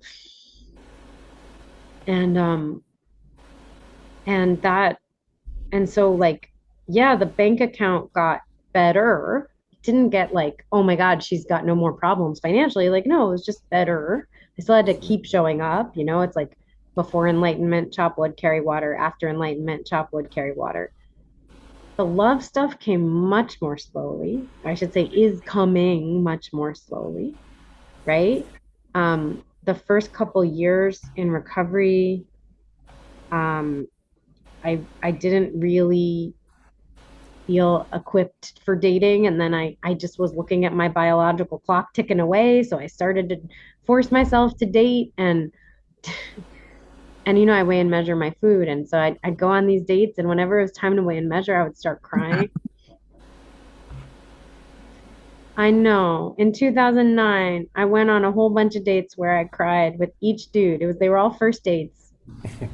And I cried on every single one. And I did not want to cry because I'm very savvy, even if I'm not fully recovered. So I knew it was really uncool for the gal to cry on the first date. I knew that was like weird. And I had this Al-Anon sponsor that I would call run on my way to the date. And I'd be crying, like walking from the subway to the restaurant. And I'd go, I don't want to cry on this date. I don't want to fucking cry on this date. And he'd go, you might cry. And it would be okay. And I will tell you, not every guy was 100% turned off by the crying. Some of them actually wanted to see me again, but I didn't want to see them again. I was so filled with shame because the crying for me was connected to shame. It was connected to all this shame I felt about my body and my food and all of the things, And so at a certain point, I think it was a therapist actually asked me, Nora, do you feel ready to date? And do you know no one had ever asked me that before? Mm. They had told me when I could date, when I should date, when I shouldn't date, no, don't you date in the first year. You'll create a monster. Something horrible will happen. All of those things. I mean, it's like these warnings from these crazy people telling, 25-year-olds exactly what they should be doing forever and ever in every area of their lives. No one had ever just asked me, and then when it had been, yes, well, if you're going to date, here's what you have to do, and here's what you have to, one date per week for 13 weeks, and no kissing until this date, no sex until that date, all the instructions, follow the instructions, be perfect. When she said, do you feel ready to date? I was like, no one has ever asked me that. And I said, not particularly. And so it was about a year, and then there came a moment where I felt ready, and I got on the apps, and I met somebody really nice, and we got engaged pretty quickly, and then we kind of broke up pretty quickly. And then when I was sort of rebounding, I met the guy who would end up being my husband. Obviously, I didn't figure that one out perfectly, but I'm learning, I'm growing. When my husband announced he wanted to leave our marriage, I started going to SLA. I had been to SLA many times, but I hadn't done like the big like boot camp style SLA, like the part where you make it your whole life, and I made it my whole life. And I was like, I'm gonna work perfect SLAA, and I'm gonna save my marriage because God is infinite and he can do anything. And I did work a pretty darn strong SLA program, and it did not save my marriage, but it saved me. Mm-hmm. Gave me a much deeper, happier understanding of myself. And so, yeah, it's a slow recovery. And now I'm a single mom with an 8-year-old and a 10-year-old. And I'm real careful because the last thing I want is to, invite a dude into my kids' lives that isn't the right dude, right? Doesn't mean I don't like, going out on dates and kissing and stuff. Like, that's fun. But I'm just saying, like, someday, some way, I've surrendered on that very long, slow journey. I've surrendered and I've just said, well, let's see, I'm an incest survivor. I'm all these things. I'm doing my best. I'm so much better than I used to be. And I have more and more faith every day that God knows who the right dudes are for me, or the right dude, or the right, God, I want to have a healthy marriage. Like, I want that in my life. I think that's going to be awesome when it happens, but I know it's going to be in God's time, not mine, Well, thanks. Yeah, I'm hearing acceptance in God's time, and it takes what it takes, And lately, more and more, I can see and improving, be grateful for the progress. And there's been a lot of progress. Be grateful for the progress. And also, lately, one of the big shifts I'm seeing in my life, because I want to be in control, like many people in fear. And, one of the big changes I'm getting is like, okay, God, as a mentor of mine says, like, take over my mind, take over my body. And I say, take over my health, take over my life. And I have an affirmation on my mirror that says, let life be easy. Mm-hmm. And that is one of the greatest ways to let my life be easy. Surrender. Absolutely. One of my favorite prayers is, God, dear God, speak with my lips, type with my fingers, love with my heart, think with my thoughts. Yeah, I love that. And I also write affirmations. I'm really a big believer in written affirmations, and specifically writing thank you, God, for. Yeah. And then the thing, right? Like, thank you, God, for my happy, healthy mind, body, and spirit. Right? That's my health affirmation. And Jane, I had some really bad knee pain a couple of months ago, and I made it like a journey, and I've found some new things I've had to try. I've done some, but my knee pain is, knock wood, pretty much gone. So I believe your back pain can be gone. It's just going to be a holistic experience. You're going to have to, like, I was surfing the web with my kid. We were on my phone and we were like watching, comedy, comedians on Instagram making these silly, my kids love comedy just like I do, surprise. And we saw this app advertised and he was like, Mommy, why don't you sign up for that app? And I was like, maybe. And it was like it was like one of these Pilates and yoga apps. And the more I looked at it, the more I was like, actually, this is an awesome app. And I started doing the app every day and I love it. And it's helped a lot. And I bought some resistance bands. I started wearing them all the time and it helped with my knee pain. Like, I don't understand how it all, but I just kept showing up and being open, Absolutely. Yeah, I've been, for me, I'm long-term meditator, and I really believe that when I get into the deep, deep, deep subconscious, that's where all those old negative programs are, and that's where I can make the changes. When I say those affirmations in my meditations as well. And another thing is that I've been learning more about circadian health. Like, I live in Vermont, so I'm surrounded by nature. I look out my windows and there's a huge pine forest. So for me, nature is really healing. And so I'm doing my best to, get the morning sunlight and, slowly learning to eat earlier. There's so many little things, Yeah. And so it sounds like you're doing great. You're just showing up. Yeah. And don't forget to really enjoy the journey, Yes. because the joy is free, Yeah. The Yeah. gratitude is free. All right, Yeah, Mo, I'm going to skip thanks. you because Mary has had her hand up like 15 times. And she's never had it up when I actually got to her. So I haven't gotten even one question from Mary yet. And I'm desperate to hear Mary. Mary, I'm would you like curious, to? Mary. Go right ahead. Yeah, I would love to hear Mary. Mary, are you with us? Maybe she stepped away from the phone.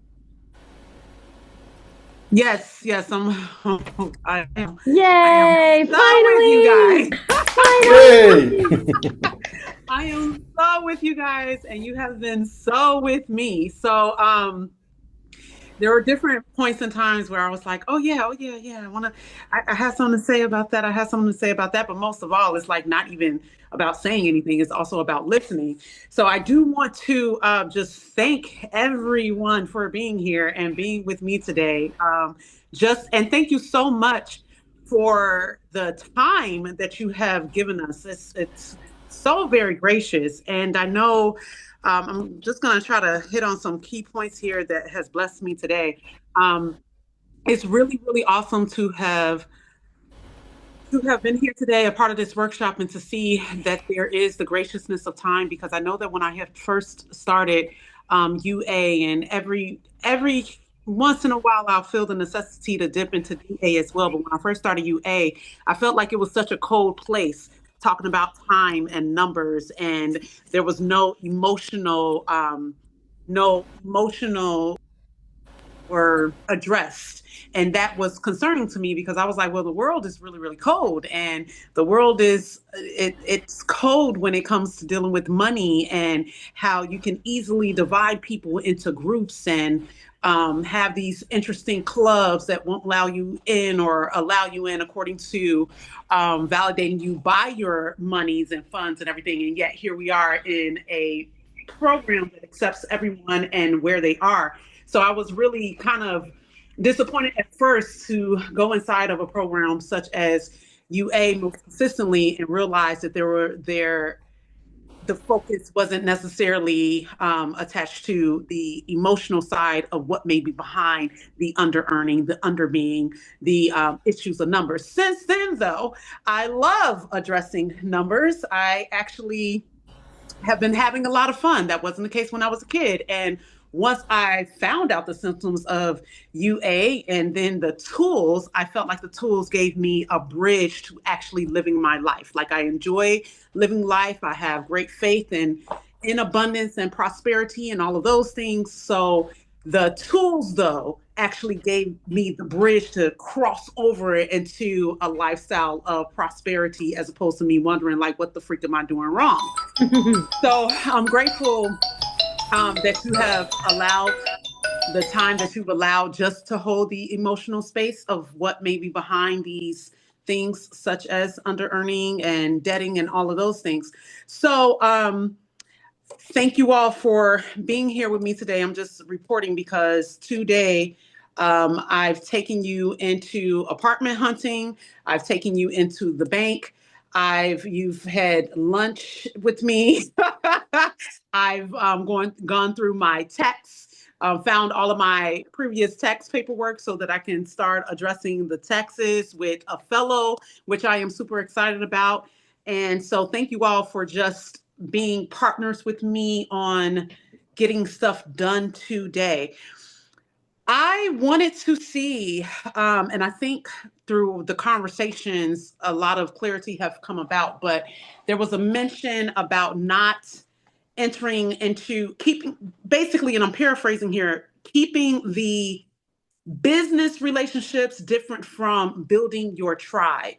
And I thought about what that meant in program as far as finding your tribe in program. And what I noticed, and I just wanted to get some feedback, however it comes and who it comes from. I don't know if this is the open thing or what, but I just wanted to get your feedback because in my experience, I recognize that for me, I've noticed that my sponsorship relationship is completely different from like my fellows in a program. Sponsorship relationships tend to be a little bit more, I want to say, almost business oriented as opposed to, and which is interesting because I believe in sponsorship.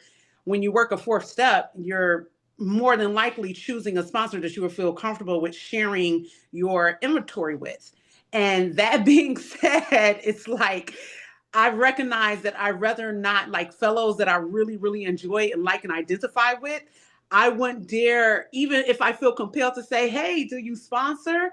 I kind of feel like it puts a divide in a relationship once that sponsorship relationship begins, because most sponsors don't want to deal with the ugly. They just prefer to stick with the steps. However, sticking with the steps has to invite in the ugly. So I just wanted to see what has been your strength, experience, and hope with that difference of sponsorship versus fellowship. Absolutely. Absolutely. You ask great questions. Before I get into the sponsorship question, which is such an important one, I want to say that I love that you took us on all your errands and through all your difficult tasks. And it's something that I advocate for in DA and UA all the time. I'm like, be on the phone while you're doing that. Be on the phone. You know, if laundry is difficult, get on the phone. Like, just get on a meeting and turn off your camera and be in the back and just let the meeting keep you company. Like, whatever it is, you never have to do anything alone ever again. And like, it's lovely that you took us with you, but you don't have to have it be Nora talking in your ear. It can be any meeting. It can be any phone call, you know? So I just want to affirm you and like hold you up and be like, look, she did it. Like, she did the thing where she brought the tribe with her, and hopefully her day was a little easier, you know? So beautiful, beautiful example setting. Thank you.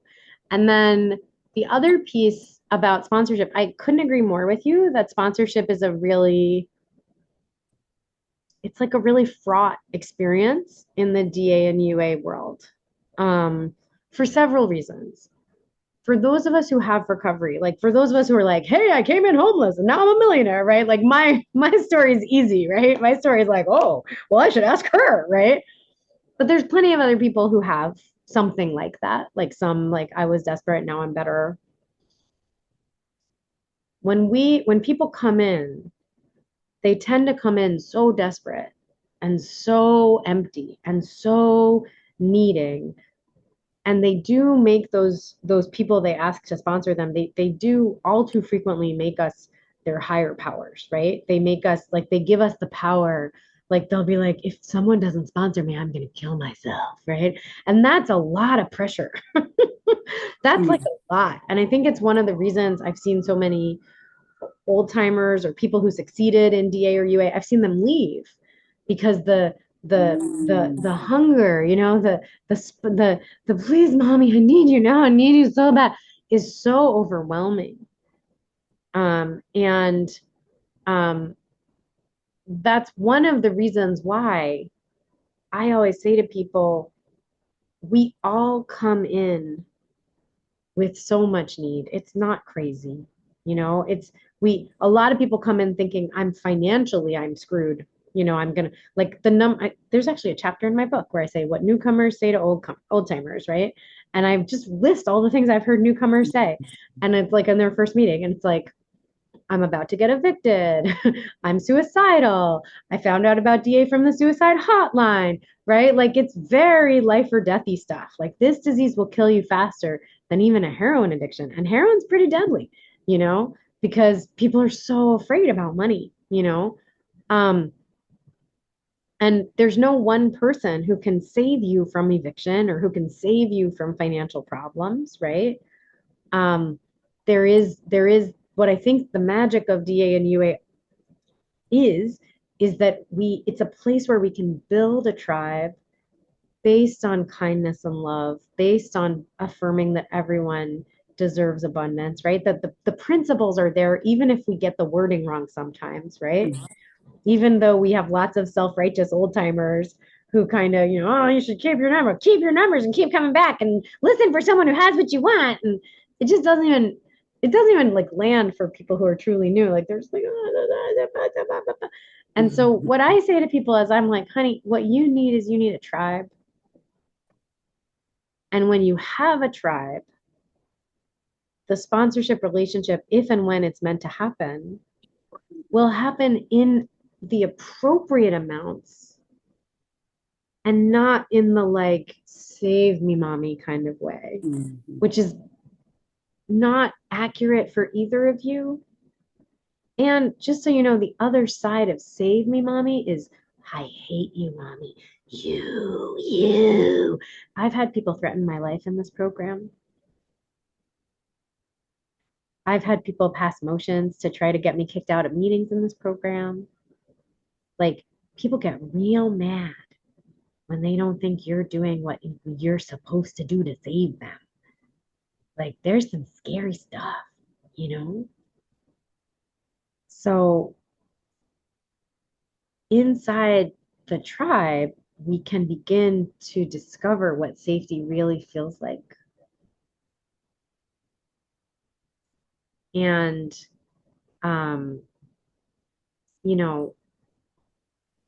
the sponsorship relationship is not a bad thing. I'm not anti-sponsorship, but it needs to be right-sized, And I would say I have a lot of compassion for the people who are this is all we're going to talk about.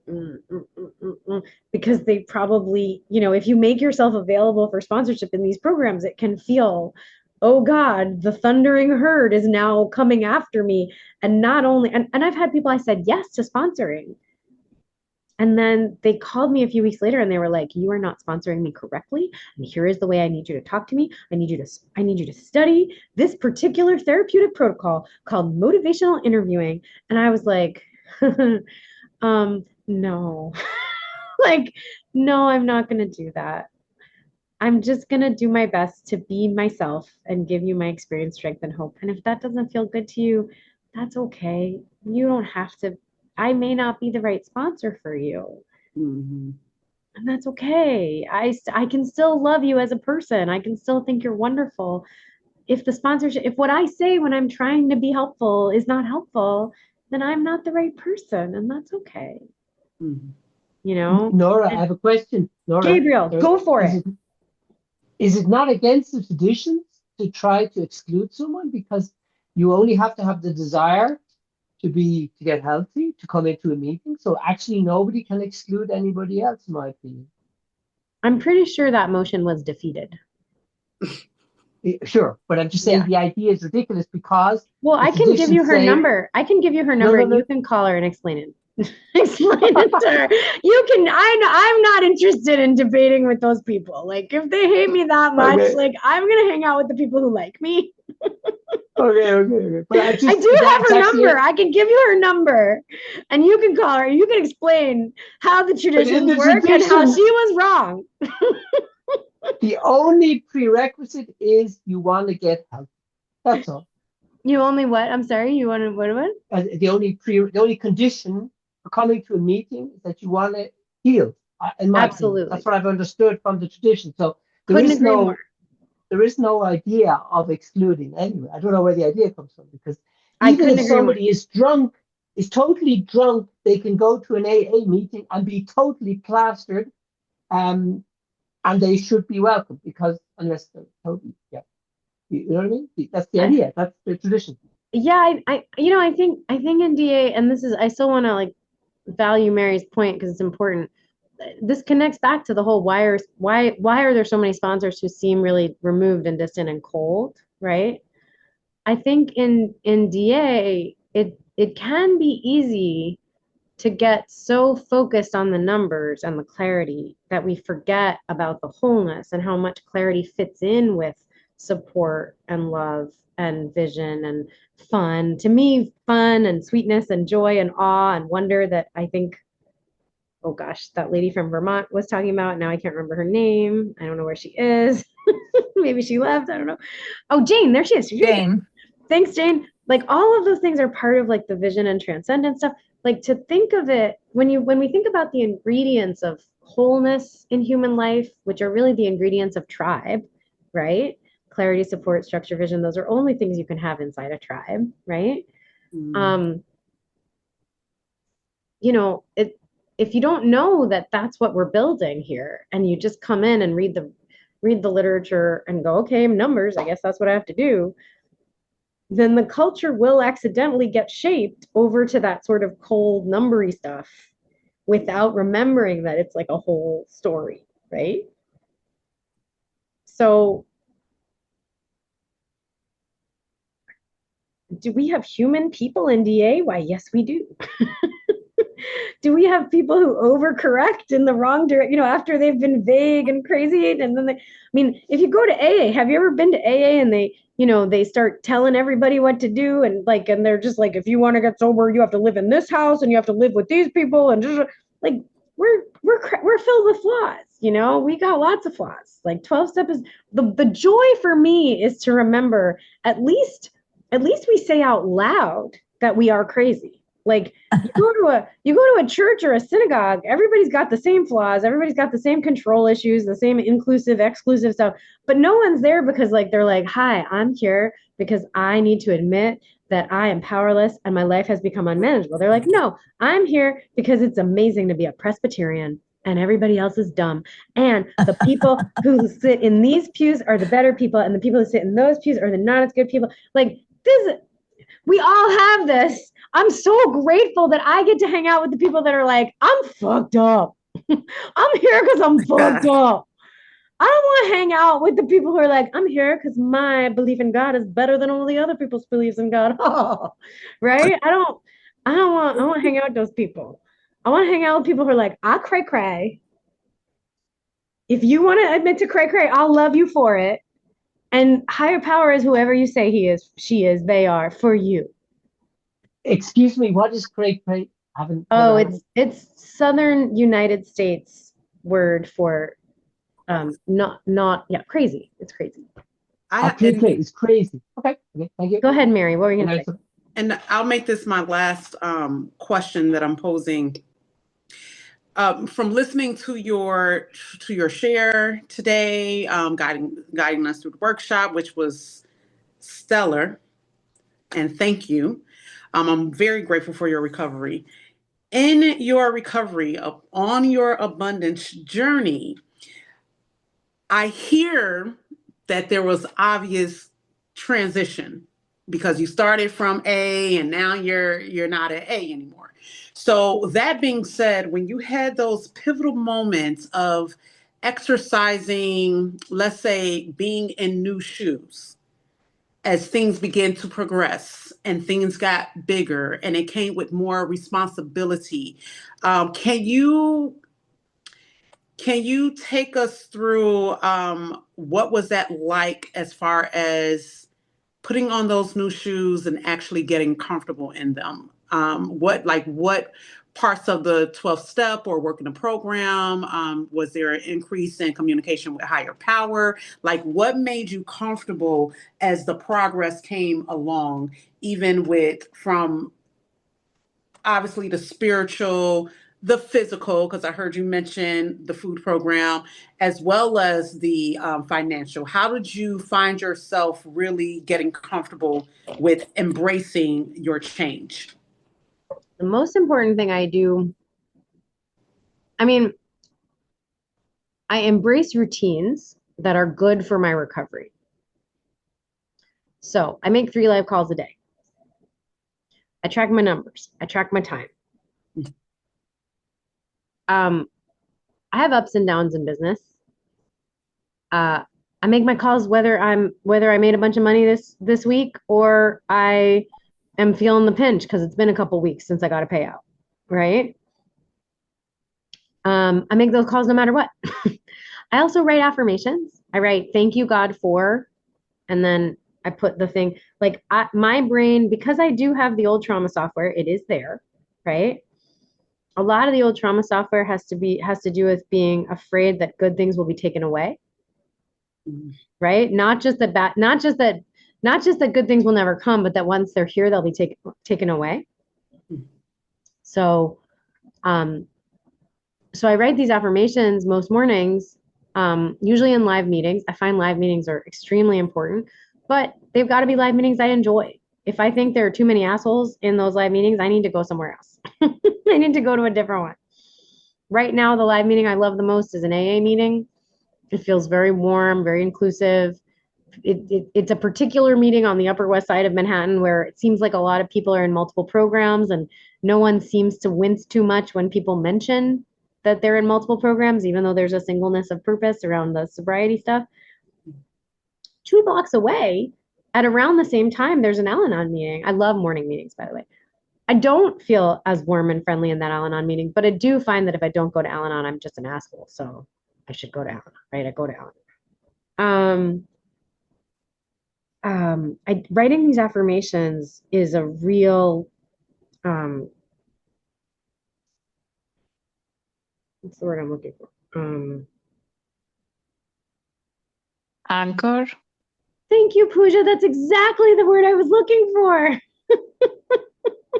Amazing. We're such a tribe. Such a tribe of lovely people. It's a team effort. It's such an anchor for me, because it does much about connecting with my higher power as it is about letting my inner child be terrified when she hears these good things and having her say, no, no, it's not. No, it's not. And then I say, okay, thanks for sharing. And then I write it again, thank you, God, for the unlimited abundance you send me with grace and ease, right? And I don't write that affirmation anymore because I feel like I really live it. But when I came into program, I felt guilty for breathing. I felt like someone was going to arrest me for taking on too much oxygen into my lungs. I felt so worthless. And so I wrote this affirmation to affirm that I didn't have to be so afraid around scarcity. And so I wrote, thank you, God, for the unlimited abundance you send me. And I wrote that 10 times for a couple days. And then it felt like I was dying when I wrote that. And I realized it was because my brain was like, yeah, God will send you abundance if you work yourself to death. And I was like, okay, I'm adding with grace and ease. And then I could actually do it. Thank you, God, for the unlimited abundance you send me with grace and ease. And then my inner child would fight with it for a couple of repetitions, sometimes as many as 6 or 7. And eventually my inner child would go, well, maybe. And I would keep writing it and I would go, oh, and I would kind of relax into it. And then I would find joy inside it. And my inner child would go, oh, this is fun. And she'd play with God and with my adult self in this, I get to be grateful for something even before I've got all the proof that it's arrived. Right? So like really actively using gratitude. And I've done that with precise amounts of earning. I've done that with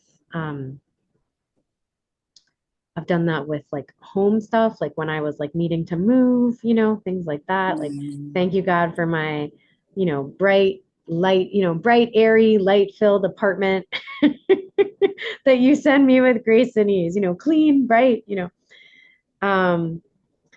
So doing all of that has been really important. Also, it's been really important for me to look at my part, right? Like the step work is super crucial, and I love official step work, but the message of the step work overall is look at your part, blah, blah, blah. Write stuff down, get it up and out. Part of my part is that I walk around with trauma software that I'm powerless over, definitely powerless over. And it's trauma software that I did not install, right? But it's mine. It's not anybody else's, right? And so I have to find ways to ask God to heal. Yeah, so don't write it, Pooja. Just say thank you, God, for my abundant blessings and leave it at that. Thank you, God, for my abundant, just find the thing that's gonna strike the right chord of magic for your particular crazy. We're all learning how to interact with the superstitions of our inner child, Pooja wrote, sometimes writing everything has made me fearful of losing it, so I stopped. So I was just giving her another option. So what I was gonna say is, if I can say, okay, I have this trauma software. Also, my trauma software has a higher power. And it's a really mean higher power. Like my trauma software knows God, I don't mean it that way. You give me this suspicious eyebrows. Oh no, I'm listening. What I mean is there is a version of higher power that my inner child is afraid wants me to be punished. And that is not God. That is not my higher power. That is my trauma software talking. That is my survival mechanism talking. That is my mom talking. That is my dad talking, right? That's the stuff. Those are the, when we're small, the people who look like gods are our parents, right? So I've done a lot of firing of my higher power and writing want ads for new ones. Because if my higher power wants me to be miserable, if my higher power wants me to suffer, if my higher power wants me to be in a job or an earning situation where I am supposed to be suffering in order to earn good money, then I need to fire that higher power and find a higher power that wants me to be happy, joyous, free, and abundant, and healthy, and earning, and purposeful, and joyful. And I'm not joyful all the time. Sometimes part of joy is having space for grief and healing, right?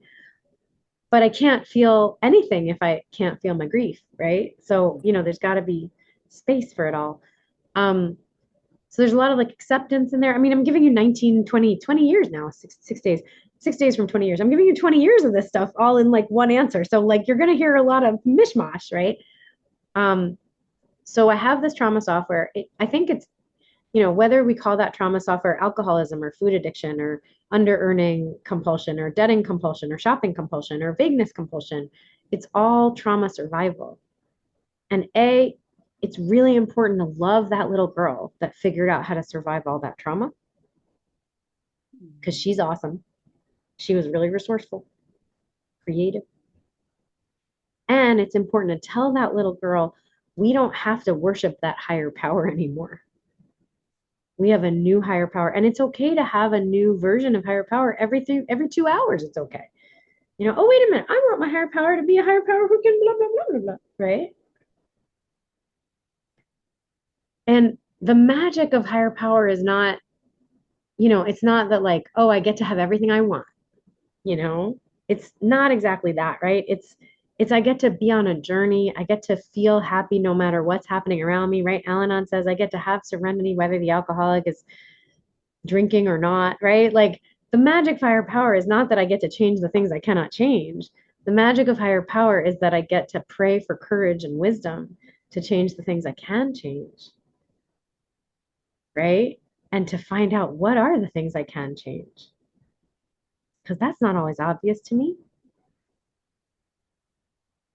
And then when I do find the things I can change, I got news for you. Sometimes the first time I change them, it's physically very painful. The first time I realized that I was I got fired from 3 jobs in 6 months in 2006. And of course, it was everyone else's fault. You know, each one of those jobs was worse than the last. And here are all the bad things that they did, blah, blah, blah, blah, blah, blah. And thanks to DA step work, I sat down and I wrote a 4th step and I looked and I wrote all the ways I resented them. And then I looked at my part, right? I prayed, God, prayer, da. And my part was I couldn't actually do any of the work. I didn't get any of the work done in any of those jobs because I was so addicted to distraction. And so I was so distraction addicted that I realized that my relationship to answering one personal email during work hours was the same as my relationship to eating one bite of a brownie. Like other people could answer their work email and then get back to work. I did one email and I was gone for hours, sitting at my computer and work, just doing my own thing. And so I made a commitment when I got my next job, which felt like a miracle. I made a commitment to do no personal email, internet, or phone between the hours of 9 and 5:30. And that was a very scary commitment. And when I told my DA sponsor at the time, who really liked me and was like totally like one of these like, you know, happy-go-lucky sponsors, it was like, yeah, you know what I want for you, Nora? I want you to be making $400,000 and getting $400 massages. And I was just like, oh, I'm just really scared that I'm going to get fired. So I told her about this plan I made, and she was like, that sounds really drastic. And I was like, I think I have to do it. I don't know what else I just don't. So I asked her, like, please, will you just indulge me? Because I'm pretty sure I can't do it alone. And she said, okay. And so I called her on the morning of my first day, and I turned over my little plan, and I got to the office, and they said, welcome. We're so glad you're here. Here's your desk. Here's your login. Da da da da da da da. Okay, here's your beginning of your training. Here's a stack of simple tasks. They've all got self-explanatory instructions. You know you're logged into the right software, go. And I was like, okay, this isn't that hard. So I had the first one, finish it, put it down, reach for the second one, and a little voice goes, check your email, see who loves you. And I said, no, I told my sponsor I'm gonna just do the next thing. And as I picked up the next task, a pain so violent overcame my body that I thought I had been punched in the stomach. That's what it felt like. It felt like someone had punched me in the stomach. And I actually recoiled a bit and coughed. Like I was like, and I shared an office because I was a low-level person. And the girl in the desk next to me was like, are you okay? And I was like, fine, I'm fine. And I was like, gosh darn, like what was that? You know? And I just was like, God, and like my hands were all clammy. Like I was a mess. I was like the way I had been when I was like first getting abstinent out of relapse with food. Like I was like, ooh. And I was like, all right, I'm gonna read the instructions, you know, and I start typing and within about 3-4 minutes, like I was calm again. And I was like, oh, I'm focused. I'm doing this. This is cool. I finished it. I was like, oh God, is the pain gonna come back? And it did come back, but it was slightly less horrible than the first time. And I was like, okay, it's back. Okay. And I started again, and the pain went away again. And I ended up dancing with the pain all day. And at the end of the day, I had finished a whole day of one commitment, and I felt like a gladiator. I was so proud of myself. I walked out of that office like, I'm 10 feet tall. And I made the commitment again the next morning, and I did it again. And then that night I went to a DA meeting and I shared about it because I thought the only place I know to share about this is DA. UA wasn't around yet. And I shared about it and I thought, well, everybody else in DA has different problems from me. I'm really weird. But I'm going to just share about it because I don't know where else to share because it's like work related. And when I said the commitment I had made, no personal email, internet, or phone between 9 and 5:30, I just said it like at the very beginning. I just like spilled it out in that like fast talking New York way I have of talking, right? And the whole room went, like I had just said. So I made a commitment to cut off 3 of my fingers before 12 noon. Like it just really, like it was like people were just like, ah! And every share after mine was about my share. And I went, oh, maybe I'm not the only one with this problem. right? And so some of adjusting to healthier, better life has been very painful, physically painful, but also kind of like about learning how to be with the pain and how to show up inside of commitments and how to talk about it on the phone and share about it. Like I definitely made live calls that night after I'd gotten through the whole day and I shared about all the pain and the getting hit in the stomach with the pain and like I was just processing it and sharing about it. And on the third day, by the way, of this commitment, my boss turned to me in the middle of the day when I asked her for yet another stack of stuff, and she said, "That was all the work we were going to give you for the first 3 months." And then she promoted me. First promotion I ever got. Every other job I ever had, they've hired me with great hopes because they thought I was so smart and I interviewed so well, and then I slowly got demoted or fired. First promotion I ever got. So so that's one way I can talk about kind of living into the new reality. Helps a lot to go to meetings live, morning meetings, writing affirmations. First time I earned 6 figures in this program, I remember calling some people when I found out about the numbers and sharing. And I very intentionally called safe people. And they were very sweet. And they were like, "Congratulations, Nora, I'm so happy for you." And then I hung up, "Thanks so much," hung up. And then this one dude, I called him back and I said, "I also feel really awful." And he said, "That's really normal." So like just being with it all, it's like everything comes with the whole package when we're sober and solvent, you know? And at a certain point, like, gosh, like at a certain point, I look at my life, I look at my ex-husband, I look at, my ex-husband is not, my kids were not supposed to be here this weekend, right? Thanks, Jane. My kids were not supposed to be here this weekend. My kid, that's why Doinita and I scheduled this for today because my kids were going to be with their dad. They were with me in Germany last weekend, blah, blah, blah, blah. But my ex-husband's father is dying. And so my kids have been with me all week because I need to like have humanity for my ex-husband and his father. And I'll tell you, like after the divorce, my ex-husband's family stopped talking to me. And I love those people. Like I thought we built a family together. And I really wanted to say goodbye to his father. And I reached out to his sisters and no one's talking to me still. And I was crying about his dad dying because I thought, I really wanted to like hang out with his dad and be a family again somehow, some way. A family isn't made on marriage, right? It isn't broken in divorce, but I guess for them it is.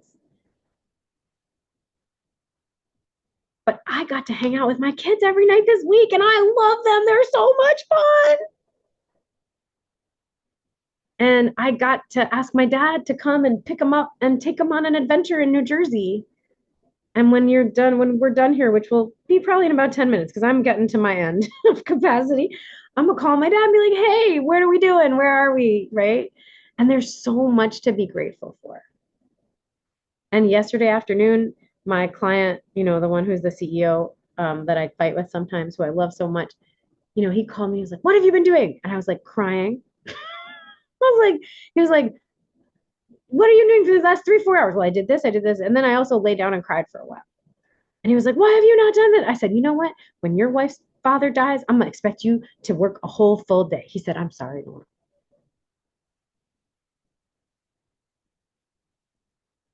He said, "Just tell me next time." I said, I'm doing my best. And also I'm gonna go do some work now. I'm feeling better. And how are you? And he said, "I'm okay." And we worked it through, you know? Thank you. Thank you for that. Thank you for that. And now I'm gonna say this and be out, I promise. Right now I'm in a situation where I'm filling out new shoes. In a very small baby step way, I can see more and more the reality of what would be my vision coming into fruition. So when I'm being called on for like, say, for instance, this month, I'm directing a political horror film. And horror is not my thing, but I've been trusted with it anyways. And that's a new, I recognize that the budgets are getting bigger. The demand is coming in a lot more these days. And I've always pictured me a certain way, and that picture is starting to come into fruition. But I also notice that as excited as I can be, that's as emotional and sad that I can be, even when things are getting better. So I looked at it as maybe I'm grieving the old me and grieving the fact that I may not be able to speak to the same people, go to the same places, do the same things. And it's like this weird transition that is taking place where it's like, oh my gosh, am I ready for this?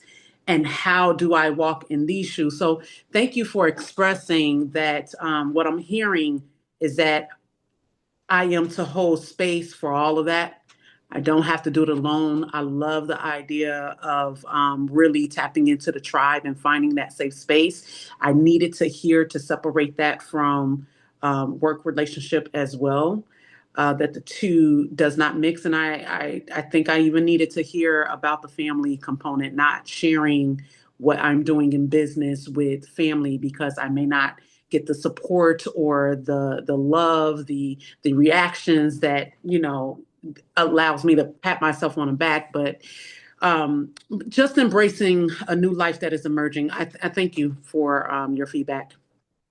I'm happy for you, Mary. I'm happy for you. And you deserve to keep finding people who are happy for you.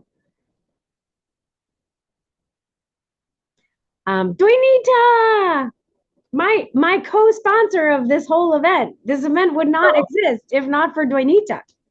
I'm not sure. It's your merit, you know that. I mean, I feel very lucky. I will not talk too much. I feel super lucky to be here. I came back. I was another workshop. I was thinking, you seem to be very outgoing and confident, and I was curious how you were before recovery. Because the UA trait or symptom number 8. We experience physical ailments anytime we get larger or exposed. I know a bit of your story, with the theater. I'm not sure if this is crossed over, but I kind of studied a bit of your biography. And I was curious, what were you not before recovery, into biting and hiding or hiding and biting? Because this is my issue. So I was curious if you have any experience on how you were before recovery, because today you are fantastic. You know that. I think I've always been loud and outgoing, but, being able to use loud and outgoing in a grounded way is something that has only come with recovery. Also, I felt very unmoored. Like I always felt like I was sort of like before recovery, I could work really hard at something. I had a hard time forcing myself to work hard if I wasn't really excited. Like my excitement was like a useful drug to get me through. But then if the excitement faded, because excitement does fade when you're on a long-term project, right? I would then have a really hard time forcing myself to show up, right? Because I didn't have the tribe to help me show up for, we just got to keep showing up. We just got to keep showing up. And I couldn't do that on my own. The way I would get papers written in college is I would set up all night in the computer lab. 2 nights before the paper was due, I would try to trick myself, and I would set up with a big 2-pound bag of baby carrots and some non-fat dressing, and I would just eat the carrots. Like the carrots were my drug to get through writing the paper. I didn't know how to do anything without eating my way through all the discomfort. It's probably why my DA stuff came up so rapidly after my food was no longer available to me as a drug. Right? I just couldn't function. Like there was just nothing left, right? So but I always interviewed well. I was always like friendly and if I had the right like agenda, I could be very good at reading the room. But for long term, I would lose that. I would lose all that. And I would it was very hard for me to keep up the performance for too long. And there was a combination of kind of like crippling inner self-loathing, doubt, and shame with just really crucial skills missing. So I couldn't really sustain friendships. I couldn't really sustain job situations. I just had all the trauma stuff. It was just that like I could, if it were like a short term enough thing, I could kind of like tap dance my way through for a little while, you know. But I was really good at getting in trouble. And I was really good at getting in over my head. And yeah, there was just a lot. There was a lot. I was missing so many life skills. I don't, you know, I came in at 25 because I just kept failing at everything, you know. Being outgoing and friendly is a virtue, but it's not the most important one, you know. And I can relate so much. The same as you say, I also perform, you know, everything is perfect. I can do that. I'm so confident. And then over time, you know, over a few months, I'm just, you know, it doesn't work anymore. I so much relate. Thank you. All right, Diane, and then mommy's going to use the bathroom. Mommy's been holding it for a while. Diane, did you want to go? Diane K, you had your hand up? Yes, hello. Can you hear me? And now you'll see Yeah, me. I can hear you. Okay. Hello, thank you. Yeah, it's the second time I've heard you on this type of workshop, I believe. Thank you very much. What moved me to put my hand up was, okay, I came in late, like maybe 11:30, my time, California time. I guess that's 3:30 New York. I can't do the math right now. But anyway, and then there was a conversation about relationships between sponsor and sponsee, kind of in contrast to relationships between fellows. And then there was another comment made regarding exclusivity in the program. And I right away put my hand up because we weren't talking about, I didn't think the topic on the floor was about exclusivity in the program. I thought it was about, you know, one-to-one relationships, sponsor, sponsee, and fellows, et cetera. And it struck a chord with me because just today I'm experiencing a fellow wanting me to sponsor her. And I know her, I used to work with her. She's been in and out of the program a lot. I believe she has a mental illness. I know she's on 3 medications for it. And right away, within a day or two of her making her daily call, she didn't call for 3 days. And I'm being guided by my sponsor to say, my boundary is there's a lot of disciplines we do in this program. This program takes self-discipline. Of course, all credit to our higher power. I don't know if this is the time to introduce that to her, though. But anyway, and I need you to call every day. And if not, text or contact me as to your reason why, and we can work on that. We can go forward. But to not hear from you for 3 days, I don't think it's going to work. So my question to you is, do you have any experience with people who are, I don't know, what makes a person constitutionally incapable of either being honest or doing the disciplines? And who do they go with if in fact sponsor after sponsor after sponsor excludes them? Thank you. So you've talked about 2 different things. You've talked about people with perhaps very real mental illness that really need a doctor. Right? Yes. None of us are doctors. Right. Right. And then you've talked about people who struggle with very intense resistance. Yes. And I think in this case, it's the same. I think it's the same person that her mental illness manifests as. I want to be clear that I have no answers for her mental illness. I can only answer the part about resistance because I am not a psychiatrist. Right. I cannot Okay. speak to her medications. No. Speak to I was she's more wondering if you had experience with people with mental illness and or autism, whatever it is, not being allowed to, not being able to connect with a sponsor. And then, yeah, that's what I wanted You to don't know. actually need any more mental illness than the regular addiction mental illness and trauma mental illness to be terrible at sponsorship and sponsoring and all of the things. Like, we are terrible at relationships. when we come into 12-step recovery. And most of us stay terrible for a really long time. I'm not even sure that I'm so good at them. I'm just learning very slowly, you know, like I'm like a little baby puppy at relationships. Like let me just like say nice things and, you know, and like do my best and show up and take small actions. It sounds like the program that you're working is one. I'm just looking for water because like all my bottles are empty. It sounds like the program that you're working involves some kind of daily phone call. I've done many programs, DA, UA, Gray Sheet. I've done a lot of pieces where I had to call someone every morning. I've always been better at being the person who called than at being the person that was called. They're both hard. One thing I noticed about being the person who was called is that when I told people it's not okay to break the pattern, that's when they cursed me out and hung up on me.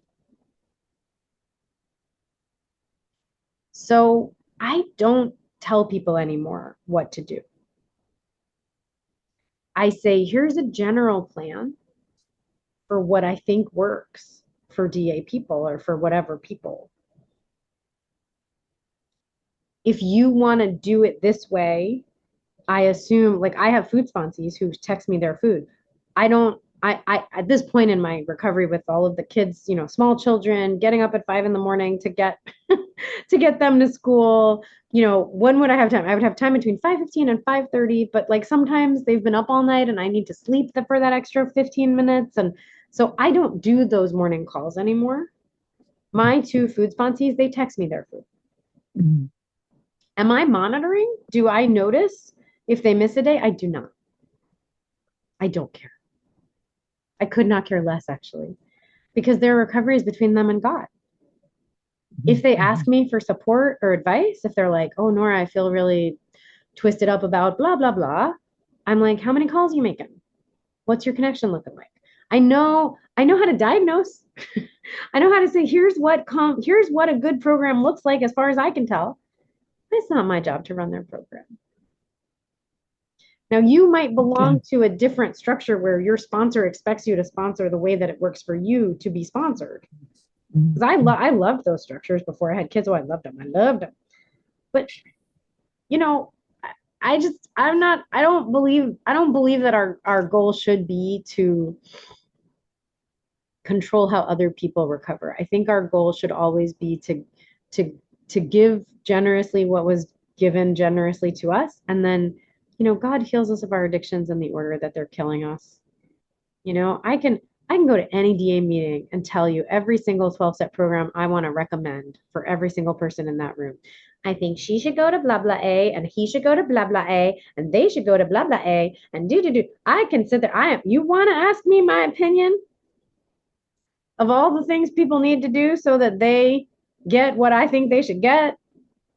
I can always come up with an opinion. But at the end of the day, it's so out of my hands. You know? And I also want to say that I believe sponsorship relationships, both sponsor and sponsee relationships, are relationships that are brought together by God, just like romantic, you know, like in the old-fashioned understanding of marriage, like God brings two people together in love and unity. Like that's actually God's will, bringing them together, right? Why shouldn't that be true of sponsorship? And if God is breaking them apart or making one of them not show up, then maybe that's part of God's plan too. And it's not for me to question. It's certainly not for me to get on my high horse and be self-righteous about, which I've totally been guilty of, by the way. And if you're looking, Diane, if you're looking for someone who's got that bright-eyed, bushy-tailed sponsee quality, who's like, oh, I get to call you every day. Oh my God, I'm so excited. Yes, I'll be calling you every day. Right? And they text you the night before when they're like, I woke up at 2 a.m. vomiting. I don't know if I'm going to make it to the call in the morning. I just wanted to text you. I think I need to sleep. Right? And you get that text from them and you're like, oh, you write back, it's okay. Sleep well. Right? That is probably the sponsee that's going to do great with you. Mm-hmm. And a sponsee who comes to you and says, I need you because no one else will have me. You have to fix me. You have to give me what I need. and then doesn't actually do the thing that you say is your style of sponsoring, that's not going to be the good sponsee for you. Okay, thank you. Yeah, I appreciate it. I have another question, but I'm going to pass in the interest of your energy and mine. I think You it's can ask mine one more last than question. yours. I'll listen. No, okay, okay, all right, I will. I'm in retirement. I retired in 2015, so that's just over 10 years ago. And Nice. so was the topic of this workshop visions, or did I get it mixed up with another workshop? Because mine is about, it's tougher for me to come up with a vision for myself in terms of DA, UA work. Because, all of that advice I got pre-retirement, I was so scared. I read all the books on basically productivity, time management. I finally found UA years later, but and I heard, all the advice we're inundated with it, all of us, the do volunteer work, stay busy, get out of the house, blah, blah, blah, blah, blah, blah, blah, blah. And the problem with volunteer work is, it's very low level stuff oftentimes, which is okay, but it gets boring after a while. So have you had any experience with working or hearing from enough sponsees or not sponsees, but retirees to give me a word of wisdom on how to be patient as I try to develop a vision 10 years into it now? KK, do you want to share? It looks like did you have feedback for Diane about retirement? Is that why you raised your hand? No? Okay. Diane, I would just say, look for things that give you joy. Yes, Nature, thank you. All of that fun time. Keep on. Whatever. And Gotcha. I will tell you, my plan for retirement is to just spend the whole time just sponsoring people and traveling and going into nature. Those are like my three things. Also, God willing, when I have grandchildren, hanging out with my grandchildren, But that's it. Simple. Yeah, I think in 12-step you're never alone. Like there's always an opportunity to be of service. Even if you just go on a WhatsApp outreach group and say, I'm available for outreach if anyone needs a phone call. Yeah. Okay, got it. Thank you. All right, KK, you're my last question, ma'am. Oh, thank you so much. Are you sure I can pass the question? I'm sure. No, go ahead. Okay. Oh, bless you. Thank you so much. I'm very grateful, Nora, you mentioned different fellowship. I am in different fellowships and my head is spinning because they kind of, all of them, they guard, don't bring another fellowship. Like there is no connection and, the overload, how do you deal with the overload? And I find it really, really difficult. And I'm so angry that we just start to have like a ACA, UA, first meetings, but for me, they should be together. And I find it really difficult with time and work. And I try to change my profession and with the daughter and everything. How do you go to these fellowships and you don't get crazy? Because it's really a lot. And do you do one fellowship at the time and then you move to another one, or you do them at the same time? Yeah, I mean, I consider myself a card-carrying member of a lot of different fellowships, but I don't go to meetings in every single one every single week. I'm in these WhatsApp outreach groups, so if I'm feeling a little funky on a SLA perspective, I'll open up a SLA outreach group and make a SLA call. I do a lot of DA, obviously. I'm not even I don't even have such an alcohol story, but I find that these sweet Upper West Side AA meetings are really working for me for a morning meeting just to be in person. I think the most important thing is that you go where it's warm. I will say that in a lot of DA meetings, I really like that. I think in DA, people talk about other fellowships more. At least culturally, we talk about it more, even if the DA World Service might have their own opinions on that. It's very normal for people in DA to share and say, oh, I came into OA or AA, blah, blah, blah, and then da-da-da. That's, or I'm an Al-Anon all these years. I like that we are more open and holistic in DA than anywhere else, really. it is true that when you go to an Al-Anon meeting, remember, having Al-Anon meetings with other people is like having AA meetings in bars. So you're going to have a lot of people in Al-Anon that want everybody to do it a certain way, you know? And so I show up for my Al-Anon and I sit there and I hate everybody sometimes. And I don't always hate everybody. Sometimes I love everybody. And sometimes I'm kind of in the middle. But it's always great because if I'm sitting there hating everybody and then I get out of the Al-Anon meeting, I'm like, oh, I just sat there and hated all those people instead of hating my kids. That's great. Got all my hatred quota out for the day. That's awesome. Whew, go me. Like, so much better to act out and be a crazy person with other 12-steppers than with the children I'm trying to raise. You know, sorry, 12-steppers. Love you guys. Always trying to be kind and loving, but I'm also human and I make mistakes too, you know? So I would just say, easy does it. Go gentle with yourself. If someplace feels like, if everybody feels like they're barking down your throat, choose a different meeting. I will be honest, I do think that the UK meetings, while beautifully structured, and it is nice to be in a UK meeting where everybody's got their camera on, and that can be really powerful. They also have a little more like controlling kind of feel. So come hang out with us in some American meetings where, you know, 2/3 of the people have their camera off, you know, and like have us on in the background. And like, just remember, like, you wear your recovery as a loose garment.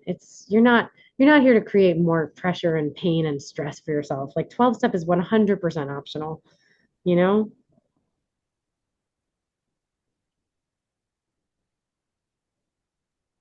Oh, thank you so much for sharing on that. Thank you. Bless you. Thank you. Bless you, my friend. Thank you for being so brave today. All right. Are we done? Is that it? Kayla, I I just knew wanted to you'd want to. say- I was like, Kayla's not gonna. Kayla needs. Yes. We need to say hello to Kayla. Come on, Kayla. Thank you. I've been with you the whole time ever since I got on, and thank you. Oh, yeah, very good. Thank you so much. Thank you, everyone.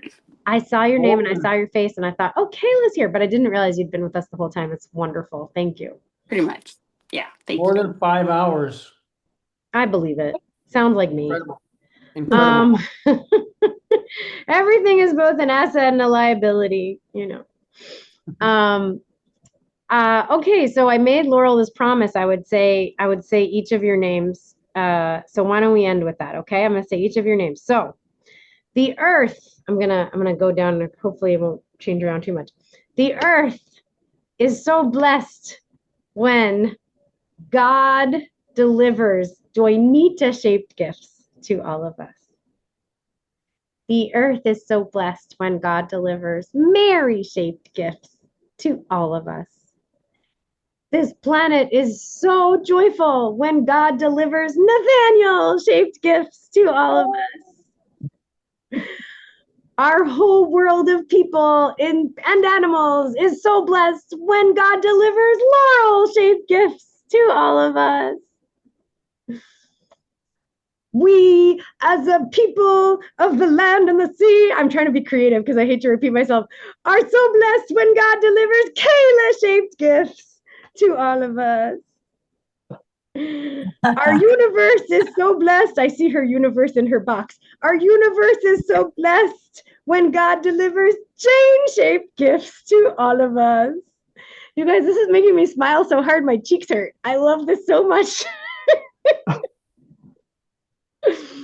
All creatures, great and small, are so blessed when God delivers Gabriel-shaped gifts to all of us. Thank you. The whole planet is so joyful and blessed when God delivers Diana B-shaped gifts to all of us. This planet and all the stars and galaxies around are so blessed when God delivers MJ-shaped gifts to all of us. All the humans and all the animals and all the starfish and all the sponges and all the birds and the bees are so blessed when God delivers high-shaped gifts to all of us. thank you, God. Thank you so much for delivering to this whole incredible planet Leah-shaped gifts to all of us. Planet Earth is beyond grateful and joyful when God delivers, how do I say your name, darling? Kasia? Kasia? Kasia? When God delivers Kasia-shaped gifts to all of us. I love everybody's turning on their camera for their blessing. It's so exciting. Planet Earth is so blessed in so many measures when God delivers Liz-shaped gifts to all of us. We, as a people, as a planet, as a group, as of land and sea, are so blessed when God delivers Diane-shaped gifts to all of us. We love you, Diane. We, as a planet, are so blessed when God delivers Larissa-shaped gifts to all of us. I'm assuming that the people who have their cameras off might or might not be listening, so I'm just kind of going with it, but it's all good.